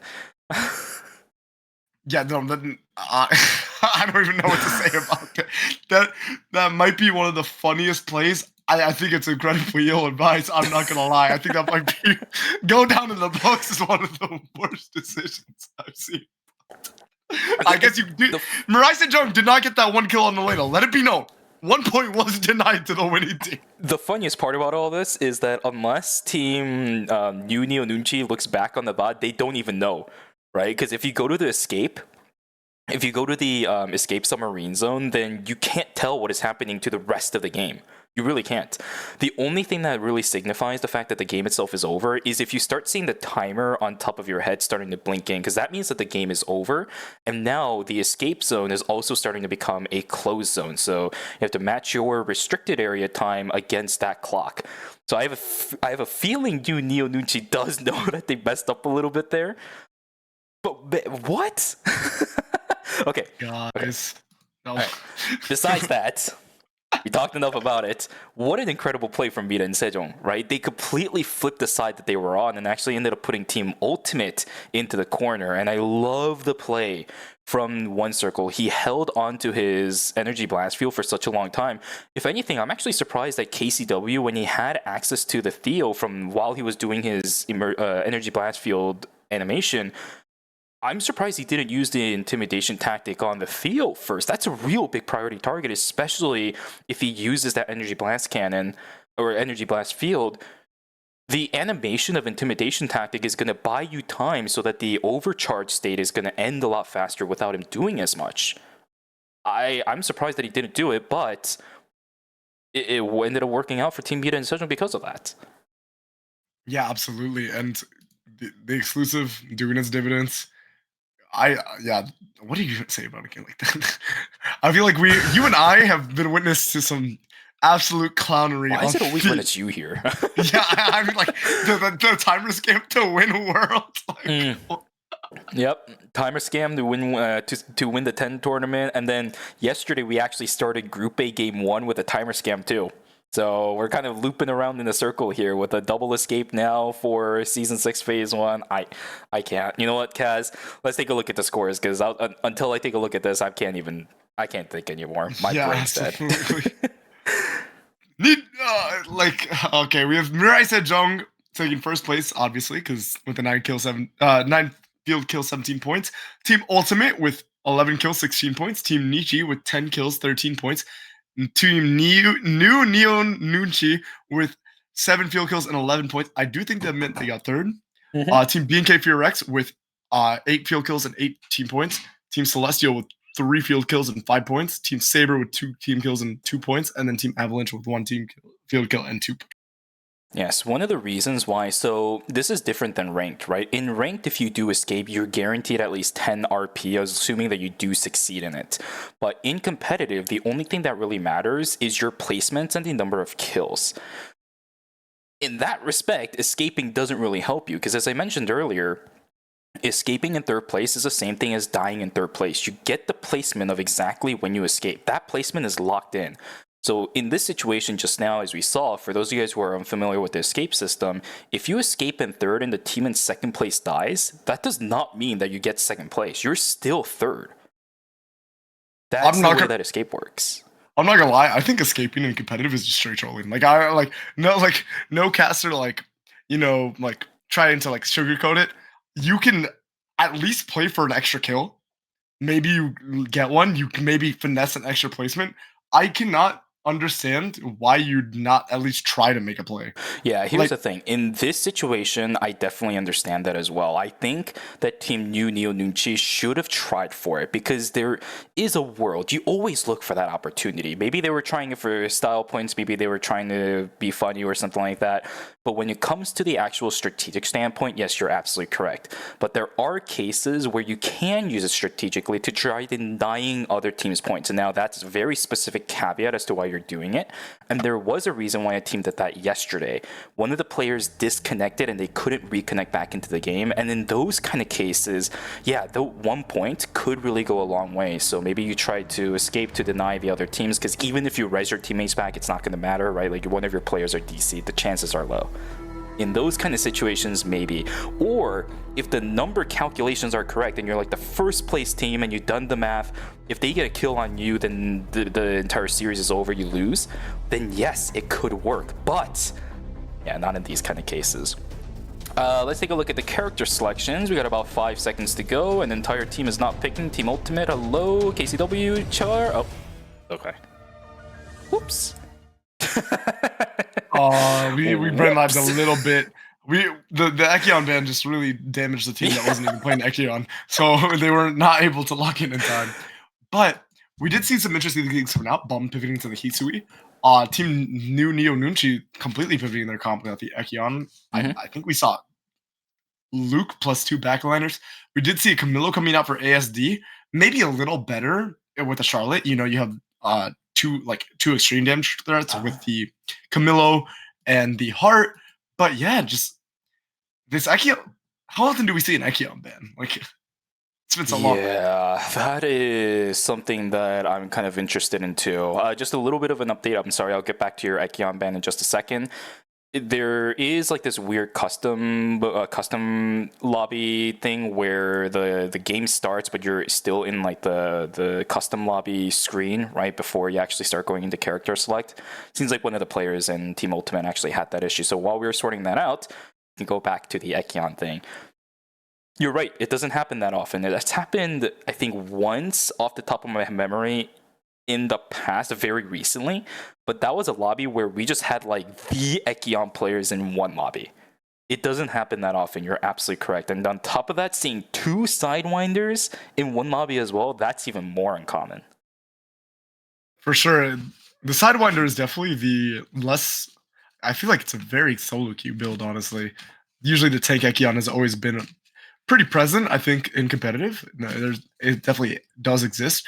But to see 2 of it and then see Ekion draw a ban before Mai is pretty staggering. Yeah, that is very true. We'll see if it's actually going to have a lot of ramifications. The thing is, though, most of the Ekion players in this specific lobby, outside of Mikdo, plays other things. I'm really worried about Mikdo right now. As I mentioned earlier, he is actually one of the most kind of signifying Sidewinder players in KR. If you go look at his deck, it's filled with Sidewinder. This guy refuses to play anything else. I wonder what his other picks are. I don't think that Ekion ban was something he was ready for. This is not a lobby that you would normally see that with. And even ASD didn't really make too many Ekion showings in the past when he did play ERM. So yeah, I'm kind of interested to see how this is going to go. Let's take a look at the character selections one more time. I don't know if it actually resets all the picks. Maybe the teams can pick something else. Bum is hovering that Hisui at the moment. We'll see if that actually goes through. Camilo, Heart, and the Charlotte for Celestial. I like this. It's definitely a lot more riskier than the Black Mamba King Ekion though, right? Because Camilo is not going to be able to stay alive that long and he needs to fight on his own terms. Lovely and Moss needs to definitely pull their weight for this game. Absolutely. Really interesting pivots, I think. Bum is going... Maybe I need to make a addendum to this professors, because I'm seeing everybody going this Totem Hisui. Might have been a little capper, but I mean, I did not get any kills last game, so... And plus, it's alright, because you're the professor for the NA side of things. KR does a whole different thing, right? Like, these guys are separate. It's okay, you don't need to make the addendum. Yeah, but yeah, no, interesting that Hisui is getting picked so much, because I've heard some very mixed things from some of the top NA players on this character. Some think it's quite strong, and some think it's not that good. I think in this kind of situation, it is pretty good, though, because in KR, because of their low ping, and a lot of these players are extremely skilled at reacting to anything, there is a lot of times where the Hisui Tsubame Gaeshi animation is actually capitalized on by the other teams. Right? False Oath is absurdly good on this character, because once you pop the Mono Hoshizel, you get so much damage that the False Oath gets even more value out of it. But the fact that you are so vulnerable during the animation of Tsubame Gaishi. I think that's what you're trying to minimize by using this totem. Either way, we'll take a look at how it goes. Game number 2 is underway, ladies and gentlemen. After this one, we will go on a break one more time for the last time tonight, where we might see these teams potentially subbing out players. This is the only chance to do it. And there's an example, by the way, of that little thing that you mentioned during the professors, where you use the wall to gain extra distance with that dash. For sure, and yeah, really fun comps. Camilla Charlotte, that's like the solo Q terrorist duo. You have like if you have a good Camilo and a pocket Charlotte, that is insanely strong. New Neo Nunchi also busting out a pretty unique comp. Obviously, the Ekion was banned, but yeah, how often do we see Barbara on the same team as a Kenneth? I feel like they're very opposite in what they want to do, but we'll see how that works out for them. Yeah, let me hold you right there. How often do we see a Barbara? Let's start from there. You don't even need to go any further. We just have to stop from step number 1. How often do we see a Barbara? Let's start from there. JK, where are you at? You need to see this moment, my guy. Rosner looking to run away from Romantic. Both of these players actually investing the blink for it. Rosner is quite behind on his build, which is the reason why he's not even attempting this, even though he is a Sua. This bullseye is going to land. One circle is also right there to receive. Good tag kill from Mid and Sejong. They will pick up an early one for game number 2. Oh, and Team Celestial might know that these characters are pretty horrendous at chasing, so I don't think we're actually going to see a pick on the night. Oh, Intimidation, getting Titan, no! Oh, Hedge is looking really weak this patch. The blink coming out from Charo, and Huang fighting Macdo. Oh wow, nice blink. I don't think it mattered. I think that Auto's gonna kill regardless, but it doesn't look flashy. The emergency surgery coming out. Bomb getting ready to go. Flash cut. Actually interrupting. That's pretty big. I think you actually aren't gonna be able to catch an Emma for once. The auto coming out from E8. Yeah, well played. Nicely done from Bum and D8. The IRM is pretty difficult to run away against, especially as a level 1 ultimate Emma, right? That change cooldown is quite long this earlier on. D8 also trying once again to knock up Lele. Will get that and actually cancels out a lot of the bonus movement speed. There goes the Elena taken down. ASD now trying to fight, but this Hisui is just doing so much damage. Peacemaker will get activated as well. Bum just trying to run away. There's the kill confirmed over onto Lele as well. E8 out. Hisui on Bum out. They are grouped up now by Rosner. Are they going to try to fight it again because Peacemaker is not available anymore, right? I also think the Divine Intervention for... Yeah, Mass has not been having a fun time. I feel like every time I see them, they're on a respawn timer. Lele getting caught. Mate, nope. Okay. Alright, that's minus 70-second cooldown at least, right? Like minus 80. I don't know what that was. A lot of interesting ultimates coming out. You gotta... I understand that Celestial thinks... They're probably highly values the heart Peacemaker to... Okay, Satan getting a pick on Romantic. What if, like, I feel like there's so many weird, just stray picks. Why are so many separated? What's going on? Anyways, I assume they value the Peacemaker guaranteeing the Charlotte all going off, but once both those ultimates are down, that's so much strength. So if those are forced out early, I feel like the fight is over. Like, the time to re-engage. G-Work actually getting absolutely clapped though by... Wait, KCW flashing onto Lovely. Who wins this? Alright, really ultimate coming out. For this Wait, Rozzy? Wait, this actually is very undoable. Like, what are we doing? Hello with Camilo versus Charles Rozzy? I feel like some very interesting decisions coming up. Celeste, and I think Celestial's actually gonna win. I don't think that Mai cannot, or not. I don't think Mass on the Charlotte can actually run away yet. Yeah, Camilo is good. Yes, do not get me wrong, but he needs items. If you're gonna do 1v1s like that up against the Rozzy, even with Divine Intervention, as soon as it's over, I mean, look at how much time the gun vault bought time for the Rozzy, right? It just doesn't happen. Char is way too good at these melee matchups when you're playing Rozzy like that. It definitely greedy. I'm not sure why they went for it. Either way, it's going to be another early death for Team Celestial. This time around, only 1 point for them. For this, KCW in a little bit of trouble. Will get feared out in just a moment. It's the 5 Omen to catch that. Down goes the Elena. KCW now in a whole heap of trouble. Should get found out by the remaining members of Team Saber, unless Mid and Sejong decides to play a little bit of a distraction. Well, it will be Team Saber to lock that down. Energy Blast Field activated. Sausage just running away. Curry also trying to do the same thing. The Squirrel Trap is not going to be enough to catch that out. Does he have the sword to get across the wall? The laser, oh, just barely at the tip.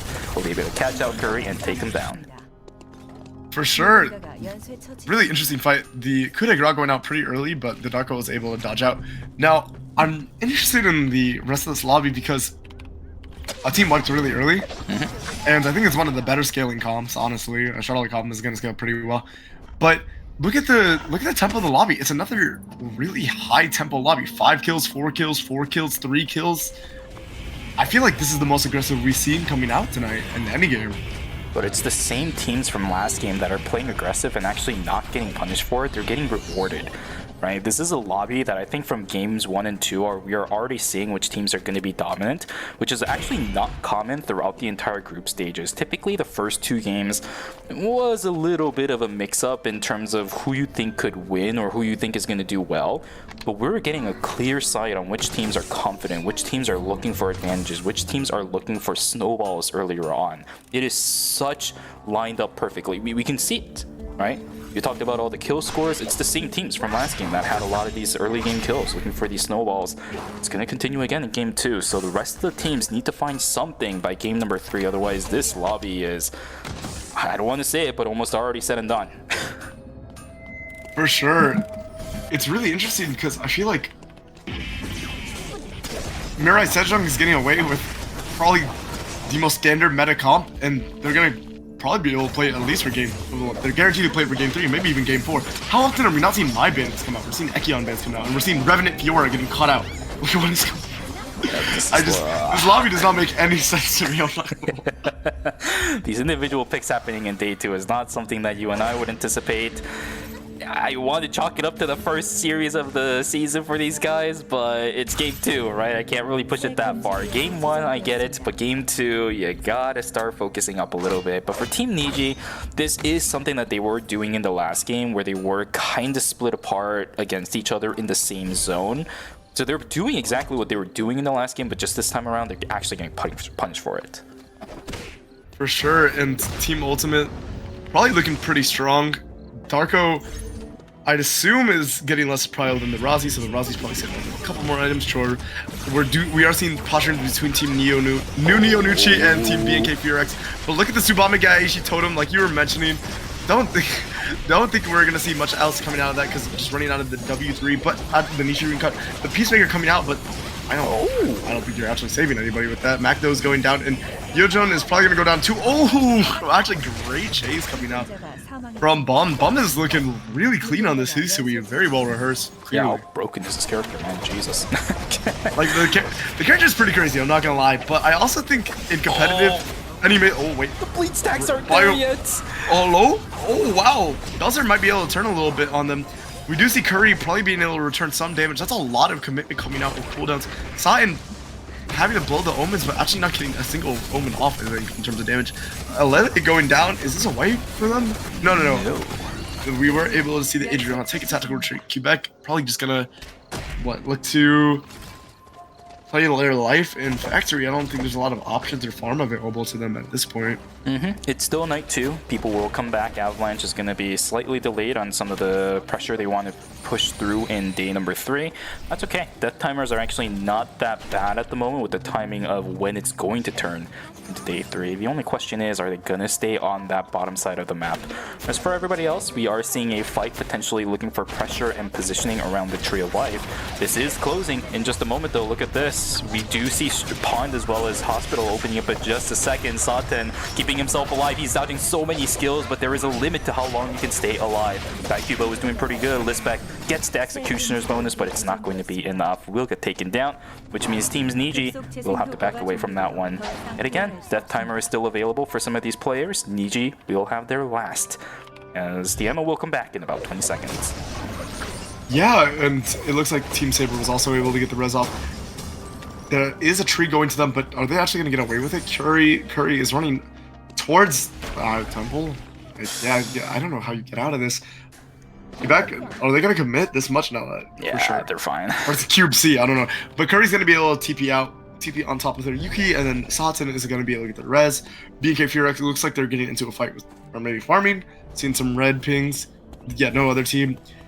What are you thinking about the rest of this lobby? It looks like BNK Furex is definitely looking like one of the stronger lobby teams to come out. But look at Mirai Sejong, again, a scaling team comp, allowed to play in probably the most meta comp possible with Mai and Nadine. Like, this is just flavors of last season all over. Just going back to comfort picks at this point for Mira and Sejong. That's completely fine. But you're right, I think for Team BNK Furex, they are looking extremely strong in the lobby right now. All the fights that we've seen so far from that team was without Aoyai on the Hisui.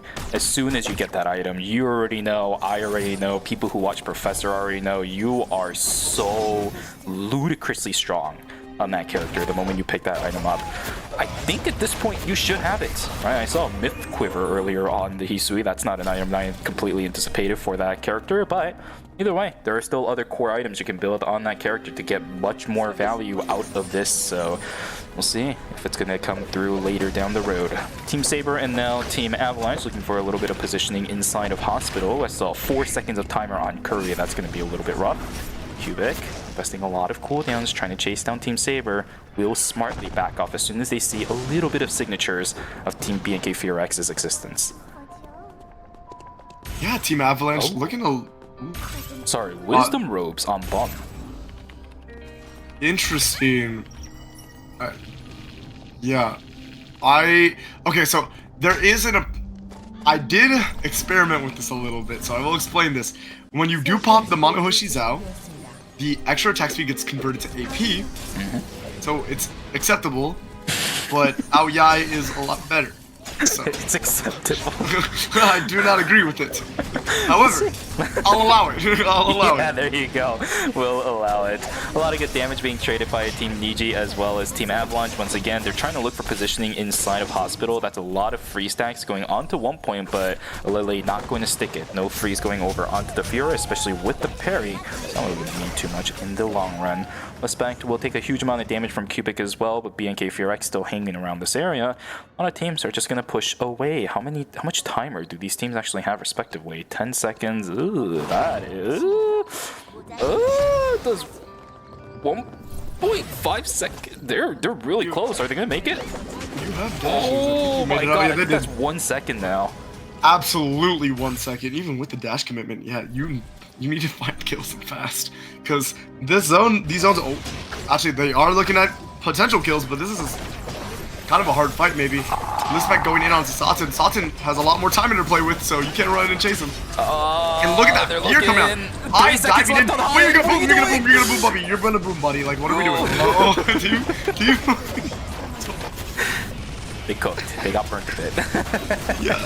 Flame Crusher good on the side of Mekto. He's trying to do as much as he can, but we've already lost Yejun. We're gonna see JBSP fall. Barbara.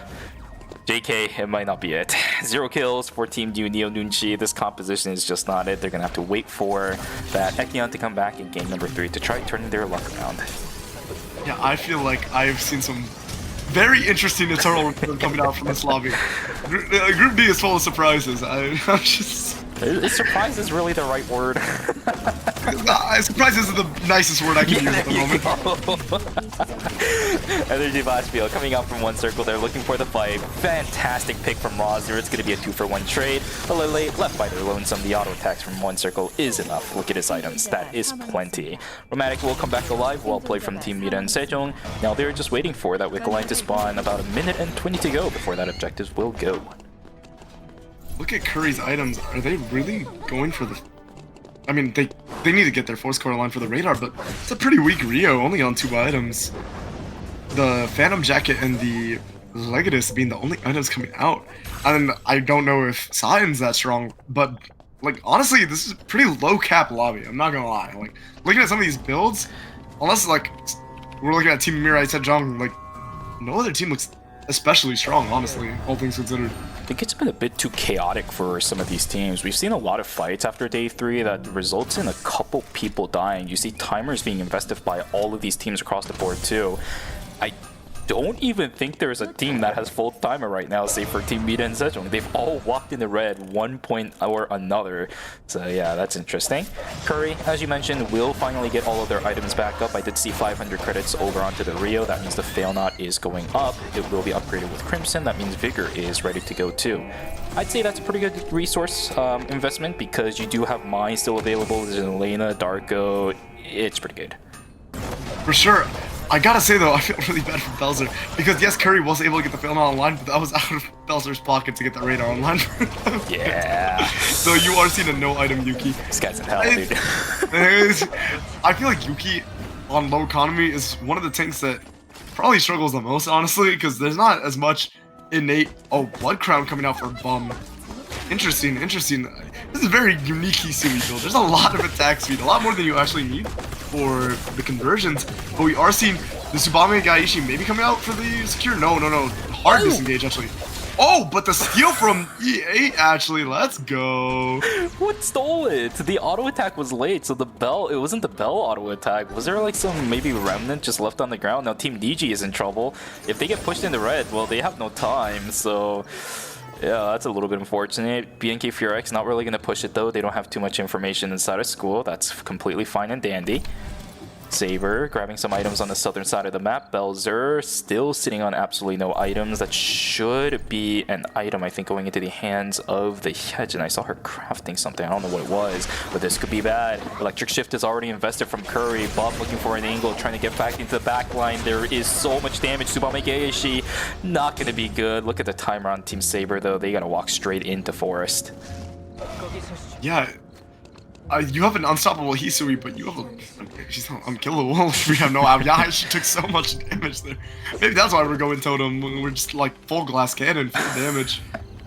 It's interesting. I don't know how I feel about it. There's a lot of... I'm gonna be using the word interesting for this lobby a lot. There's been a lot of interesting decisions, interesting gameplay, but we're seeing... Did you see the build on G-Work? G-Work full build. That means the rest of Ultimate is for sure full build because Lane is obviously gonna get the lowest build priority. But give G-Work the Cataclysm, the Eye of Argos, I believe it is, for the Rapier, right? It has Cataclysm. Doesn't Nosferatu also have it? I actually forget yes, absolutely. Nosferatu's Dawn has Cataclysm for sure. Oh, and you do filthy. actually see G-Work. You do see G-Work get that, but you give G-Work like even Cataclysm, the rest full build could be tank. He'll still one shot. His combos are immaculate on this character. And Blood Ripper coming out actually for G-Work. That's a lot of damage. Jesus, man. The scaling on this character is nuts, and having all these damage resources is absolutely insane too.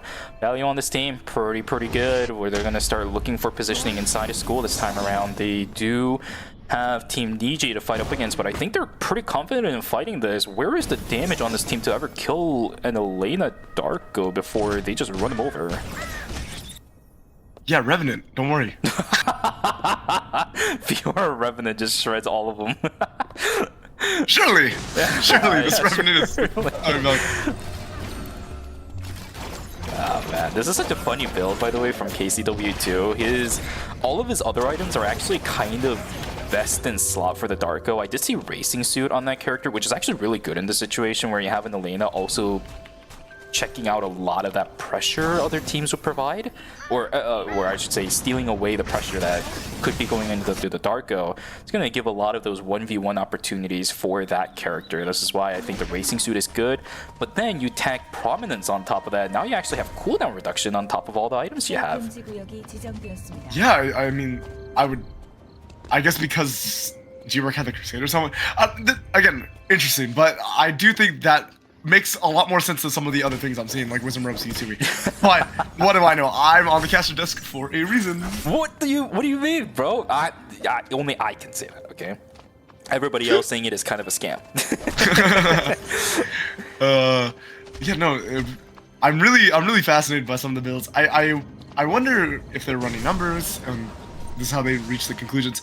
I do think just the CDR on Darko just makes sense. This character does want to cast a lot, and obviously getting access to your knockup and the intimidation tactics on a lower cooldown is really high value with the kind of comp that Ultimate is playing. But then like things like the Wisdom Robe Sisui, very fascinating to me. Yeah, very fascinating to me because this is a lot more attack speed than you need to your thresholds. Yeah, but the value is so high. Prominence alone, if I remember correctly, gives 30% CDR right now. For sure. And I think Darko always locks in Chaos as his main augment slot. So if he wants to go for... Oh, I forgot the one that gives a cooldown across the board. Yeah, Overclock. That's 35% cooldown. with just one item, and then you have best in slot for everything else. Hermes, you got a Legion Halo, Racing Stew, Monkey King Bar. That's a strong Darko. Do not discount that character. He will rip your backline to shreds if he gets access to it. Absolutely. Oh no, I'm not down in that. I'm down in the other build now. Sorry. The one on their screen a little bit here. He's still on Mavericks too. He's really looking for the tenacity and the attack power. 477 though on base. It's actually not that bad. That should go around, I think, 570 the moment Mono Shizao is popped because of the Wisdom Robe. See what the numbers are going to look like. They will be pushed away from Mira and Sejong. There's a ton of double guillotines down. That actually hampers the potential of the Hisui quite a lot. Actually, the moment you start dashing in, the Nichiru, oh yeah, see, like right there, it just paused it. And there's another one. Subamai Gaishi is activated, and it does absolutely nothing. He still has Mono Shizao, looking for a potential fight, but this is a clean 3v3, and One Circle just shreds everybody. Nice try on the W3, not gonna work. Down he goes. Third party from Team Saber is gonna come in. One Circle is caught out in the middle of nowhere. Nice dodge on that W. One Circle gets tagged by the coup de grace. A good amount of damage going down onto the members of Mira and Sejong. Team Saber still looking for more. Down goes Dinana. Health bar on the side of Belzer, not looking that great. They will push themselves into the temporary zone, but I did see Belzer sitting on, what, I think it was 11 seconds of timer. Not going to be the greatest. Over on the right side, it will be Team Ultimate picking up the temporary zone as Niji not going to have a chance in the world. Yeah, and look. Oh wait, Rosner actually maybe able to steal some kills from. Oh, never mind. Never mind. I lied. You can't walk out of that zone though, Saber. Team MSJ is gonna have to run in. Mirai Sejong looking for a fight. Dramatic flash, blinking on in onto Curry, but there's just not enough timer. You're just forced to take a really unfavorable fight. And honestly, Saber recovering really well from their previous really rough game. Do they have a remote kiosk to maybe call in and finally complete this bow for Satan, or are we on golden ratio for the rest of the game? We do. Maybe we can get a Felma online for our Hedgen, maybe not. We'll see. Oh, they're but look how strong Ultimate is, and Ultimate is going to get that zone control. That's so important for them.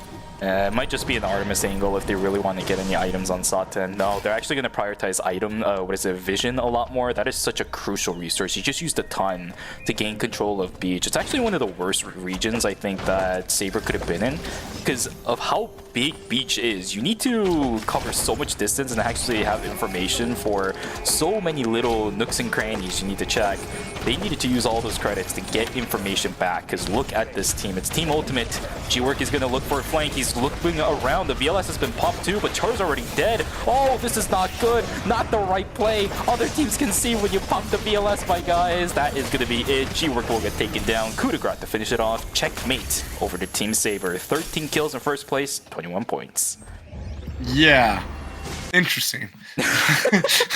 Get it? There it is. Again. Just a very fascinating lobby. Very well played by Team Saber, identifying that Charo is on their own, because the Darko peel is acceptable. Again, we're going to use that word too.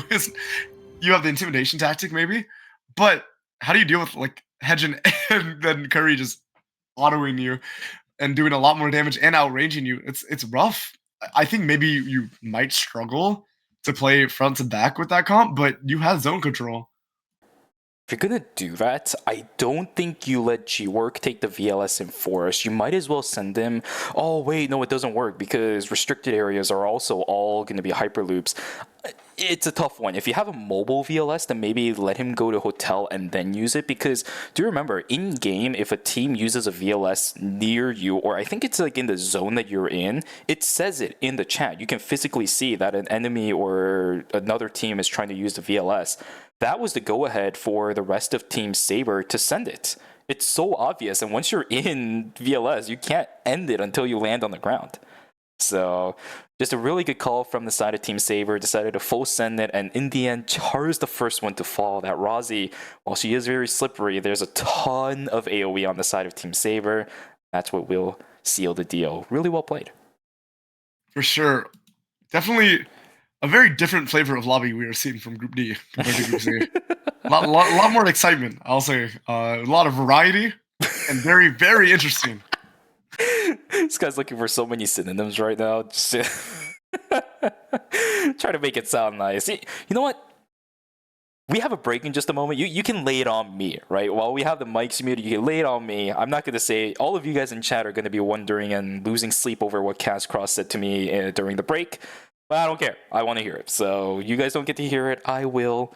I'll remember it in the spirit of you guys in chat. Okay, don't worry about that. I'll do that for you at least.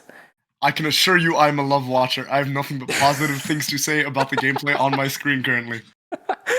Either way, games 1 and 2 did, we can say a lot of different things about it. We can characterize them in a lot of different ways, but they are a new flavor of Eternal Return that we are definitely seeing in Season 6. Might not be the greatest things in the world if we're looking at it from raw textbook Eternal Return gameplay, but it is definitely a variety of ways that we do see new map objectives and new map mechanics being utilized. So let's take a look at the scores.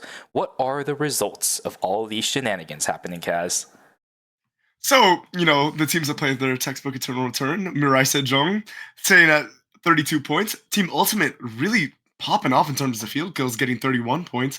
Team Saber not too far behind after a pretty abysmal start with 23 points. They can definitely slingshot themselves back up. BNK Fear X with 4th with 19 points. Niju with 16 points at 5th. Team New Neo Nunchi at 11 points. 6th place. Team Celestial at 7. I'm surprised they're 7th. But 7th with 6 points. And then Team Avalanche with 5 points at 8th place. Yeah, this is definitely a lobby that we're a little bit more accustomed to, where the teams that we would normally expect to be in the top 4 are going to be. But ladies and gentlemen, that was game number 2, which means we are going to go to a break, the last one of the night. So make sure you guys go grab that water, go grab the snack, and go take a stretch, because it will be the last time of the evening. We will see you guys for game 3 and 4 after the break.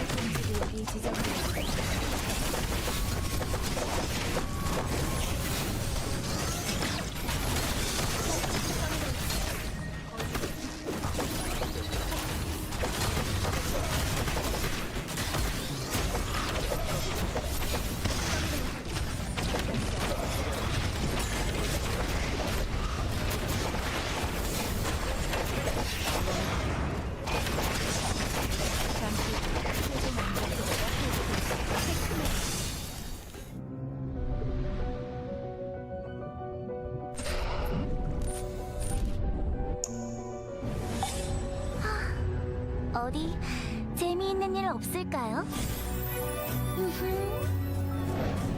저만 믿고 따라오세요. 제가 즐겁게 해드릴게요. 함께 하시죠. 금지된 타락의 유혈 속으로. 고통은 한순간이겠지만 안식은 영원할 거예요. 고통을 끝내드릴게요. 도망칠 곳이 없을 때 사람들은 솔직해지자. 숨을 시간이 아닐 텐데 기가 끼지 않나. 벌써 내가 나설 차례인가? 죄다 시시한 애들 뿐이네. 인간은 결국 힘들의 존재야. 그래, 이제 좀 마왕 같아 보여?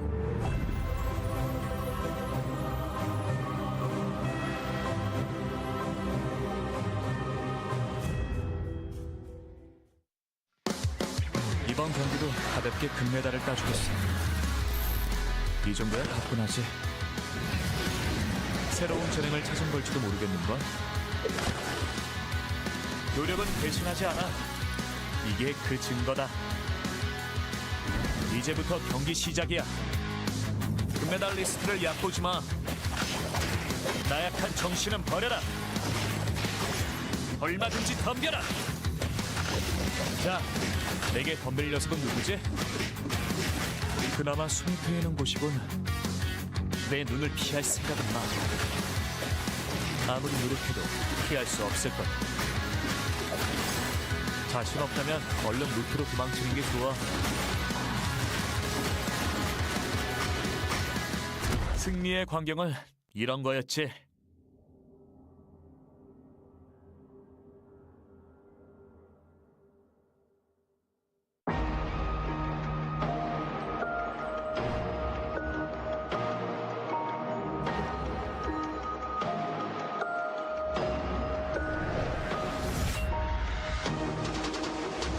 내 소속? 그런 걸 알아서 뭐하게.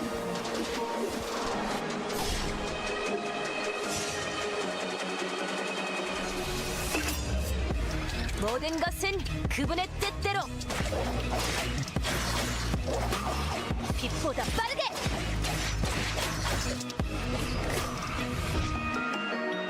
아, 미안. 다신 안 뽑기로 했었지?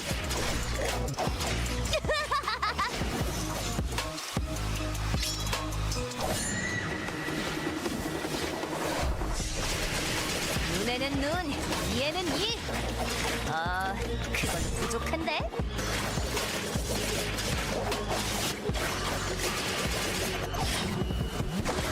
주범의 갈시!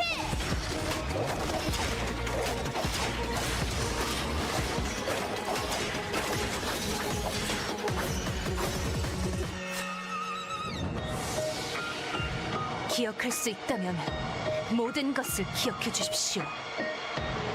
내 눈이 저지른 일들을, 내 손이 저지른 일들을.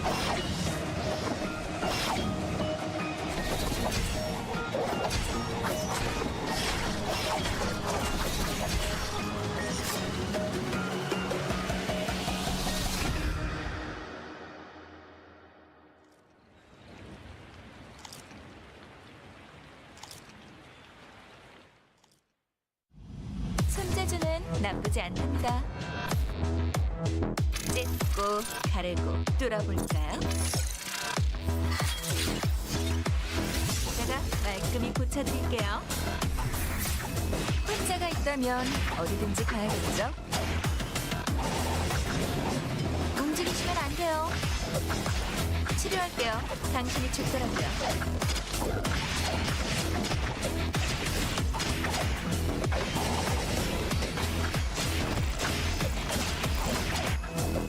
맥박이 안 잡히네요.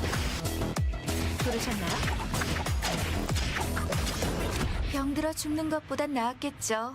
전 최선을 다했어요.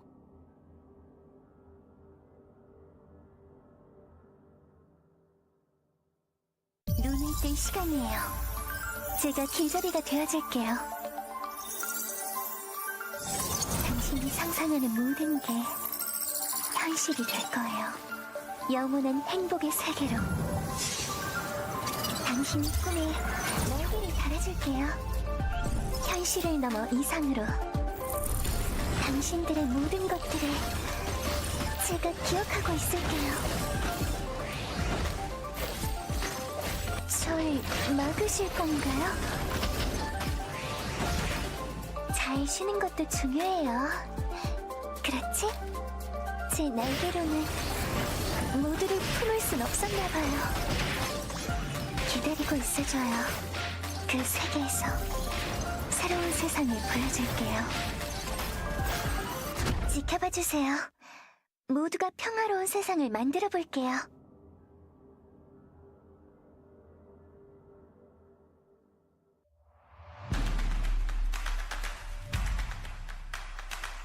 상대팀의 조합을 잡아낼 수 있을 것 같은데 이미 좀 넘어와서 하고 들었거든요? 이거 정확히 그런데 빠져나갑니다. 이건 죽었어요. 죽었는데 본대 싸움 슬래셔 위기입니다. 전멸 위기. 슬래셔.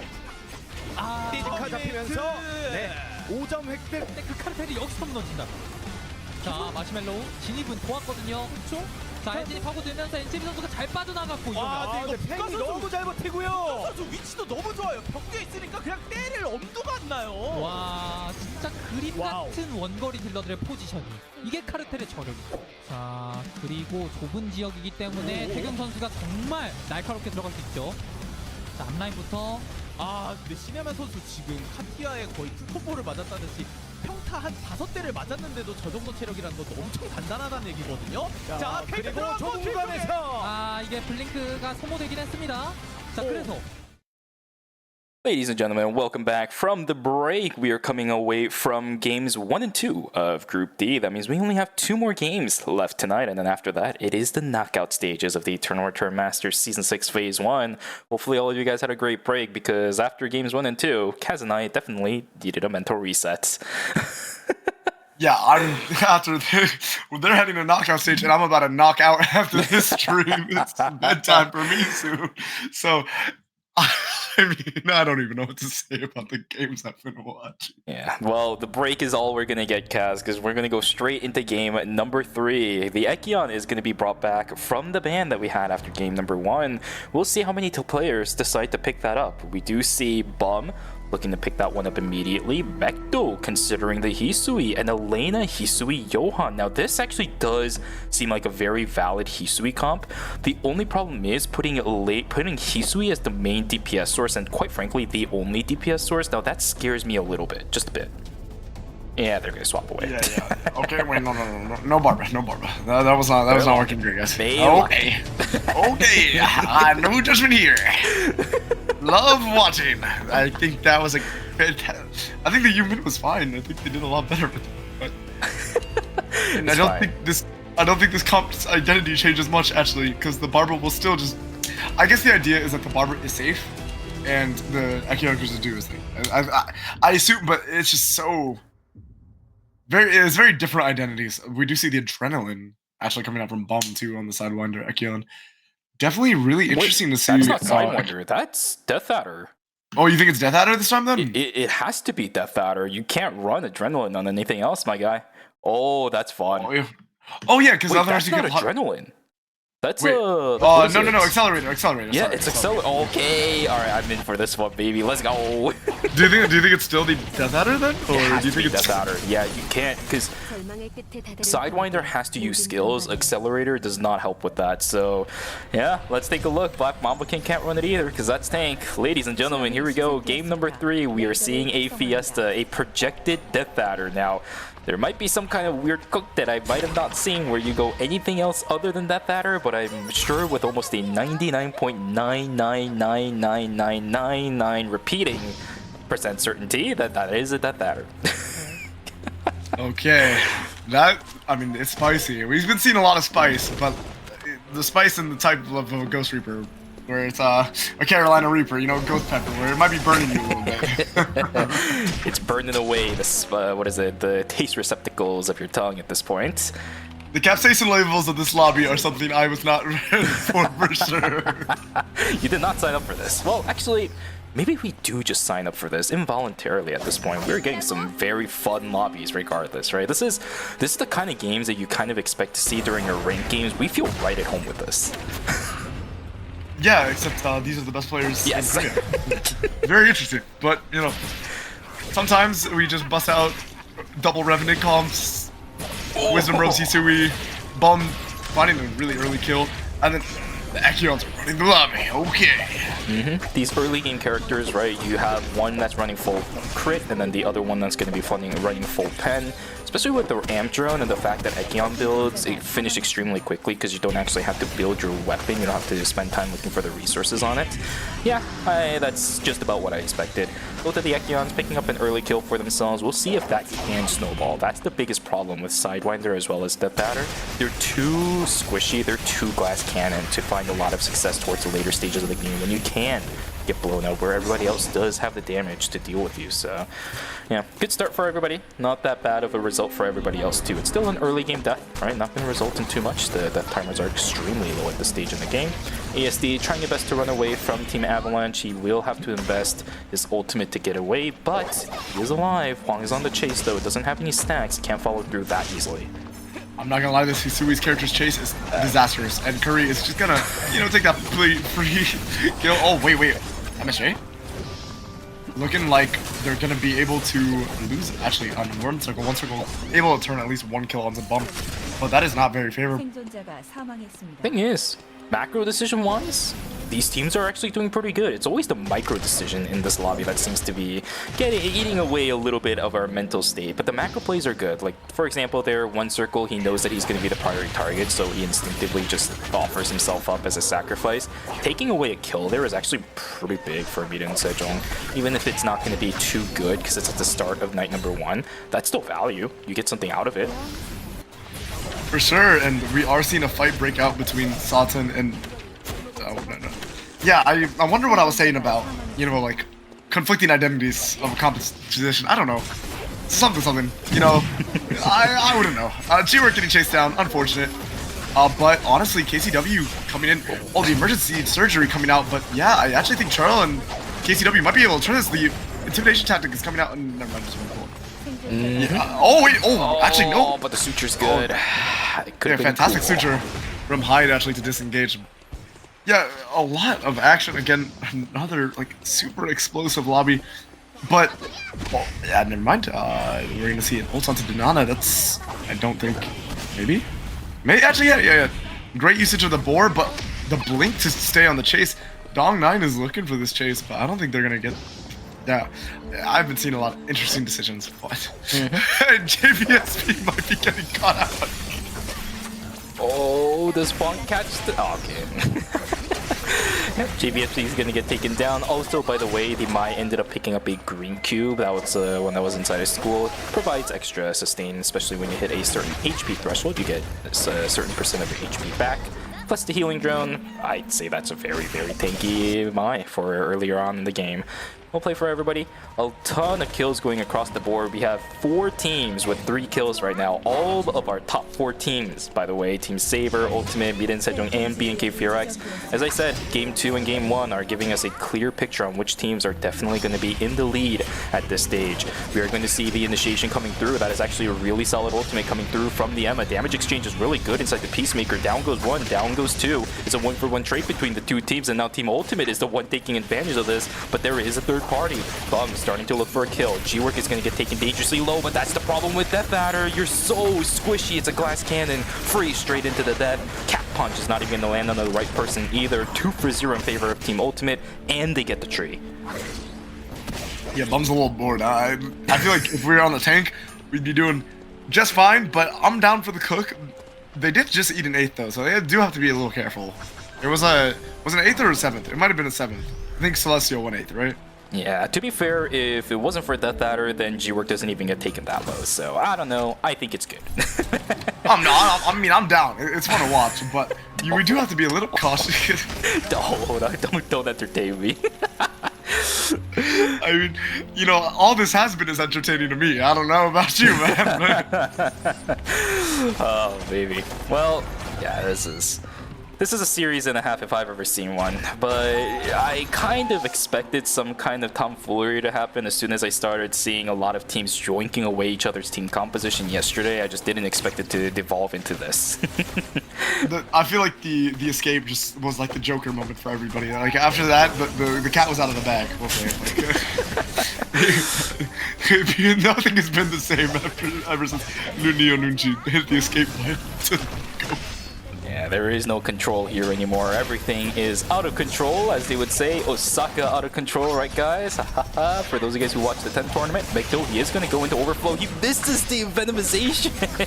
Oh no, JBSP in a whole heap of trouble. He is still alive, dodging out on the emergency surgery too. He's juking, he's moving. Oh my goodness, the Cypher Maelstrom is also going to miss too. 1 point's going to get taken down. Vecto's still trying to chase down the Spec.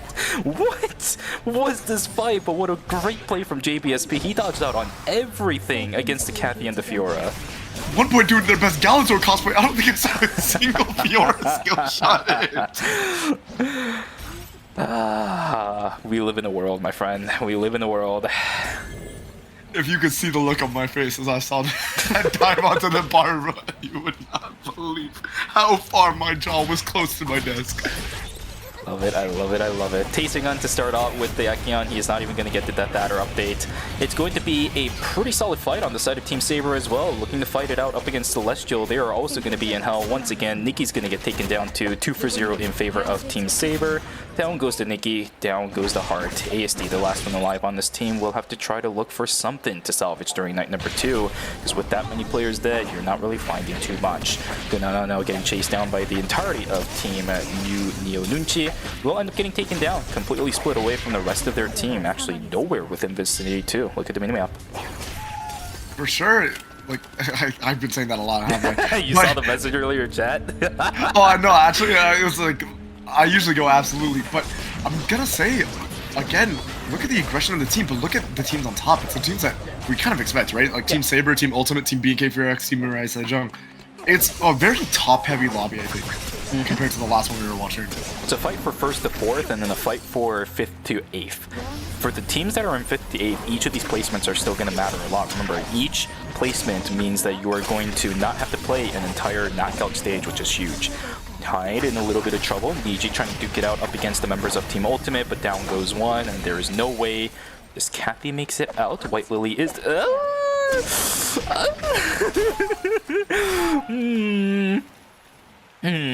think you missed the sutures there a little bit.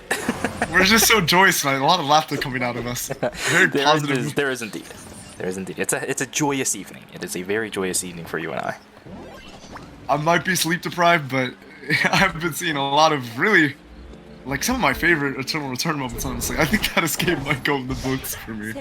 But a lot of, honestly, shocking amount of micro blunders, like, all things considered. Like, this is, for the quality of players, I think this is something that you wouldn't really expect, but sometimes that happens. People have off games. Exactly. Sometimes even an off series, that's something that I definitely have experienced in the past. I know a lot of people in chat, especially if you start playing scrims or even just ranked games in general, there are those days where you just, it's not in your favor, right? Maybe a lot of these teams are just stacked on top of each other. For all of the teams not having one of those days, it's all good and dandy. It's just a group stages. We talked about it before about how there is no elimination risk in the series. It's just going to be a setup for how the rest of the phase is going to go, and there goes Bum, obliterated into the ground exactly as I thought. As soon as the one crowd control source lands, it's a bit 2-glass cannon, but E8 looking for a little bit more, dodging out against a lot of skills once again, but that bunny morph is a point and click, looking for a little bit more damage. That's not enough coming through from the emergency surgery Hyde.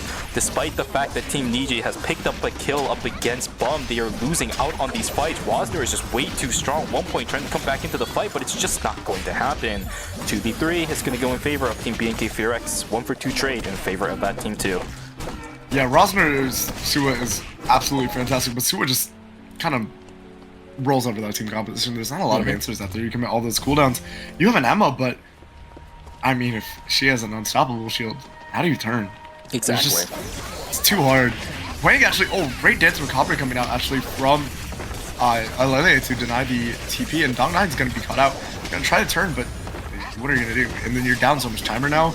That's a minus 200 for Team Celestial. Team Celestial having a pretty horrendous game for themselves again. Gonna be down 400 credits. Probably not scaled that well, all things considered. They don't have a lot of kills on their hand, and Avalanche able to pick up some kill, like a kill for themselves was not bad. Yes, they are still alive. They're actually, I don't think they're behind at all. They've taken a couple of really nice fights in the earlier stages, and ever since then, it's been quiet. This is a very standard build for the Hisui, though. You can see it's going to be the, I know you said Plasma Sword during the during the Professors, and that's kind of stuck in my head. It's Aurora Longsword, plus we do have the Aoyai, we have the helmet as well. This is standard Hisui. This is much more what we're familiar with. We're not going to see any weird shenanigans with Wisdom Robes or Mithril Quiver this time around. We'll see if it works. It's looking good for Team Avalanche. They just have to snowball that into a lead. They had a ton of items too. That's a good one. Yeah, I think you can argue for the Mithril Quiver, but yeah, I will not argue for this Wisdom Robes. Look at JPSP. This is so hard to play for the Barbara, and you're actually giving the Ekion dash resets with your turrets too. And Alele just being able to third party. I feel like JPSP is just not having fun this game. The Nimrod coming out, and look at the third party from Avalanche as new Neo Nunchi is just really struggling, and BK Furex, yeah, it's a nightmare. But oh my, the third party from Niji. Wow, wait, is this gonna be BNK Furex looking at what? Oh no! Oh no! This is disastrous. It's like watching a horror film. Like it's actually a train wreck. This entire series has just been one train wreck you can't look away from. Yeah, see, but you can't really blame Bum on that one because you know what the plan was. I think the Don Quixote distance wasn't enough. Even if the animation finished, I think it wouldn't have been enough. He would have probably just got knocked up into the air like he did. At least BNK FearX does save Bum. They do manage to keep themselves alive. Can't say the same for Celestial though. Wasn't able to find a resurrect in time. Team Saber will be able to lock that down inside of Chapel, and we are down to 7 once again. Yeah, this is definitely a lobby of all time as we see new Neo Nucci get into a fight again, but look at yeah, Macdo had a lot of impact. The M-drone was popped, but we were just not able to get it onto any of the targets. And I feel like now Avalanche might be able to look for a re-engage possibly. I don't know if the Dance Macabre is out for the Elena. It is not, so they can look for the turn. But I mean, Alele has so much backline access with the Nimrod's gate, and look at this, just JPSP in a terrible position. Dance Macabre coming out, and look at the dive onto Cubesy. Actually, a great turn coming, but now Huang is, I think, able to probably turn it on Macdo and Yojin. I mean, what do you have? Oh, the Chumoli guy executes coming out, but you actually don't. It's unfortunate because now you have the Nishi ring cut instead of the flash cut to give chase. But wow, we don't get to see the execute come out that often, do we? Yeah, not at all, but we saw the pure white number 9999 execution with the Tsubame Gaeshi will come to fruition in Group D for the first time in this, well, I should say today. We saw it yesterday, but today the first time we're going to be able to see it. BNK FearX a little bit down bad as well. They're going to be split away from the rest of their team. Yeoju, no way. He's going to be able to keep himself alive as well. That's unlucky for the members of Team Avalanche. That would have been an easy kill for them to pick up because a lot of teams are missing timers, and I do have to think that this Elena is losing a lot of that too. Mekto will get taken down. Enough damage coming out from Donana. There is no way Yeojun is going to stay alive from this, is he? There is also another team standing up front. It's a party inside of archery range. Yeah, Cabana Pharaoh's artifact on this Barbara. This is not the game you want to be playing if you're picking up this Barbara. But, you know, you have 5 kills on the board. If you're able to rat a little bit, they aren't going to be able to get the rest. Oh, okay, sorry, but my bad. Caster Jinx. My bad, guys. I apologize. Bomb it. Oh, actually, catch on to... I don't even know what to say anymore. EA getting caught out by the snare coming out from one circle, and then the follow-up from Donana is just too perfect. Niji gonna be posturing, but this is such a hard... Wow, okay, that's a lot of commitment on the romantic. Like, whoa, guys, we cannot be investing all that on one exclusive. This is so wrong. Please, I can't do it anymore, shoot. A little bit of a too hard investment over in towards the Nadine. She's running Blink nowadays, everybody. Electric Shift is a bit of a relic of the past on that character. So much distance cover, especially when you see an Emma using Blinking like that. You know exactly what's coming, right? Immediate response with the Monkey Wire, immediate response with the Blink. Well played on the side of Mida and Sejong. That will be a wipe over on the side of Team Niji. Avalanche holding as the last team on the bottom 4, trying to get a little bit more inside of this game. Rosner split away from the rest of his team. Team Avalanche finds something. Do they get the kill? I think they did, but now they're stuck in the middle of everybody. Huang trying to do a lot of damage. Oh, the Tsubame Gaeshi just barely misses out on Char. He's looking for something. He misses the parry. Oh, he misses the parry. He's not going to be able to get the dash across to Char. And down he goes, 2-0 in favor of Team Ultimate. We will have to see the Elena running away. They get the res on the Lumi, but their credits are looking like it's dire. 25 seconds to go until it will be night, day number 5. Huang should get taken down in just a moment too. Kritikion, you cannot get away from that. Yeah, BNK FearX is salvaging a lot considering they're down 1. And yeah, you should probably chase this Elena. I think it's an absolutely acceptable play. Gonna wait in Uptown because I think they know that the Elena has nowhere else to really go. And but there's a team too. But look at Team Saber. Do we see the Elena maybe walking to them instead? But yeah, Satan looking insanely strong. Necronomicon and Failnaught. Oh my lord. Laylee's in trouble. Laylee's in trouble. Elena's pretty good at jumping walls. Team Saber is going to force that Elena back into the red, but their credits, man, it's just not good. Even on the side of BNK FureX, they're actually down bad on credit count too. Now they have to deal with Team Ultimate sitting around this area. The only way they can get the res now is going to be that Lumi, Lele caught out. There's a couple members trying to look for this kill. Char will be able to find it, and now BNK FureX is in a whole heap of trouble. There's the full swing into the wall. Bum is getting ran down by KCW. Does he have the intimidation tactic? He doesn't even need it. Down goes BNK FureX. 2 kills going in favor of Team Ultimate. 13 kills on hand. What a game. And again, top heavy lobby with the Ultimate Saber and Mirai Sejong. These are the teams who accept to be at the top, but not in the way we're looking at. That's really. But you know, we'll see some pretty quality fights, I think, for the rest of them. Hopefully, G-Work does not elect to go for a VLS while the team knows about it. I think that play at least was justifiable, though, to be fair.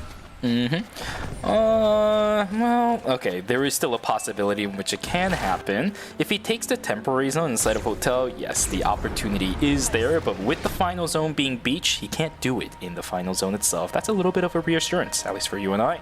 Yeah, absolutely. Filing on it, his inner demons aren't going to be fighting him in final zone this time if he makes it in there.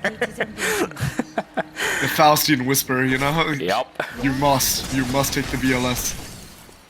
Finds a couple players, nice dash out, but that's a lot of damage. Quick cut to dodge the coup de grace now.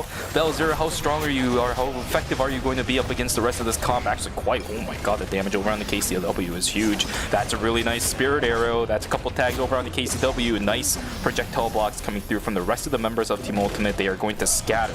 Whip up is gone. Belzer playing it a little bit aggressive up against Charge. Should not be able to get anything. Good damage over on towards the Rozzy. She's got nothing, no flutter, no nothing. Saber. Fantastic microplay against Team Ultimate. Yeah, Saber saving my eyes right now. I've been seeing a lot of, but like Stockton is playing really well, and Belzer actually did a fantastic job. You were looking for the turn. The charm of the Nomad too. It's not even close. The Dance Macabre going wide, but KCW trying to go for the intimidation tactic. There's no chance we're getting a Lumia either. So maybe G-Work scams a res, but I feel like they just control this warehouse zone. No. You know what they do? The uptown zone. What are we looking at? They escape. Don't say that. Don't say that. Oh, like, please, like, don't manifest that. Don't manifest that. Escape angle. He's gonna hyperloop in hotel. That's the bigger possibility, most likely. He's gonna wait out as long as possible. Maybe the team that's sitting inside of hotel right now, Mira and Sejong, will look for an angle up against uptown. No, he'll just hyperloop here instead. Team Saber just saw the pain. They're not gonna let this go that easily. Yeah, for sure. For sure. Absolutely.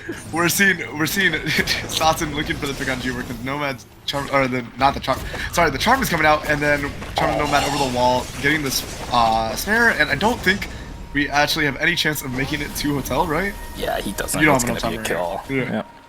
So we're just gonna walk back in. Probably the kill going to get picked up. Does that mean that Team Saber is going to be able to get priority? I think, are they closer to the zone?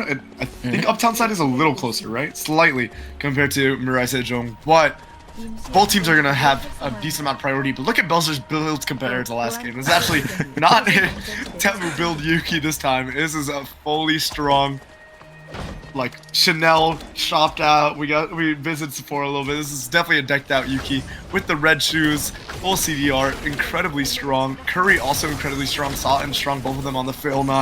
This is definitely, if they already were like able to win last final zone, I think they have a great chance at this final zone against Team Mirai Sejong. Exactly. The mustard and the ketchup setup for Belzer is there. Sawin baiting out a couple of important skills. Danana using quite literally everything against the Hyejin. But everybody doing damage to Belzer, he will eventually take damage despite having a lot of items. After all, this is a late game Mira and Sejong too. Nice save on the double guillotine. That is going to be alive for the time being. Good dodge on the spark nade. Rain of Arrows is going to buy themselves a little bit of space too. too, trying to get a little bit more control back of the final zone. It will pop now. Romantic and 1Circle sitting on the backside. Saten is going to be outranged by everybody on the side of Mira and Sejong. They're going to still look for the initiation though. Charmer the Nomad prediction once again. Nana even buying more space for the rest of his team. Shield angle is good. Belzer looking for an initiation back. There's the pullback onto Nana. He's got the exclusive. Oh, the coup de grace is going to get dodged up by the exclusive too. Romantic with a huge play in the backside, and down goes 1-2 on the side of Team Saber. Can Saten somehow pull this back? I don't think so. He does so little damage to these bodies too. The shields are good. He's looking for an angle back in, but he doesn't have the 5 omens. Blink is there, but now he's at the mercy of the energy shield. He's trying to juke and dodge, but it's not going to work. 1Circle with the auto attack. Photon cannon is good. GG well played. Mira and Sejong 11 kills and first place. Yeah, when you get to have an uncontested mic comp, that's pretty good. You know, and with no bans. You see Ekion getting banned before Mai in this lobby. That's definitely a surprise, but absolutely well played by Mirai Sejong. It's really hard. Saten was able to pick up a kill, but how do you clutch out without the omens? Hedgen is an ult-reliant character. We've been talking about a lot of characters that aren't. Hedgen is most definitely one that is. And then also, it's just really hard to like burst down Nana. The exclusive came out, dodging out on the coup de grace, and then what do? You've committed everything to killing the Mai, and then you have no cooldowns in the 2v1. Yeah, as I said, he was completely at the mercy of that energy shield. As soon as he used the blink to dodge out against the strut, yeah, you're right. There's nothing you can do. You have to dodge the strut, otherwise you're going to get tagged by the spark nade. If you use the blink, then now you're just stuck in the corner. You can't do anything else. I think getting the 1 kill trade for Team Saber was by far one of the best options they had. Well played. Romantic to dive into the backline and actually take out the opposing backline damage dealer as well. Curry not able to withstand it. Nadim versus the Rio. Nadim will win out on top. So well played. And good things across the board for the last couple of minutes. Eternal Return in game number 3. We saw macro plays being pretty good. Micro plays were also really good. That's a solid game of Eternal Return finisher right there. I don't know what else to tell you. Yeah, we needed one of those, for sure. I don't know if chat has maybe shared my mentality with the game quality of Group B compared to Group C, but I am glad to see some quality Eternal Return. I'm glad to see a meta comp dominate the lobby. I think that means that all is right with the world. We will be returning to normal. There will I will not have to use the word interesting anymore. Surely, game 4 will be perfect Eternal Return and nothing but it. Don't say that just yet, because we do have 1 game remaining for Group D. There's a lot of shenanigans that can still happen, theoretically, for this lobby. So have to wait to see what the score sheets are going to look like. Unfortunately, the bottom 4, I feel like at this point, is almost going to be secured. I really hate to say it, but the caliber of the bottom 4 teams right now in the score sheet, you can tell the difference between those teams as well as the top 4 teams. The players in the bottom 4 and the teams for the bottom 4, they're definitely good players.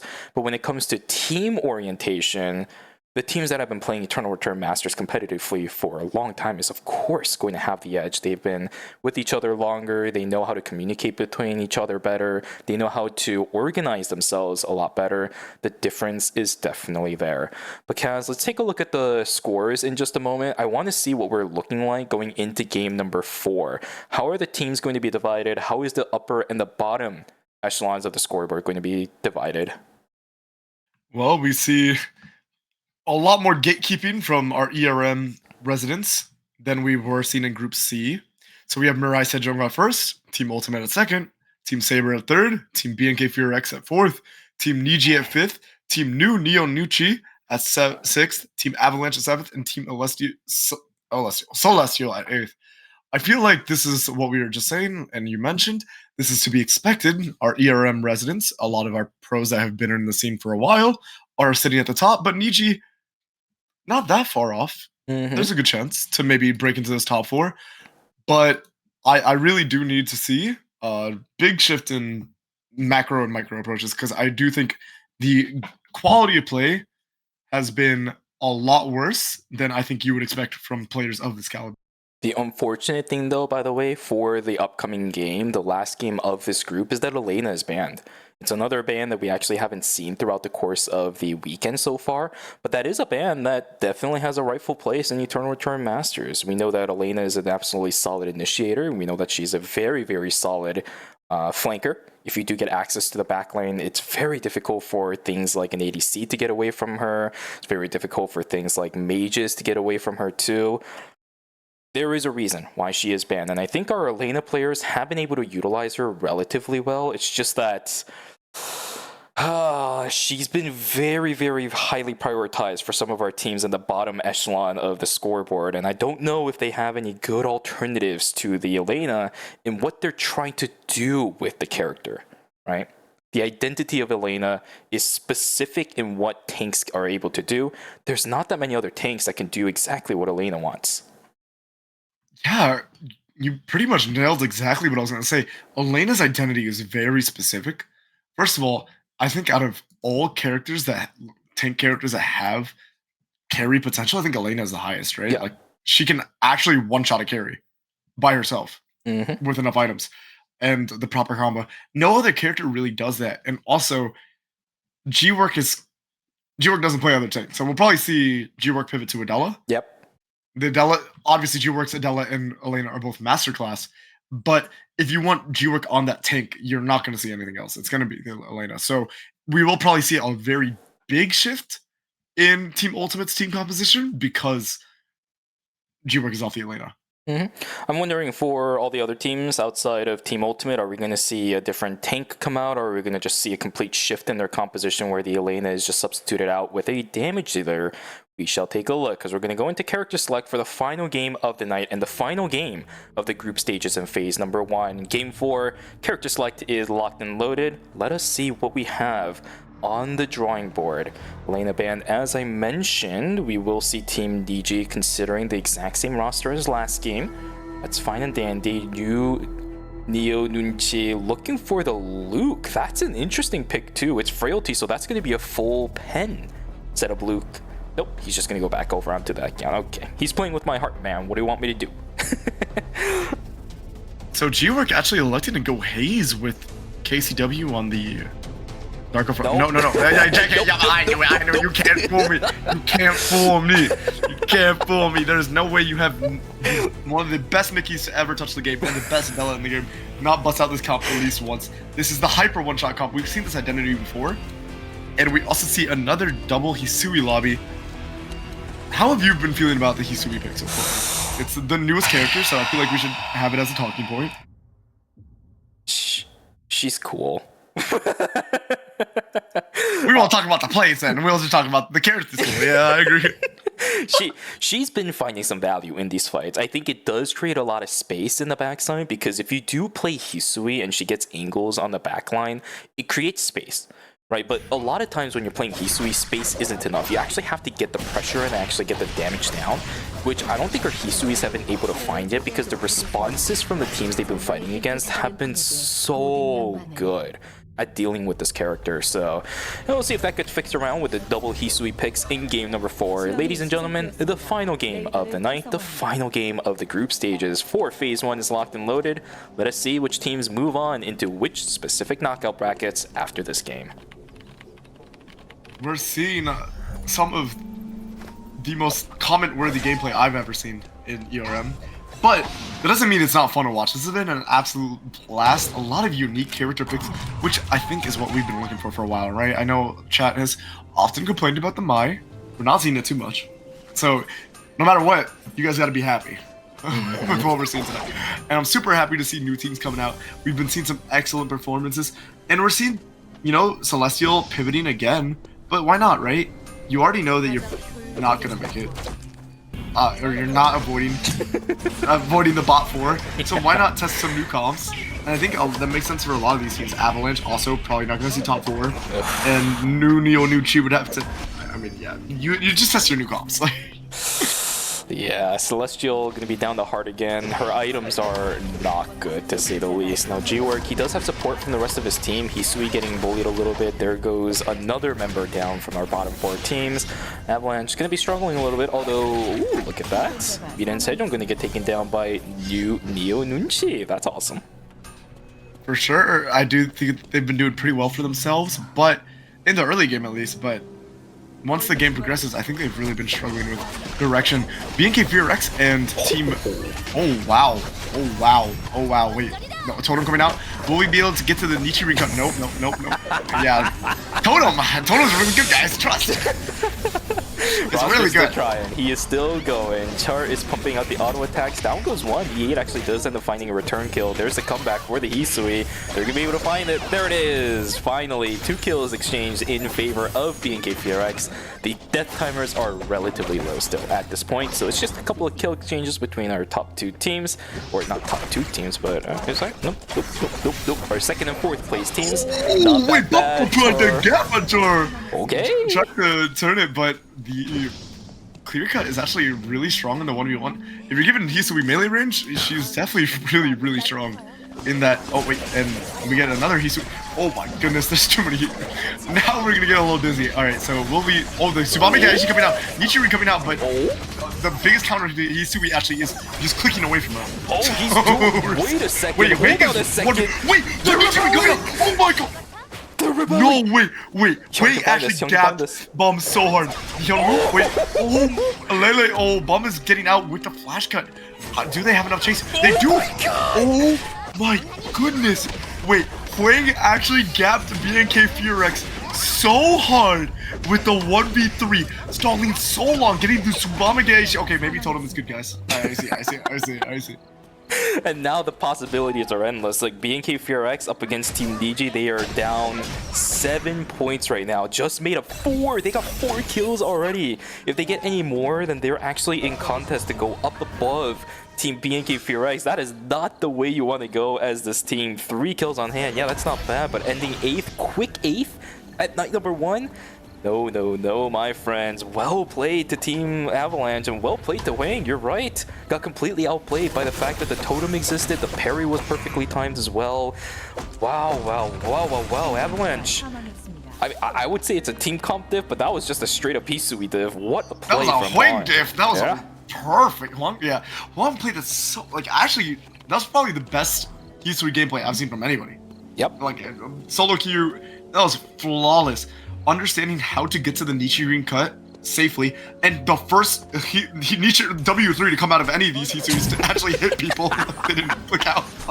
And there's no healing reduction, I think, on the side of BNK FureX, because, like, look, who's running healing reduction on that composition right now? Maybe E8 is running it, but it didn't really matter. He only tagged a couple people for, like, half the duration of the Nichirin cut, but he still managed to get back up from, what, like 40% HP to 95? It did its job.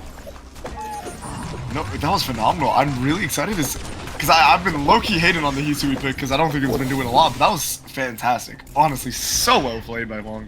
I don't know what just happened to Yojun, but he just kind of walked up against the Dean and also died. Megdo was on exuviation time, but the Aya decided to dash in. Not a good situation for Team Neo Nunchi. Will end up losing out on the Tree of Light because the top side of the map is contested, although Wang looking for something. Does he actually get the kill? He gets the slash. This guy's the go. This guy's the go. Uncontested Hisui go. He's still going. Hisui coming out, dodging out on the top. He's looking for an angle. Okay, wait, did not get actually sack off. Oh. Okay. Yeah, I respect that. So, this almost perfect. Could have maybe gotten the flash cut off the body before autoing it, but we do see Satan going for the blink. There's a 1 point. Please, 1 point. 1 team. 1 point. Just gonna probably take the no jump pad. I guess you probably can't. Actually, maybe I don't know if you have the parry. It's just been. I've learned with this lobby, just don't ask questions. Yeah. Just appreciate the content. It's perfect. It's like we're here just along for the ride at this point. If we start questioning anything, it's not gonna work. Absolutely. You just watch and you enjoy, because this is some really entertaining Eternal Return. I'm not gonna lie. Yeah, there's another synonym. I've really been enjoying what I've been seeing, because I'm seeing teams flash into Research Center day 2. Like, perfect. Heck yeah, we're living out here. Quite frankly, I think this is a great way to end the group stages, if I'm going to be real with you. I need these games every now and then. The entertaining ones, the interesting ones, the fun ones. We got a lot of good damage over onto the Fiora. That's going to be an early kill in favor of Team Neo Nunchi. We should see the heart falling down in just a moment. There we go. Bullseye will be able to secure it from JBSP. Finally not on the Barbara, and he's actually getting killed. Look at that. Yeah, it's definitely really hard, I think, to play just with the identity of the comps they want to go with. They're going with Macdo, not really ever playing a tank, right? Playing these very aggressive melee carries. You need some support if you want to play Barbara, or at least some peel tools. And okay, Huang getting Nimrod in it. Oh, flash cut onto the Robotic. Oh, Robotic getting a great crossbow skill. The totem coming out. Tsubame Gaishi. Yeah, flash cut out actually. Well played by Huang. Actually able to get out with the Gitsuri slash. Oh, Lele blocking out. Very well played. Oh, great. Wall stun coming out. Can Robotic actually get caught out by Cube? No. You can use the Nimrod's Gate over the wall if they want to try repositioning around. That purple box was secured. I think that was a meteorite that was picked up. There's the Nimrod's Gate. Yeah, no one's going to take it. 0-for-0 exchange, but Mita and Sejong does secure the objective inside the purple box. Yeah, it looked kind of good until it didn't for long. The problem was you got crossbow skilled, and then you're not really getting any value over your Tsubame Gaishi. It's just really, again, Hisui is sticky if you get to stay on the target. Otherwise, like if you lose that distance, the Getsuri slash is on a pretty long cooldown if you're not honoring. And you need flash cut to really dash on top of somebody. And to do that, you need to hit something. So it's actually pretty hard to stay on top of a target if you don't. Oh wait, we actually do see Hyde getting caught out by Team Mirai Sejong. Where's the rest of your team? Yeah, they're split farming again. I can't tell if that was one of those hyper loops that Hyde decided to do and the rest of the team was like, oh, there's a team right on top of you, let's just not do it, or if that was Hyde split farming. But either way, that's not good. It's not a minus 200 just yet. We got about 35 seconds to go. How is it not day 3 already? My goodness. I've seen so much things happen and it's not day number 3. This game's pace is a lot slower than I remember these games going, but now we will see Hyde coming back. The Cathy does not have to re-resurrect it back. Monkey Wire aggressively, but Respect does not want to... respects it. Yeah, that was a good one. Niji has the ball in their court to get this top 4. Do not fumble this bag. I believe you all got it. Y'all got it. You can... What do you need? Like, maybe like 3 more kills and some placement, and you've probably outplaced BNK for your X. They're in a really good position right now too. The early game kills, they've been playing silently for the past couple of minutes, but that's completely alright, right? The early game snowball that they had, they got a lot of value out of it. The Nimrod's Gate is there. Cornered is going to be the members of Team Mita and Sejong, but they know exactly what the intentions of this team is. I like the patience coming through from Team of Avalanche. Just need to play this out a little bit slowly. Huang, he has opportunities to go for. Oh no! The initiation fails from the side of the Hyunwoo. Perfect reactions, although wait a second. Oh, hold up. That's a lot of good damage coming through from the members of Team Avalanche, but the Hyunwoo gets taken down, and there goes the Hisui. It's just not going to happen. Cubic, the last one alive on that team. Danana is trying to look for it, but of course that is an Arda. Nimrod skates out, but that's a minus 400 going to the team we've been looking at oh so closely for the past 10 or so minutes. Great reactions from 1-Circle to flash out on that. Yes. And honestly, Robotic getting pretty low. Maybe 1 item different. Oh, what, Mac here? Oh!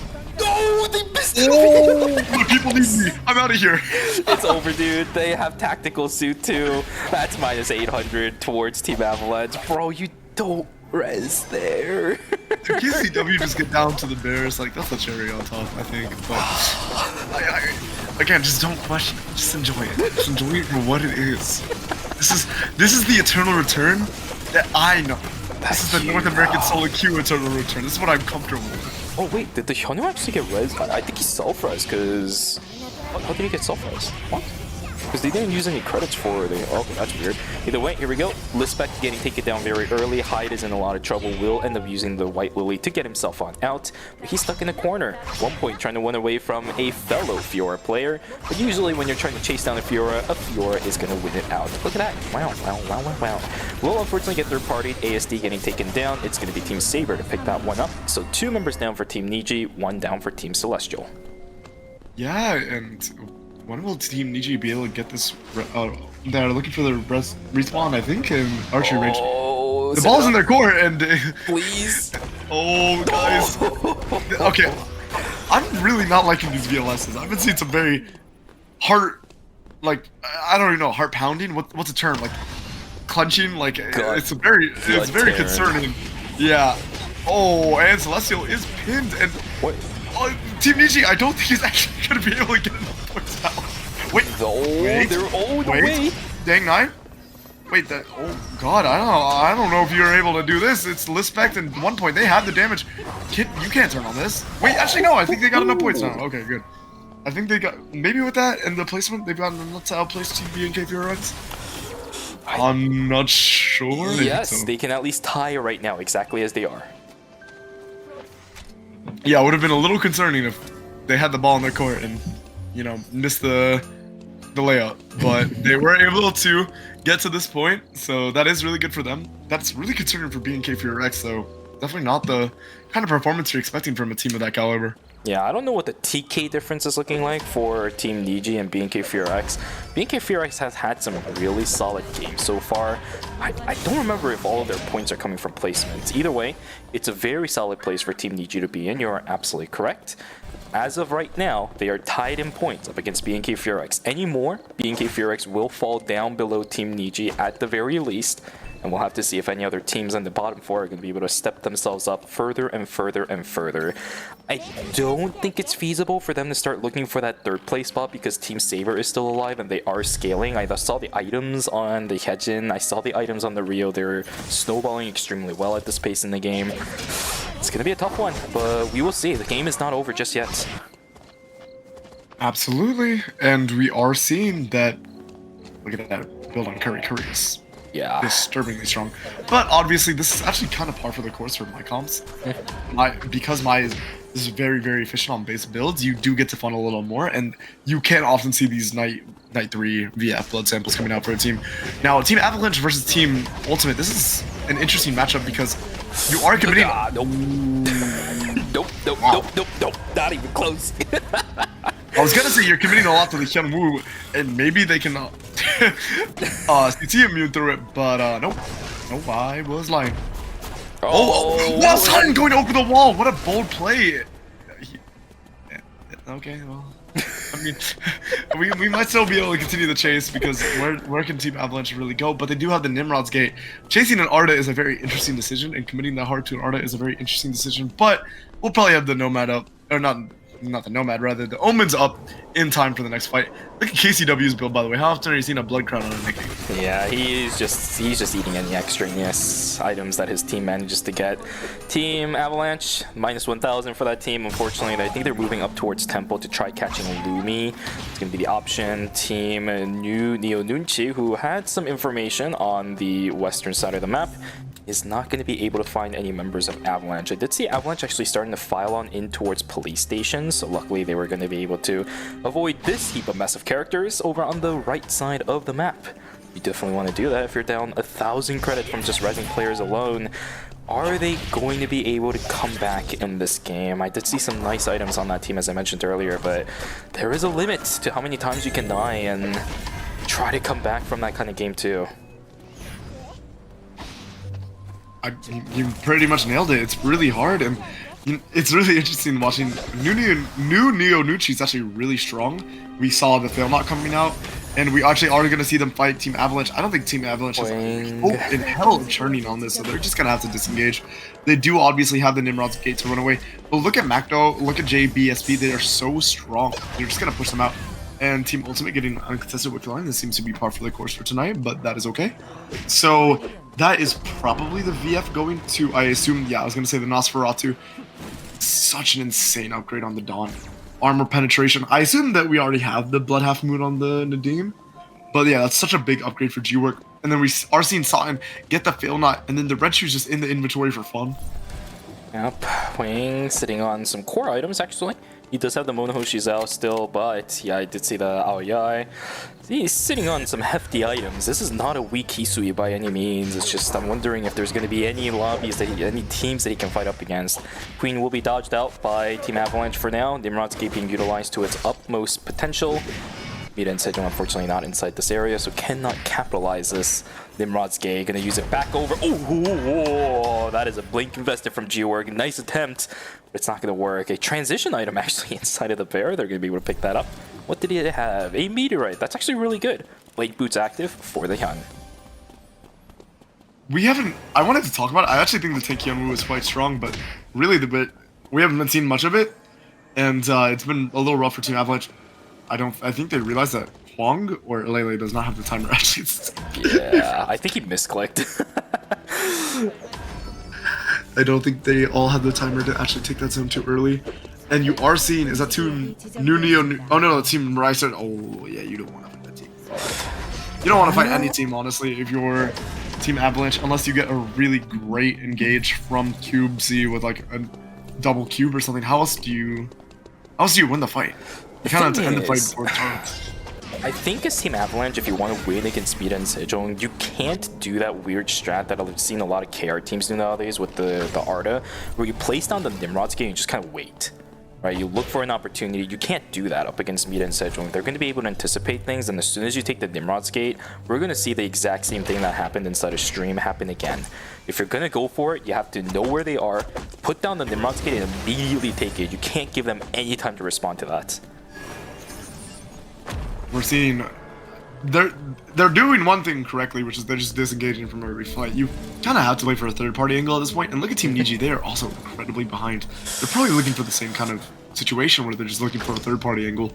Because in an honest fight, you're not going to win. A lot of these teams are just so much stronger than you. And I think a lot of these teams actually team fight a lot better than you too. Like, look at the comps that Avalanche and Niji are running. They want to play from ahead. These are not comps that I think play great from behind. Yep, the compositions are also, in my opinion, just better, right? You take a look at Team Niji's composition, it's very risky to try looking for a fight up against a raw front-to-back composition.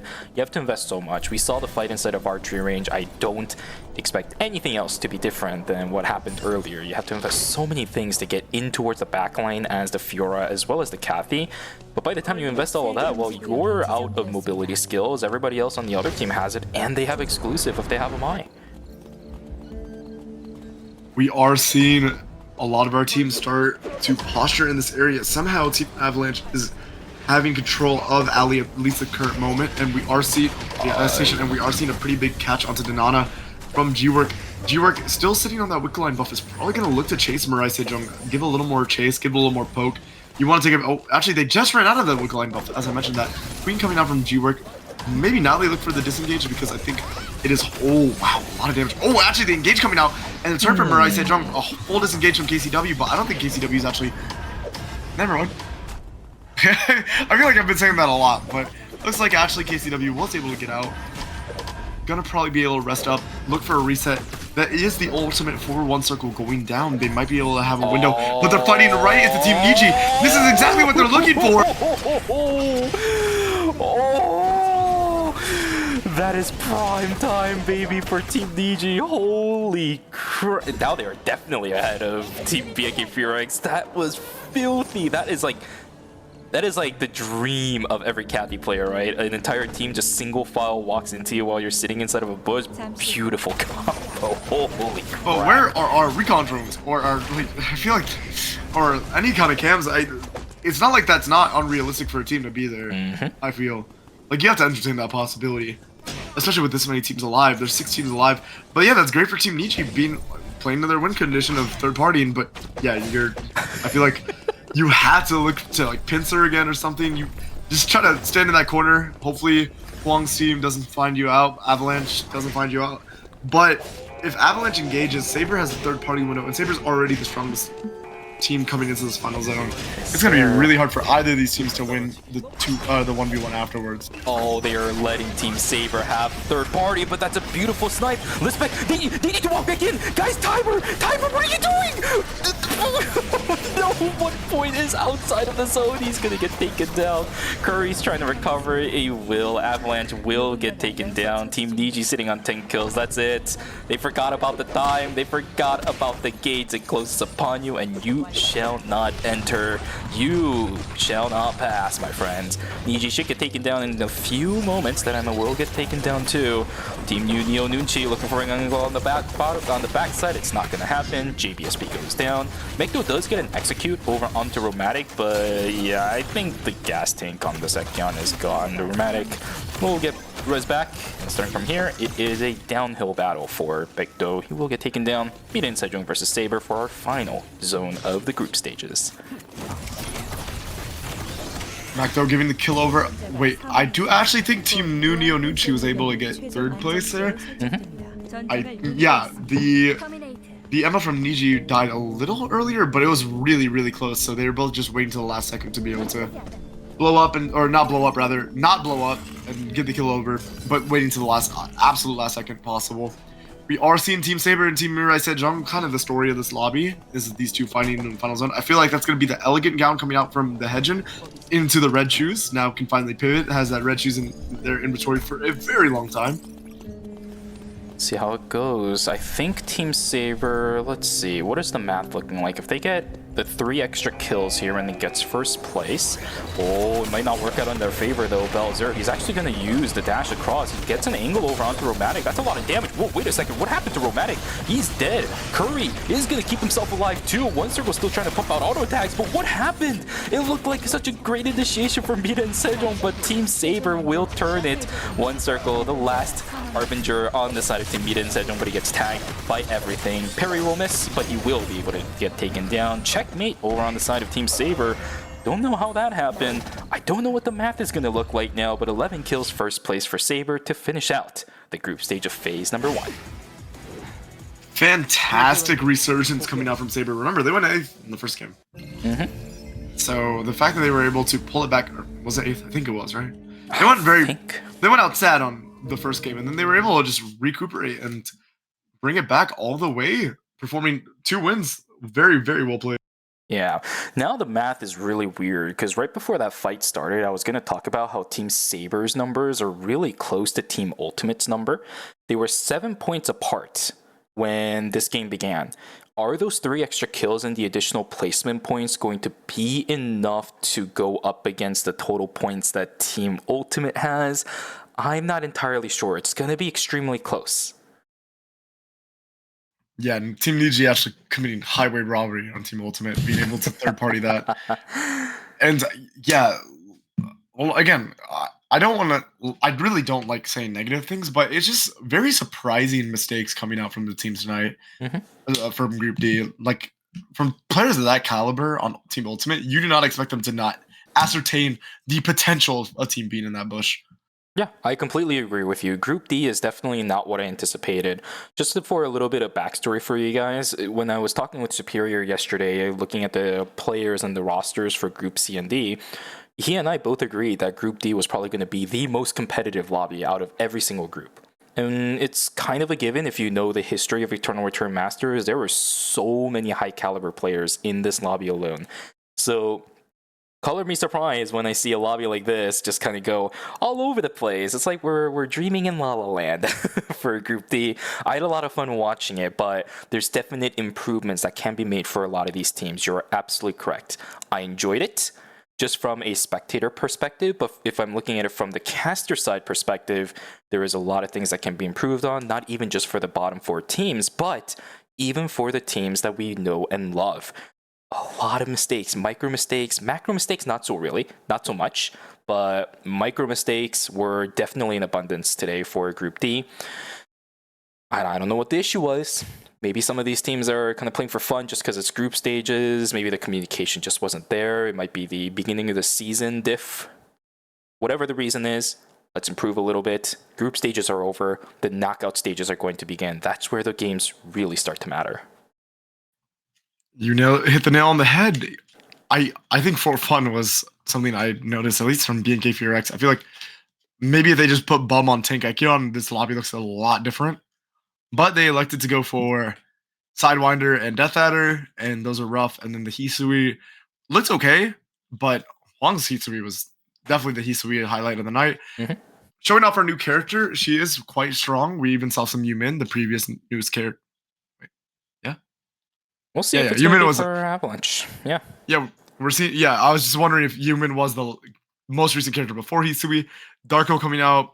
We didn't see the Garnet, but we've been seeing a lot of the newer characters, and then obviously the classics like Satsun's Hedgen, G-Works Della, G-Works Elena, KCW's Nikki. A lot of classic picks coming out for these pilots as well.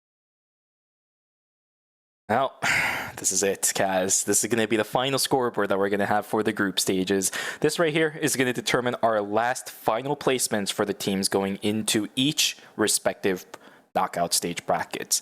Mita and Sejong is going to be playing in the finals. We'll see them next Sunday for that set of games. Saber we'll see on next Tuesday. Oh, actually, yeah, next Saturday, we'll see Team Saver as well as Team Ultimate. Niji and BNK Furex, we will see next Friday. And then you, Neo Nunchi, as well as Avalanche and Celestial will actually start watching their games starting from tomorrow because they're being put in the first and second knockout stages, which we will be watching tomorrow right here on the Eternal Return game channel. We'll be seeing a lot of switch ups, I think, from these teams. They have a lot of notes to take. I think, obviously, if you are a competitive player, you probably already know that this is not a desired performance from a lot of these teams. So I assume they're going to come back tomorrow stronger, and tomorrow there's a lot more stakes.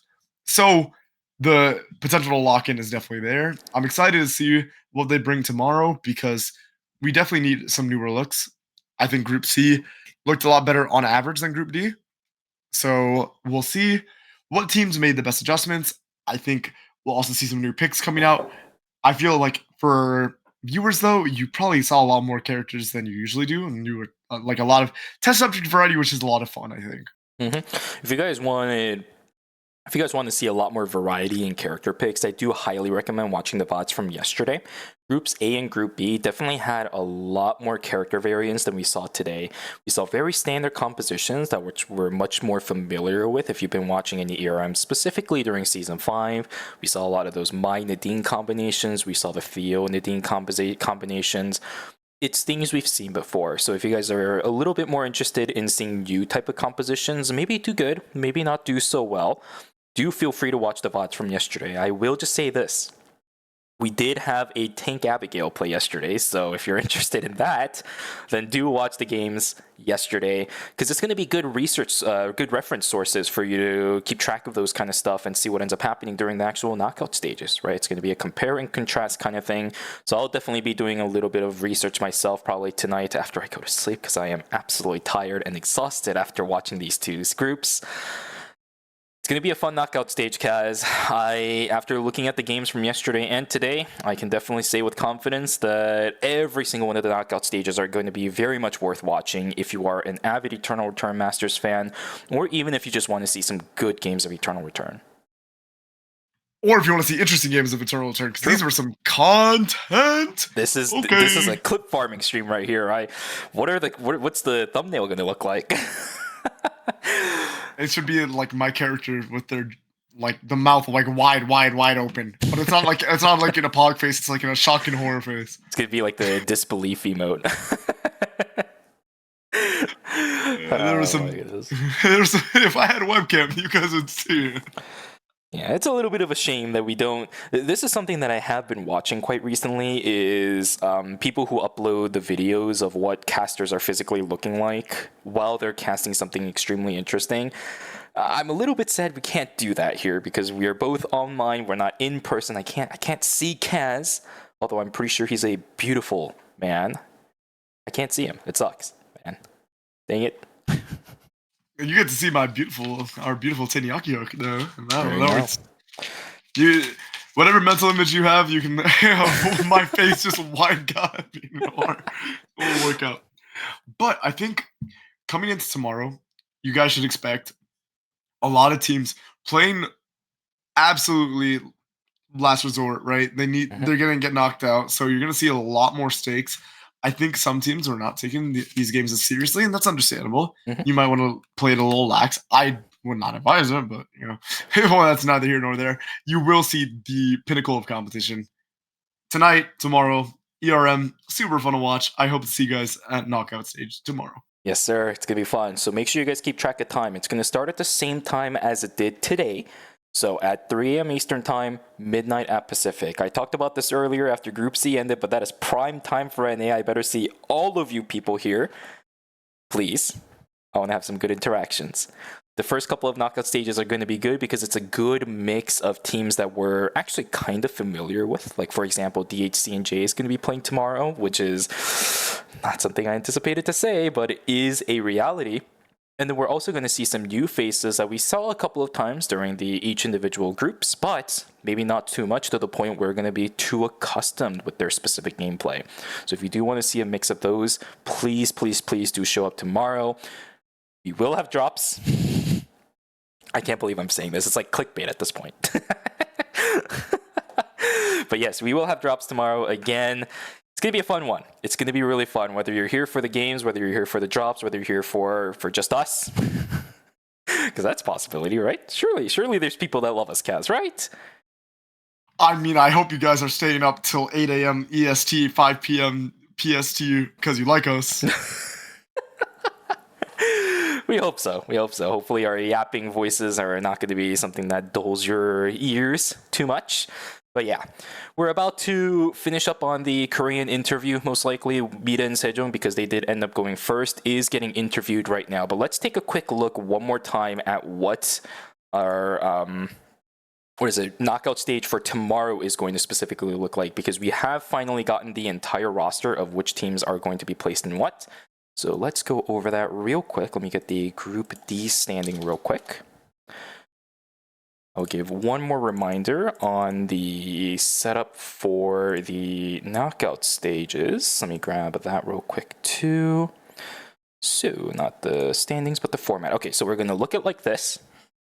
Tomorrow, if you are coming in to watch Eternal Return Masters, we're done with the group stage. So the very far left is over. You guys can cross that out. Mental block. You don't need to look at that anymore. Tomorrow, we're going to be watching Knockout Stage 1 and Knockout Stage 2. So basically, every single team, every single group, 7th and 8th place will play in Knockout Stage 1. We're going to have 4 rounds for that. And the teams that come up top 4 will move on into Knockout Stage 2. As I said, we're going to watch both of those tomorrow. So any of those teams, they're going to have to play a total of 8 games if they go into the top 4. But they will move on to the next stage. After that, we're going to be joined by the 6th place teams of each of the groups, which will round out the 8 teams once again. And then we'll play that one more time. Top 4 is going to move on to Knockout Stage 3, but that's going to start happening from next week. So for now, all we have to worry about is going to be Knockout Stage 1 and Knockout Stage 2. And if you are a Shuvi Kaz Cross hate watcher, don't worry, we will be up again for very long periods of time for you all. So, I know y'all love wishing us the worst with these long game series, so you'll be there. All right. Now let's take a look at what the teams are going to look like for the games tomorrow. We're going to have, for the teams that will be playing in Knockout Stage 1 from Group A, right here on our screen, Jeju Duck Shrimps as well as Team Freya. There will be 2 of our 8 teams joining us. After that, from Group B, we have Epoch and That is going to be the 2 teams coming in from Group B.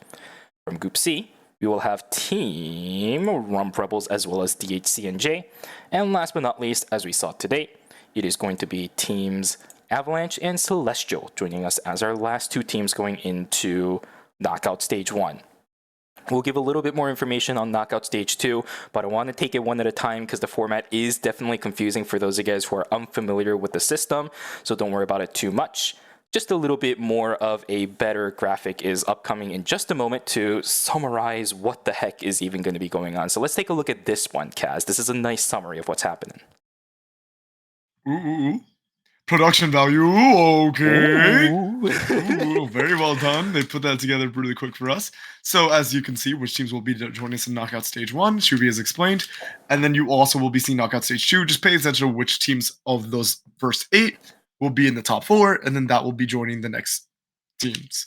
Yes, sir. Yes, sir. We are still slated in for 8 games tomorrow. So 4 to 5 hours of some quality, hopefully, Eternal Return games tomorrow. Do not miss it, everybody. It is going to be a fun time with us here. Both me and Kaz will be here again tomorrow. And hopefully we get to see a lot of you guys back here tomorrow as well. We are constantly keeping track of chat, so make sure you guys show up. And we get some cool things out of us too. If you stay around and say hi to us every now and then, that's awesome. Absolutely. I feel like it's been definitely one of the series of all time for us, but that's kind of fun. Mm-hmm. And I hope everybody who stayed up very late with us, or maybe partook in us after some breakfast, if you're an EU viewer, thank you for dropping by. I really appreciate it.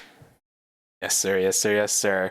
Everybody, once again, thank you so much for joining us here today. We'll see you guys back here for the knockout stages tomorrow. I'll let the stream play until the replays are over. Don't you worry about that. I'll try to save your guys' drops as much as possible too. And just one more thing. It's going to be something cool for those of you guys in the chat who ended up missing out on the season finals. If you need the voice pack that Superior and I did end up voicing, then please let us know in the chat. I might drop a couple of codes, so let us know. It's going to be a little bit of a special thing that I'm going to do for you guys who stayed up a long time to watch ERM, all right? So we'll see you guys tomorrow for the knockout stages. Please let me know if you do need the code. I'll DM you one as soon as I can. Otherwise, have yourself a wonderful rest of your Saturday. We'll see you guys back here tomorrow at 3 a.m. Eastern, midnight Pacific. Good night.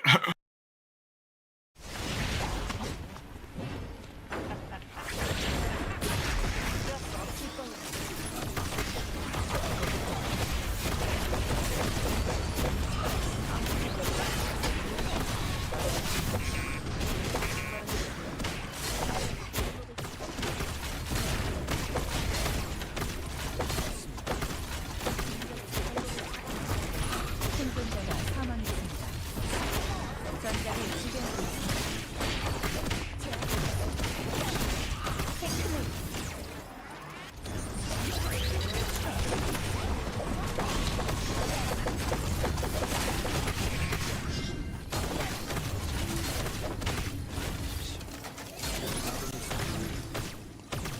생존자가 사망했습니다.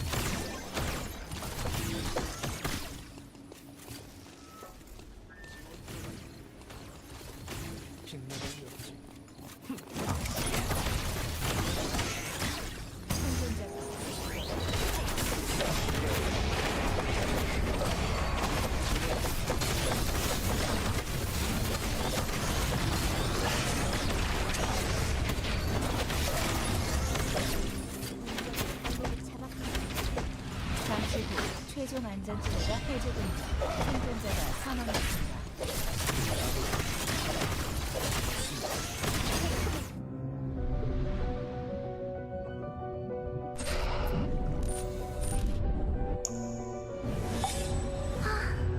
어디 재미있는 일 없을까요?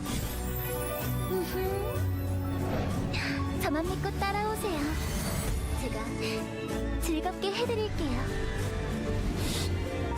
함께 하시죠. 금지된 타락의 유혈 속으로. 고통은 한순간이겠지만 안식은 영원할 거예요. 고통을 끝내드릴게요. 도망칠 곳이 없을 때 사람들은 솔직해지자. 숨을 시간이 아닐 텐데 시간 늦지 않아. 벌써 내가 나설 차례인가? 죄다 시시한 애들 뿐이네. 인간은 결국 힘의 존재야. 그래, 이제 좀 마왕 같아 보여?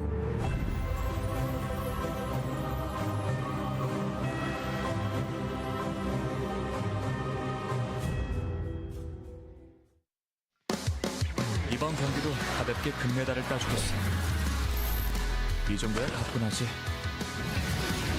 새로운 재능을 찾은 걸지도 모르겠는걸.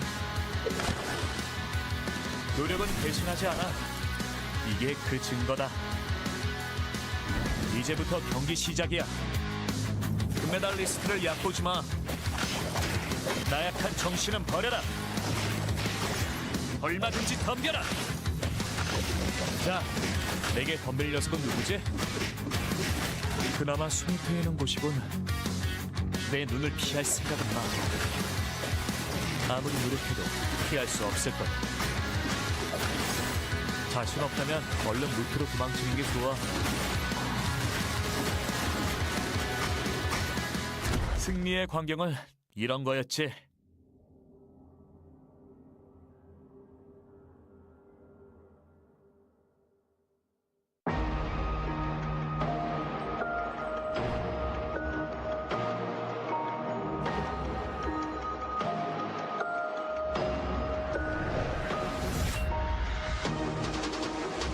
내 소속?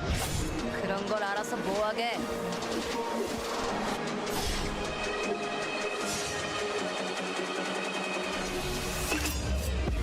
모든 것은 그분의 뜻대로. 빛보다 빠르게.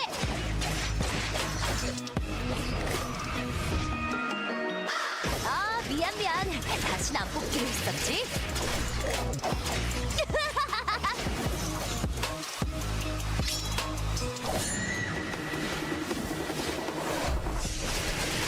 눈에는 눈에는 눈, 이에는 이. 그건 부족한데?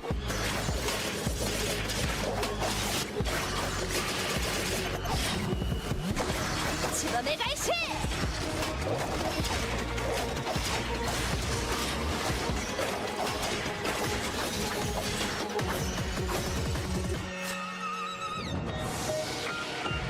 기억할 수 있다면 모든 것을 기억해 주십시오. 내 눈이 저지른 일들을, 내 손이 저지른 일들을.